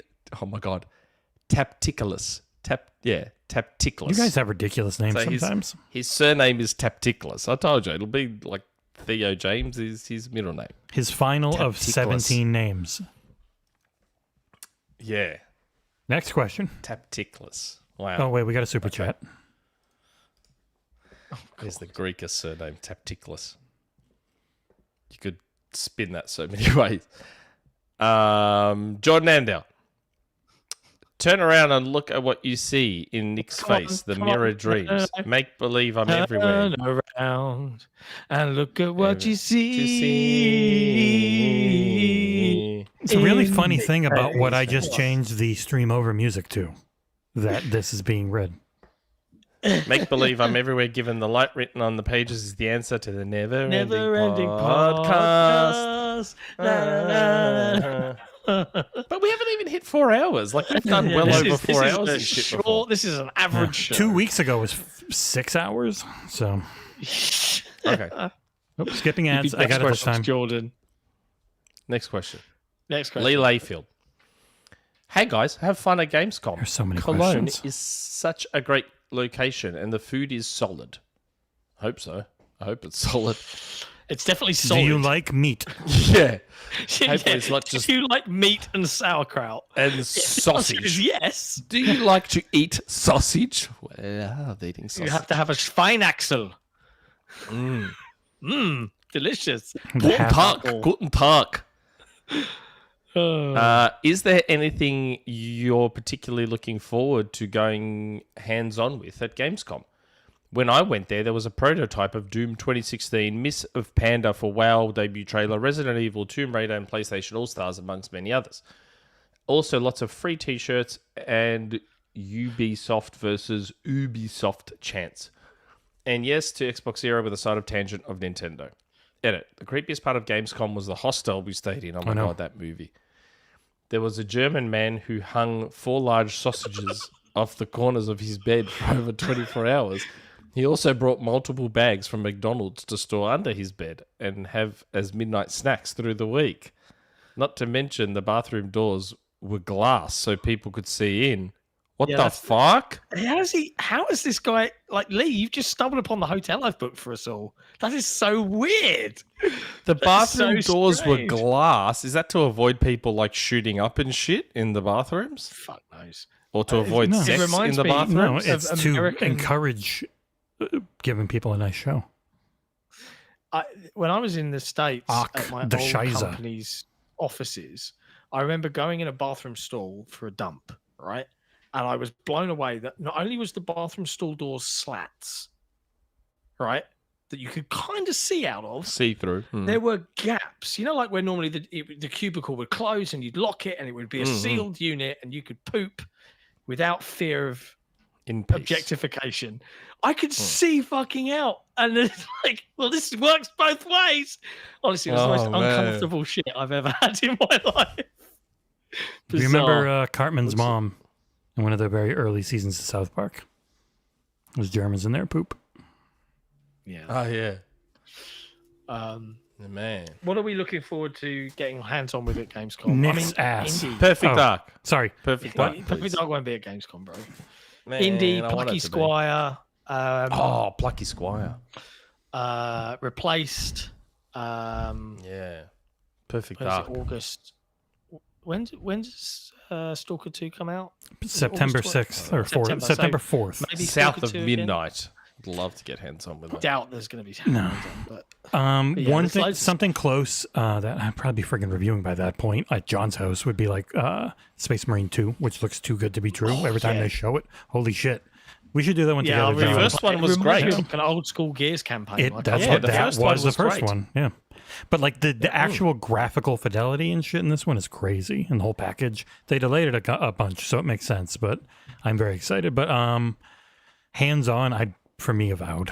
Really, I'd really like to dig into that because that is not a game that shows well. That's not Obsidian's thing. They're not flashy graphics and cool cutscenes. They're deep role-playing systems that you need to feel and see to actually understand. There, I muted Next that burp. question. Next question. Next question. Cheeseworks. Boo. I mean, Fairly yay. recent patron. Like the stream, y'all. Yep. Cheeseworks. And hey, tell me who you are on Twitter. But sometimes if I look through their feed and all they are is like serial retweeters of shit, I'm like, nah, because then that's just, I get That was one thing that got me with spammed Boom. that shit. Still follow him, but that man can retweet. Yeah. There's a lot of caps lock in Boom's tweets. First time writer, long time listener. Do you believe that it is ethical to money hack games that are already announced as multi-platform? As in the situation of Black Myth Wukong, game science may have felt pressured by their marketing partner to comply with their wishes, while Sony are great bullies. This is definitely an ugly situation if Jez's report is true. P.S. In hindsight, it now seems Phil's statement regarding shady practices around COD may have been a sly reference to Sony's deal with game science. No, it wasn't. I mean, it Thank you all was for a his own fantastic show. Oh yeah, it was their own. They did the same thing, and he said he didn't With like COD. it. But yeah, COD was both No. of them. But yeah, And remember, audience members, like the stream, y'all.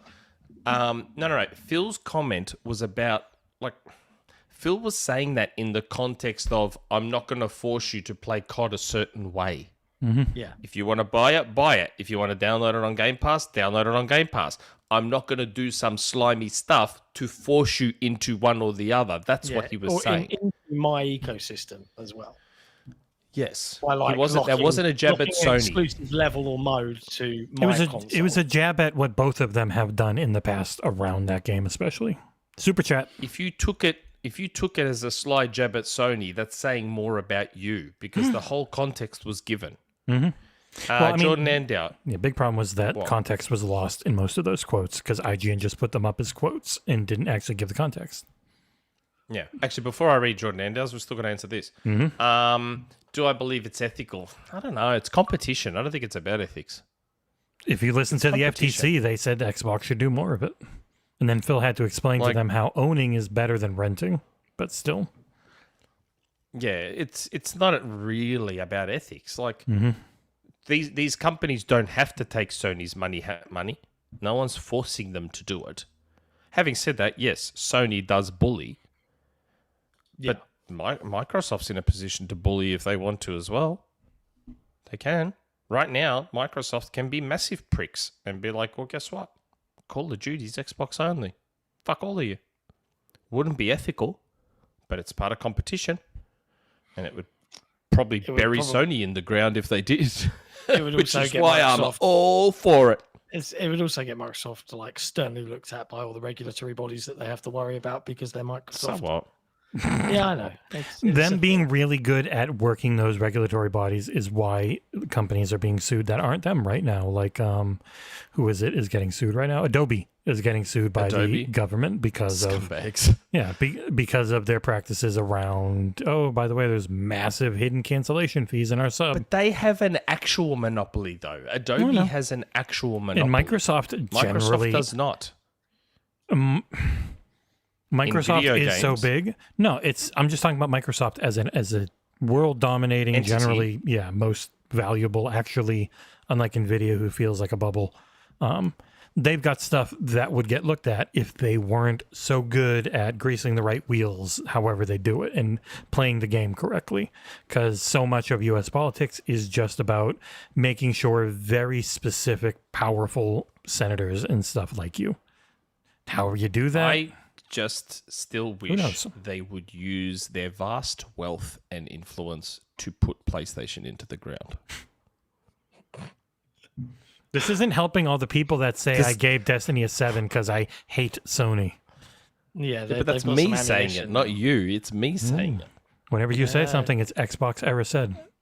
It's true. Just like your We're a reviews that monolith. I get branded with. Yeah. This is the dude that gave Redfall an 8.5. I haven't even played Redfall. How could I give it an 8.5? You're Go reading check things my from Xbox people that profile. don't I never played it. care. They just want to argue. They don't actually pay attention. They're just You gave it an 8. You gave Starfield. I haven't played Starfield either. I haven't played any Xbox games. I gotta What say, are you talking about? this fight in Elden Ring is awesome. This is all. I'm only playing clips from like the first 2 or 3 hours of the expansion. So try and keep it spoiler down. None of the major big bosses I've already done. But yeah, this game's incredible. Probably be a 10. Just to upset Nick instead of a 9.5. Make COD exclusive. Well, I Pull mean, it from everything. they can't now legally because they they sign can. contracts, but I know what you Whatever. mean. Contracts get broken all the time. Pay the fine and be done with it. What, you think Sony's never broken a contract? They have. They have. Sony's broken it. Sony's question. broken contract. Next question.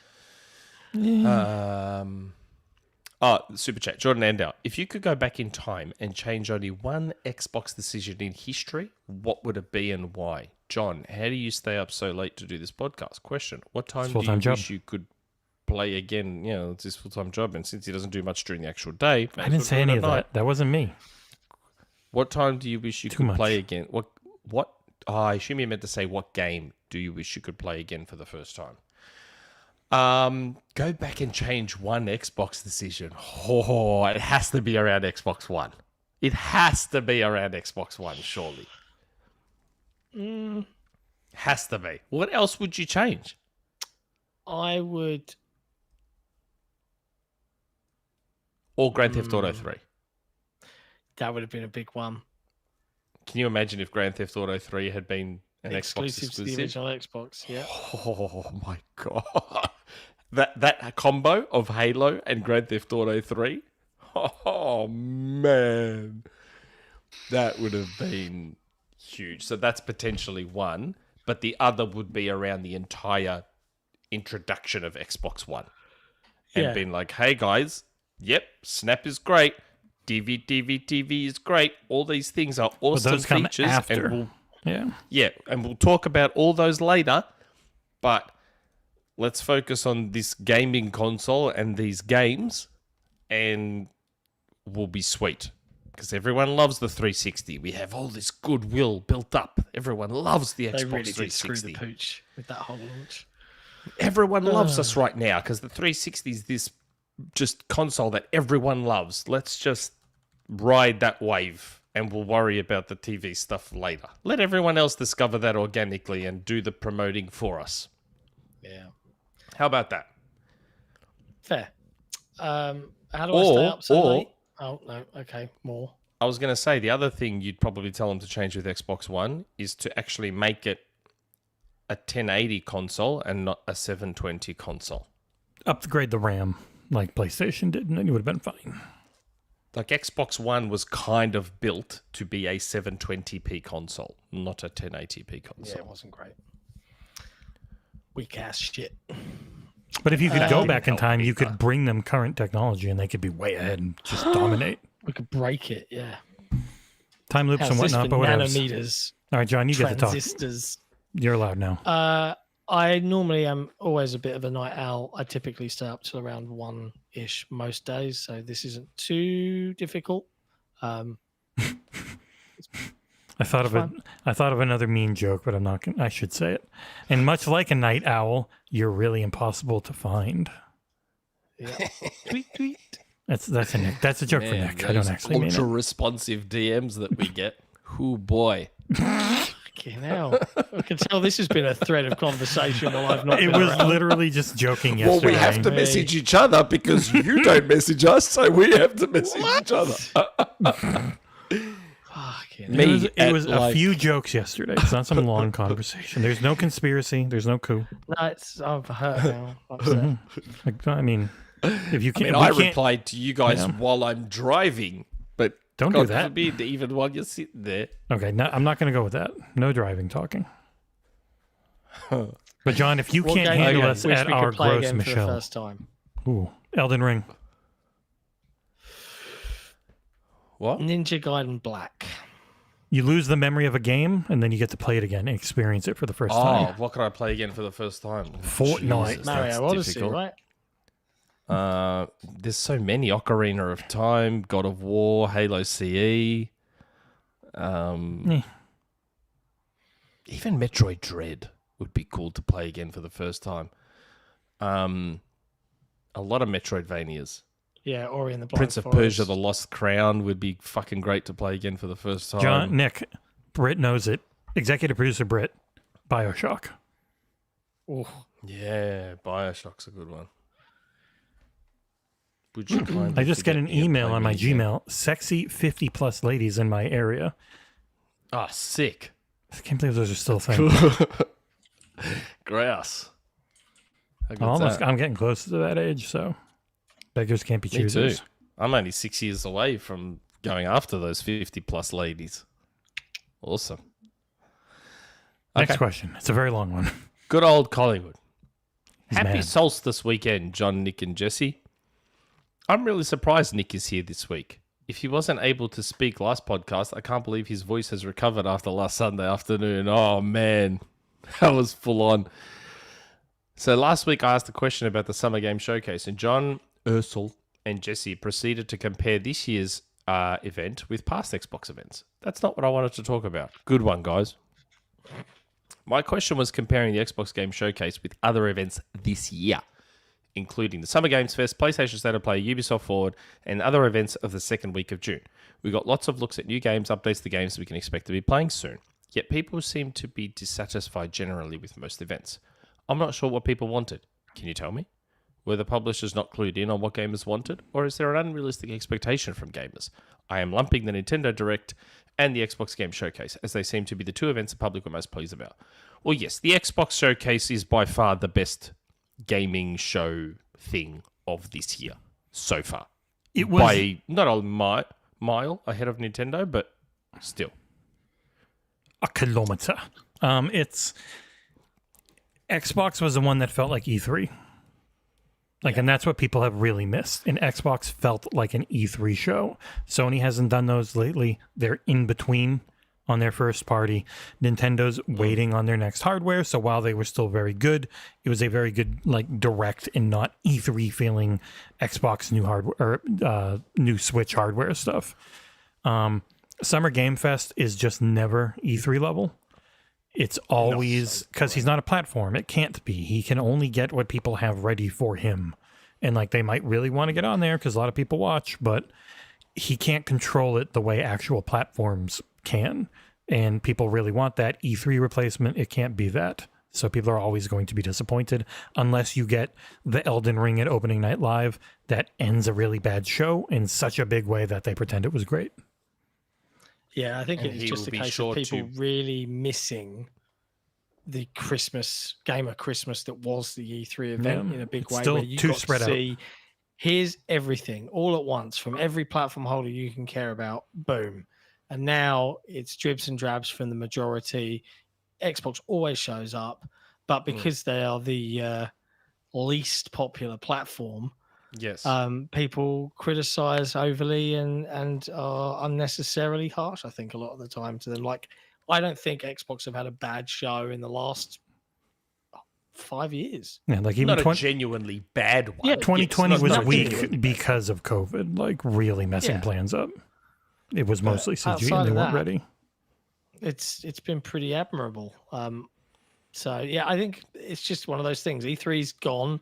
I don't think, as Jesse says, Keeley's show will ever replace it in the way that people want.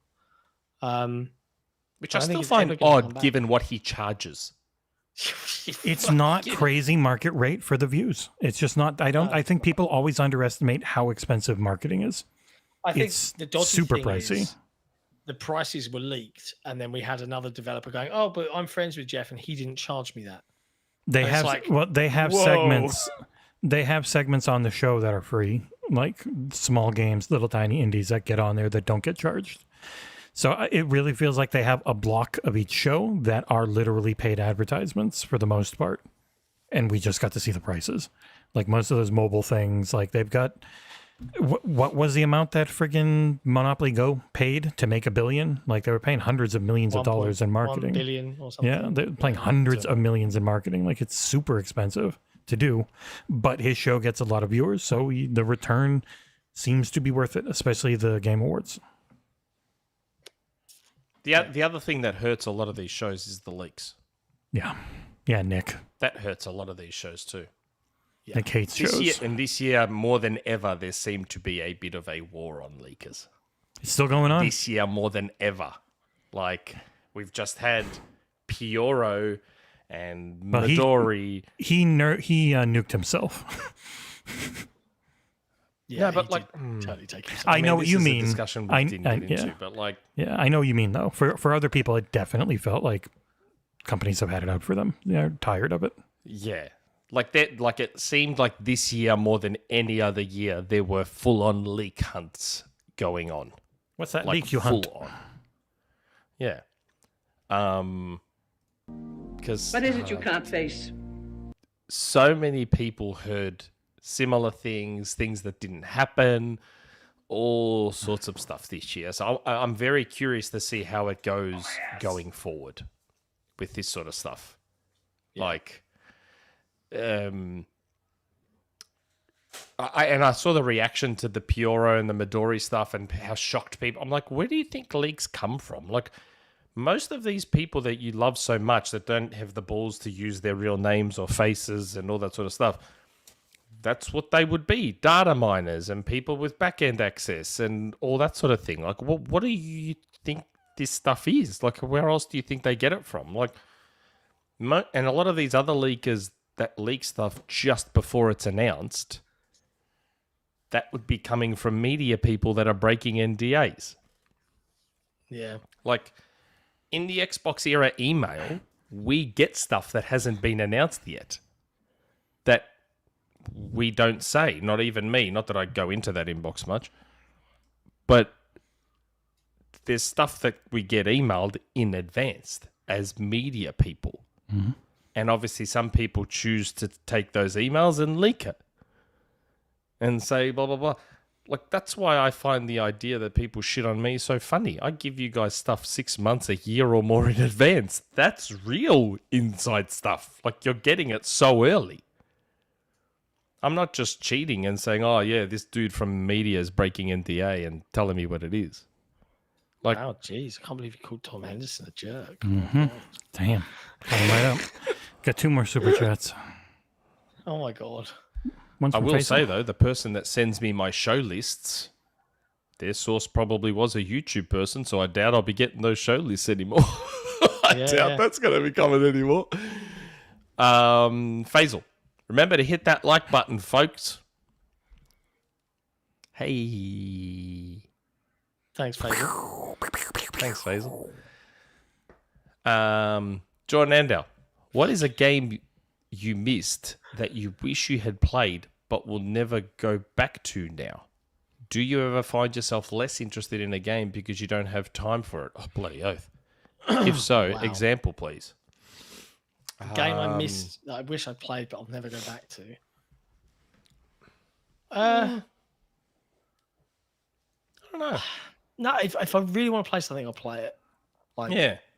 I think me that's too. generally been my mantra. Certainly more so over the last decade. Like, I don't bother. I don't get caught up in the FOMO anymore. I remember days where I'd be like, oh, everyone's saying, like 10 years ago, if Elden Ring was a thing, everyone would be like, oh my God, Elden Ring. I'd be like, oh, I'm never normally good at these.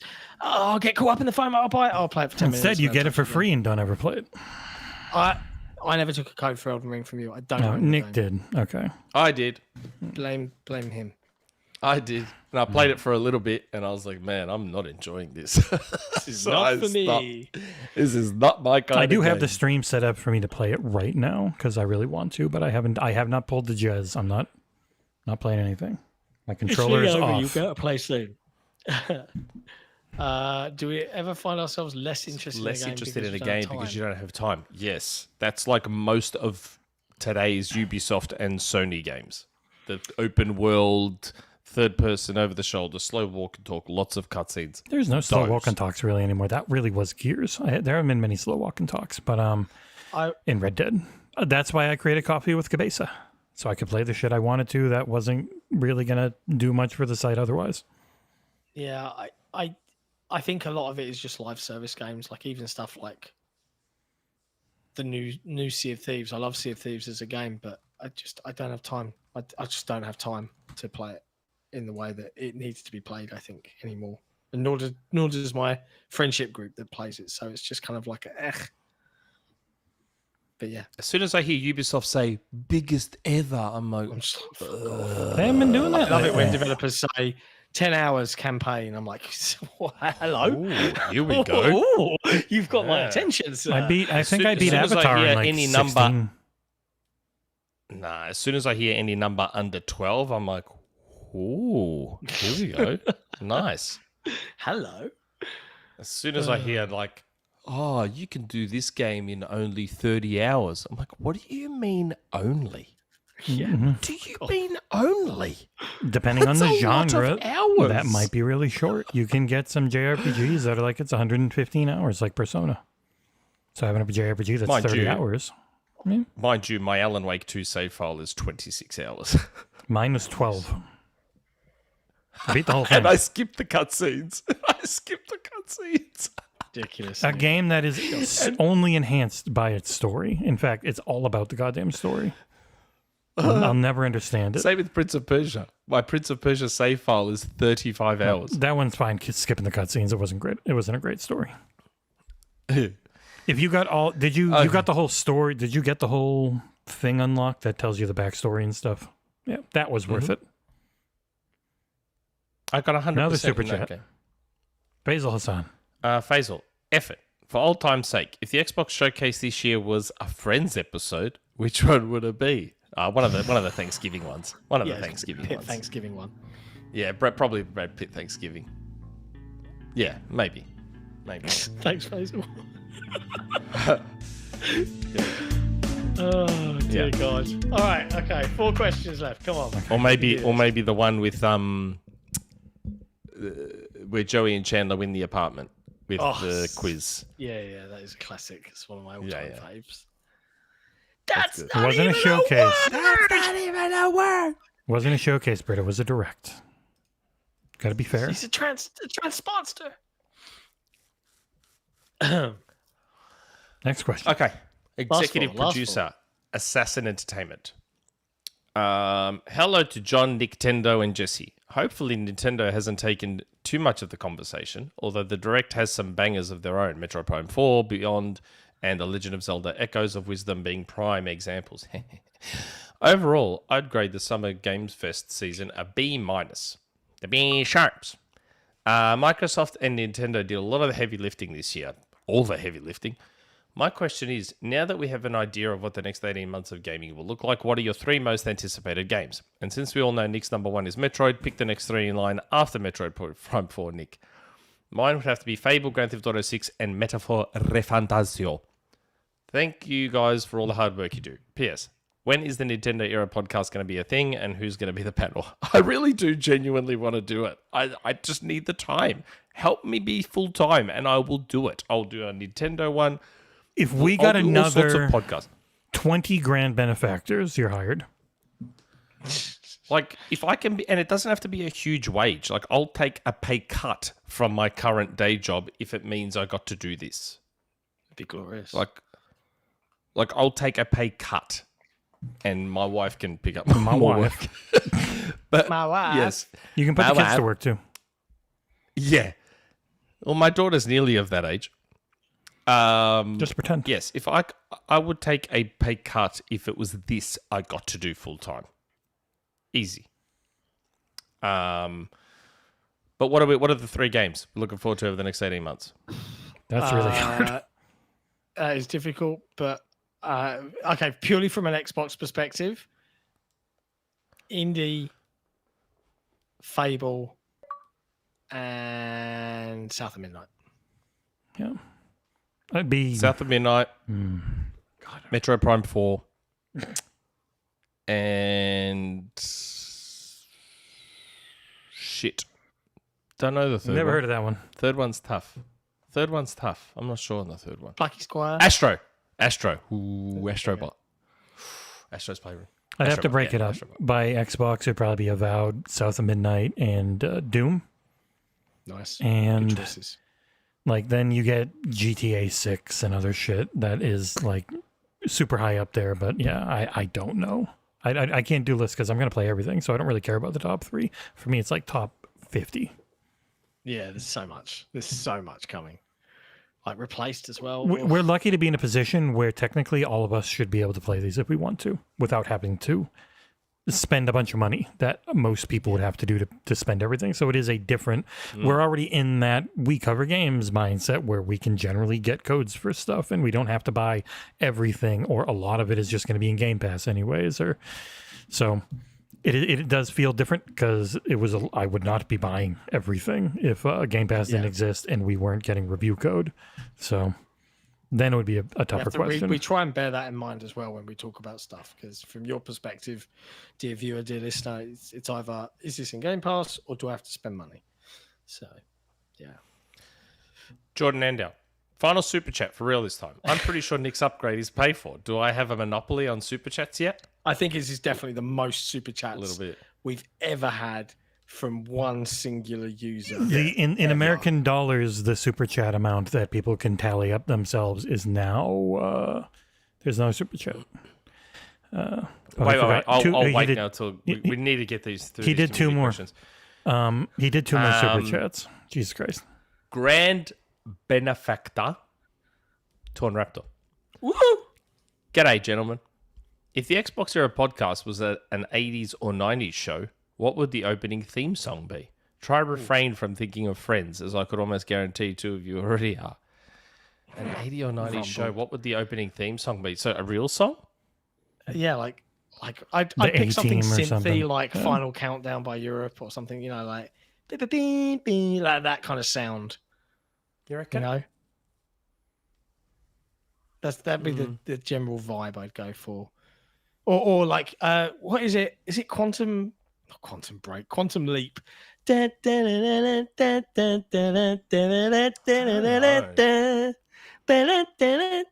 one. Like something cheesy like that. Glorious. Nah, I'd either go like with Rick Astley or George Michael. I'd go really maybe hit your George camera. Michael I did. I elbowed my desk with my knee. because I love 80s George Michael. I'm tired. Maybe a little bit of Def Leppard. Yeah. Pour some sugar on me. Someone will have to make us when did this like a song come really out? cheesy 80s intro. Starring. And then it's like it does It'd the be freeze hard to frame go shot. past. be hard to go I know past which one it would Michael. be. Detachable Penis by King Missile. God, I remember that song. Detachable Penis. Penis, yeah. No, Way too catchy for how dumb it was. That song. Not anymore. Yeah, I yeah. prefer think that. about it all the time. Talking Heads. Watching the days go by. Most of the songs from Mixtape. Yeah. Most of them. That are felt- soundtrack Yeah. would work. Yeah. Or what about what's their face? What you is know the the clip? face? Take Take on me. Take on me. Take on me. Or what about Don't Go by who was it by? Don't Go, Can't Stop Now, Don't You Know? I'm never gonna let you go. Don't go. Tango and Cash. It's in Tango and Cash. Oh, Terry God. Hatcher strips to it. Mm-mm. Don't worry, you don't have to look it up. That was enough. Yep. It's okay. Torn Raptor feels like his money is well spent. Yazoo. I was about to say Yuzu, but that's the Switch emulator. Yazoo. Don't go. Take your word for it. Yazoo. Don't go. Classic. I can play that on guitar, Trav. It's like one of those songs. 2 super chats and a few more questions. Go, come on. Jesus What a Christ. classic. Nick, it's been 6 hours, God, 5 hours, and now over 4 I do hours. a music Please. podcast. I do a music podcast. I do a. We're going to get I do all DMCA. of it. He's so good. Let me go full time, please, rich people. Let me go full time. I want to do this full time. If every one of these shows made the super chats we have today, it could probably pay you. Like, I'd put out even more content if you can let me Would go any of it full be time. Xbox content? Some of it, maybe. Majority of it. Our fan base is But when centered Xbox around the is platform. dead, when It's not gonna Xbox is dead, you'll be thanking me for all this other stuff that I've been doing. Your microphone doesn't like it, Okay. John. It's barely picking it up. Stupid mics. Okay. Mort. Hello there. When are timestamps up so that I can skip all the Nintendo shit? You good luck with the timestamps today, bro. There's so I know, super the chats timestamps are going to be off. so fucking bad today. They're going to be so bad. What, did you see last week's? I did a skeleton and then I forgot to go back to it, so they're really I know. Like, mediocre. you two, oh, come on, man. Like, John, you couldn't have done those timestamps that you promised you'd do Really from that busy, other bro. episode? He's really busy shitting his pants Your and puking kids his came guts in. out. Your kids came in, so you couldn't do The timestamps. missus My got home. kids like opens their eyes. I was like, oh shit. Get the fucking 10-year-old to No, do the timestamps. They don't, we know they don't open their eyes. You open them, you blink for them, you get your hands there all the time. I moisten them. Then I You moisten feed their them. Yeah. You got to chew, son. Go, two on it. And then you go, oh, No, I chew for them and just like a bird, like rub their neck. So they can swallow. Then you're patting them on the tummy to help digestion. yeah, and then pulling it out when it's time. Wow. Yeah. Executive producer Brit with the Squeezing on call their out. tummies so they can shit it out. Oh, it's not a dare, George. Jordan. He will do it. Jordan Andow, timestamp it with my super chats. I dare you. Nick's OCD, he will. I'll He probably will. super chat some of them, but I'll run out of characters. So because there's actually a character limit. Yeah, it's not so that I many, have to be too. careful. They have it set for mobile. You don't get that much. 99 Rukin. Hello there. I'm so tired. What do you think will happen when we get to the Game Awards this year? Do Nothing. you think Xbox will get the snub again? To Yes. games like, Astrobot is 100% winning Game of the Year. You think Jeff Keighley's not going to take a chance to give a PS5 Game of the Year? Come on. What happened with Gears 5 getting snubbed to indie games straight? I'll fix Because it. the media loves cats. Thoughts? P.S. If you need more money, just open the XboxEra OnlyFans. Just kidding, don't do that. I'll pay more for that not to happen. Fair. Well, even me. There, I fixed it. Stray. And by the way, anyone wondering, yes, we can edit things, but it immediately tells the person that we edited their thing. So I fixed his spelling. That's all. Astrobot is 100% winning Game of the Year. Yes, it's 100%. It'll get all of the love and the plaudits and Not that I'd have a problem with that personally, because it's probably going to be my Game of the Year. But I'm just saying that there's no way known Keighley doesn't take that Didn't chance even to give realize. Astrobot Game of the Year. That was the last question. And then he'll say, see guys, it's not just the Sony third person action It's adventure anything game. Sony. It's a platformer. It's a 3D platformer. Look. That's what it'll be. Yeah, painful. Oh my god, that's it. I told you That's that was it. the last We've done one. it. Yeah. We've done it. We got to the end. So that's a 6-hour show, a 5-hour show, and a just under 5-hour show in a row. That's nuts. It's June. Wait. That's when the year it happened. There's super chats. There's super chats. What is that? Jordan White. Forget Lego Horizon. Give me Lego Gears of War and Lego Doom. Oh, that actually Yeah, be that pretty would cool. be fun. I want to see red Lego pieces flying everywhere. That actually would be cool. Especially Doom. Like Oh, there are more super way chats. Holy he- shit. does his executions and they kind of all those effects blow up anyway. It'd be cool to see Lego like that. Jordan Andow, name 3 games that Xbox will show gameplay of for the first time next year. Everwild, Clockwork Revolution, Contraband. Contraband. Oh yeah, Contraband. We still got it even after this Yes. long. Yeah. Contraband. Nailed it. Nailed it. Jordan Andow, what's that super chat total, Jesse? And does it pay for Nick's upgrade? Then next we can pay for John's book. So I guess it depends how much does YouTube. Yeah. Oh God. Well, the 360 book should hopefully actually make money and then not be a burden. Oh yeah, the 360 book. When are we going to get Cliffy to write something for that? Can I say this? No. So the super chat total, if upgrading Nick is what, £1,000? What? How much would it be, John? Yeah, it's about double the flight. So We've it's about gotten £2,000 for Nick's we've premium gotten economy. like after YouTube takes their cut, there'll probably be like a third of it. Depressingly. Of Doesn't the have to be upgrade. business class upgrade. I'd be happy with premium economy. I know it's still £1,000 extra. I'll even chip in a little bit of my own money. If Nick chips in £700, you're in. I'll With the even chip super in a chat little bit total. of my own money for premium economy. But yeah, so when we did the subathon, I don't remember when. Last weekend? Yes. No. Yes. Yes. Yeah. We did the subathon last weekend. That made good money. Then this friggin' thing, and then a subathon again next month, and then everything that's in the PayPal. Depending on how all the accounting works and when everything comes in and how John divvies it up and all that stuff, we'll try and let you know. Like especially by the next subathon, we'll try and figure Random out question where we're at. live. Like, I am of the opinion that it's probably more sensible for you guys to get your tickets and either get given the money to buy the ticket, or you buy the ticket and then I give you the money out of the business, because then instead of me booking it for you and you going, oh, have I got this right? And it's under this name, but like I'm just picturing organization wise, it might be easier that way. Given the We'll money, figure that out. or before. Why for don't me, you it'd just have to give be me the before. credit card details? Because it's going to be. Yeah, I suppose I could do that.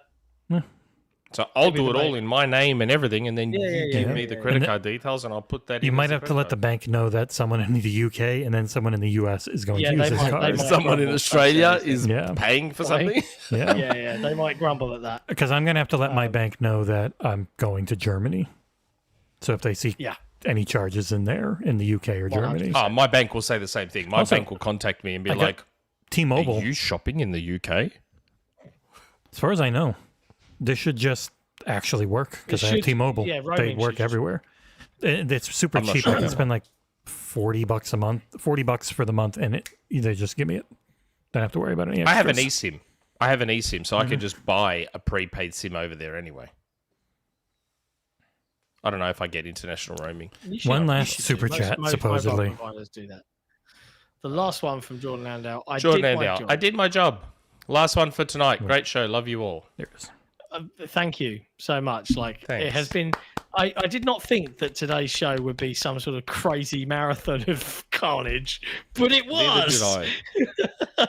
So 4.5 many thanks. hours. My wife just got to home and is going Jordan. to be laughing at me for still going. So let's please end it for the love of God. Yeah.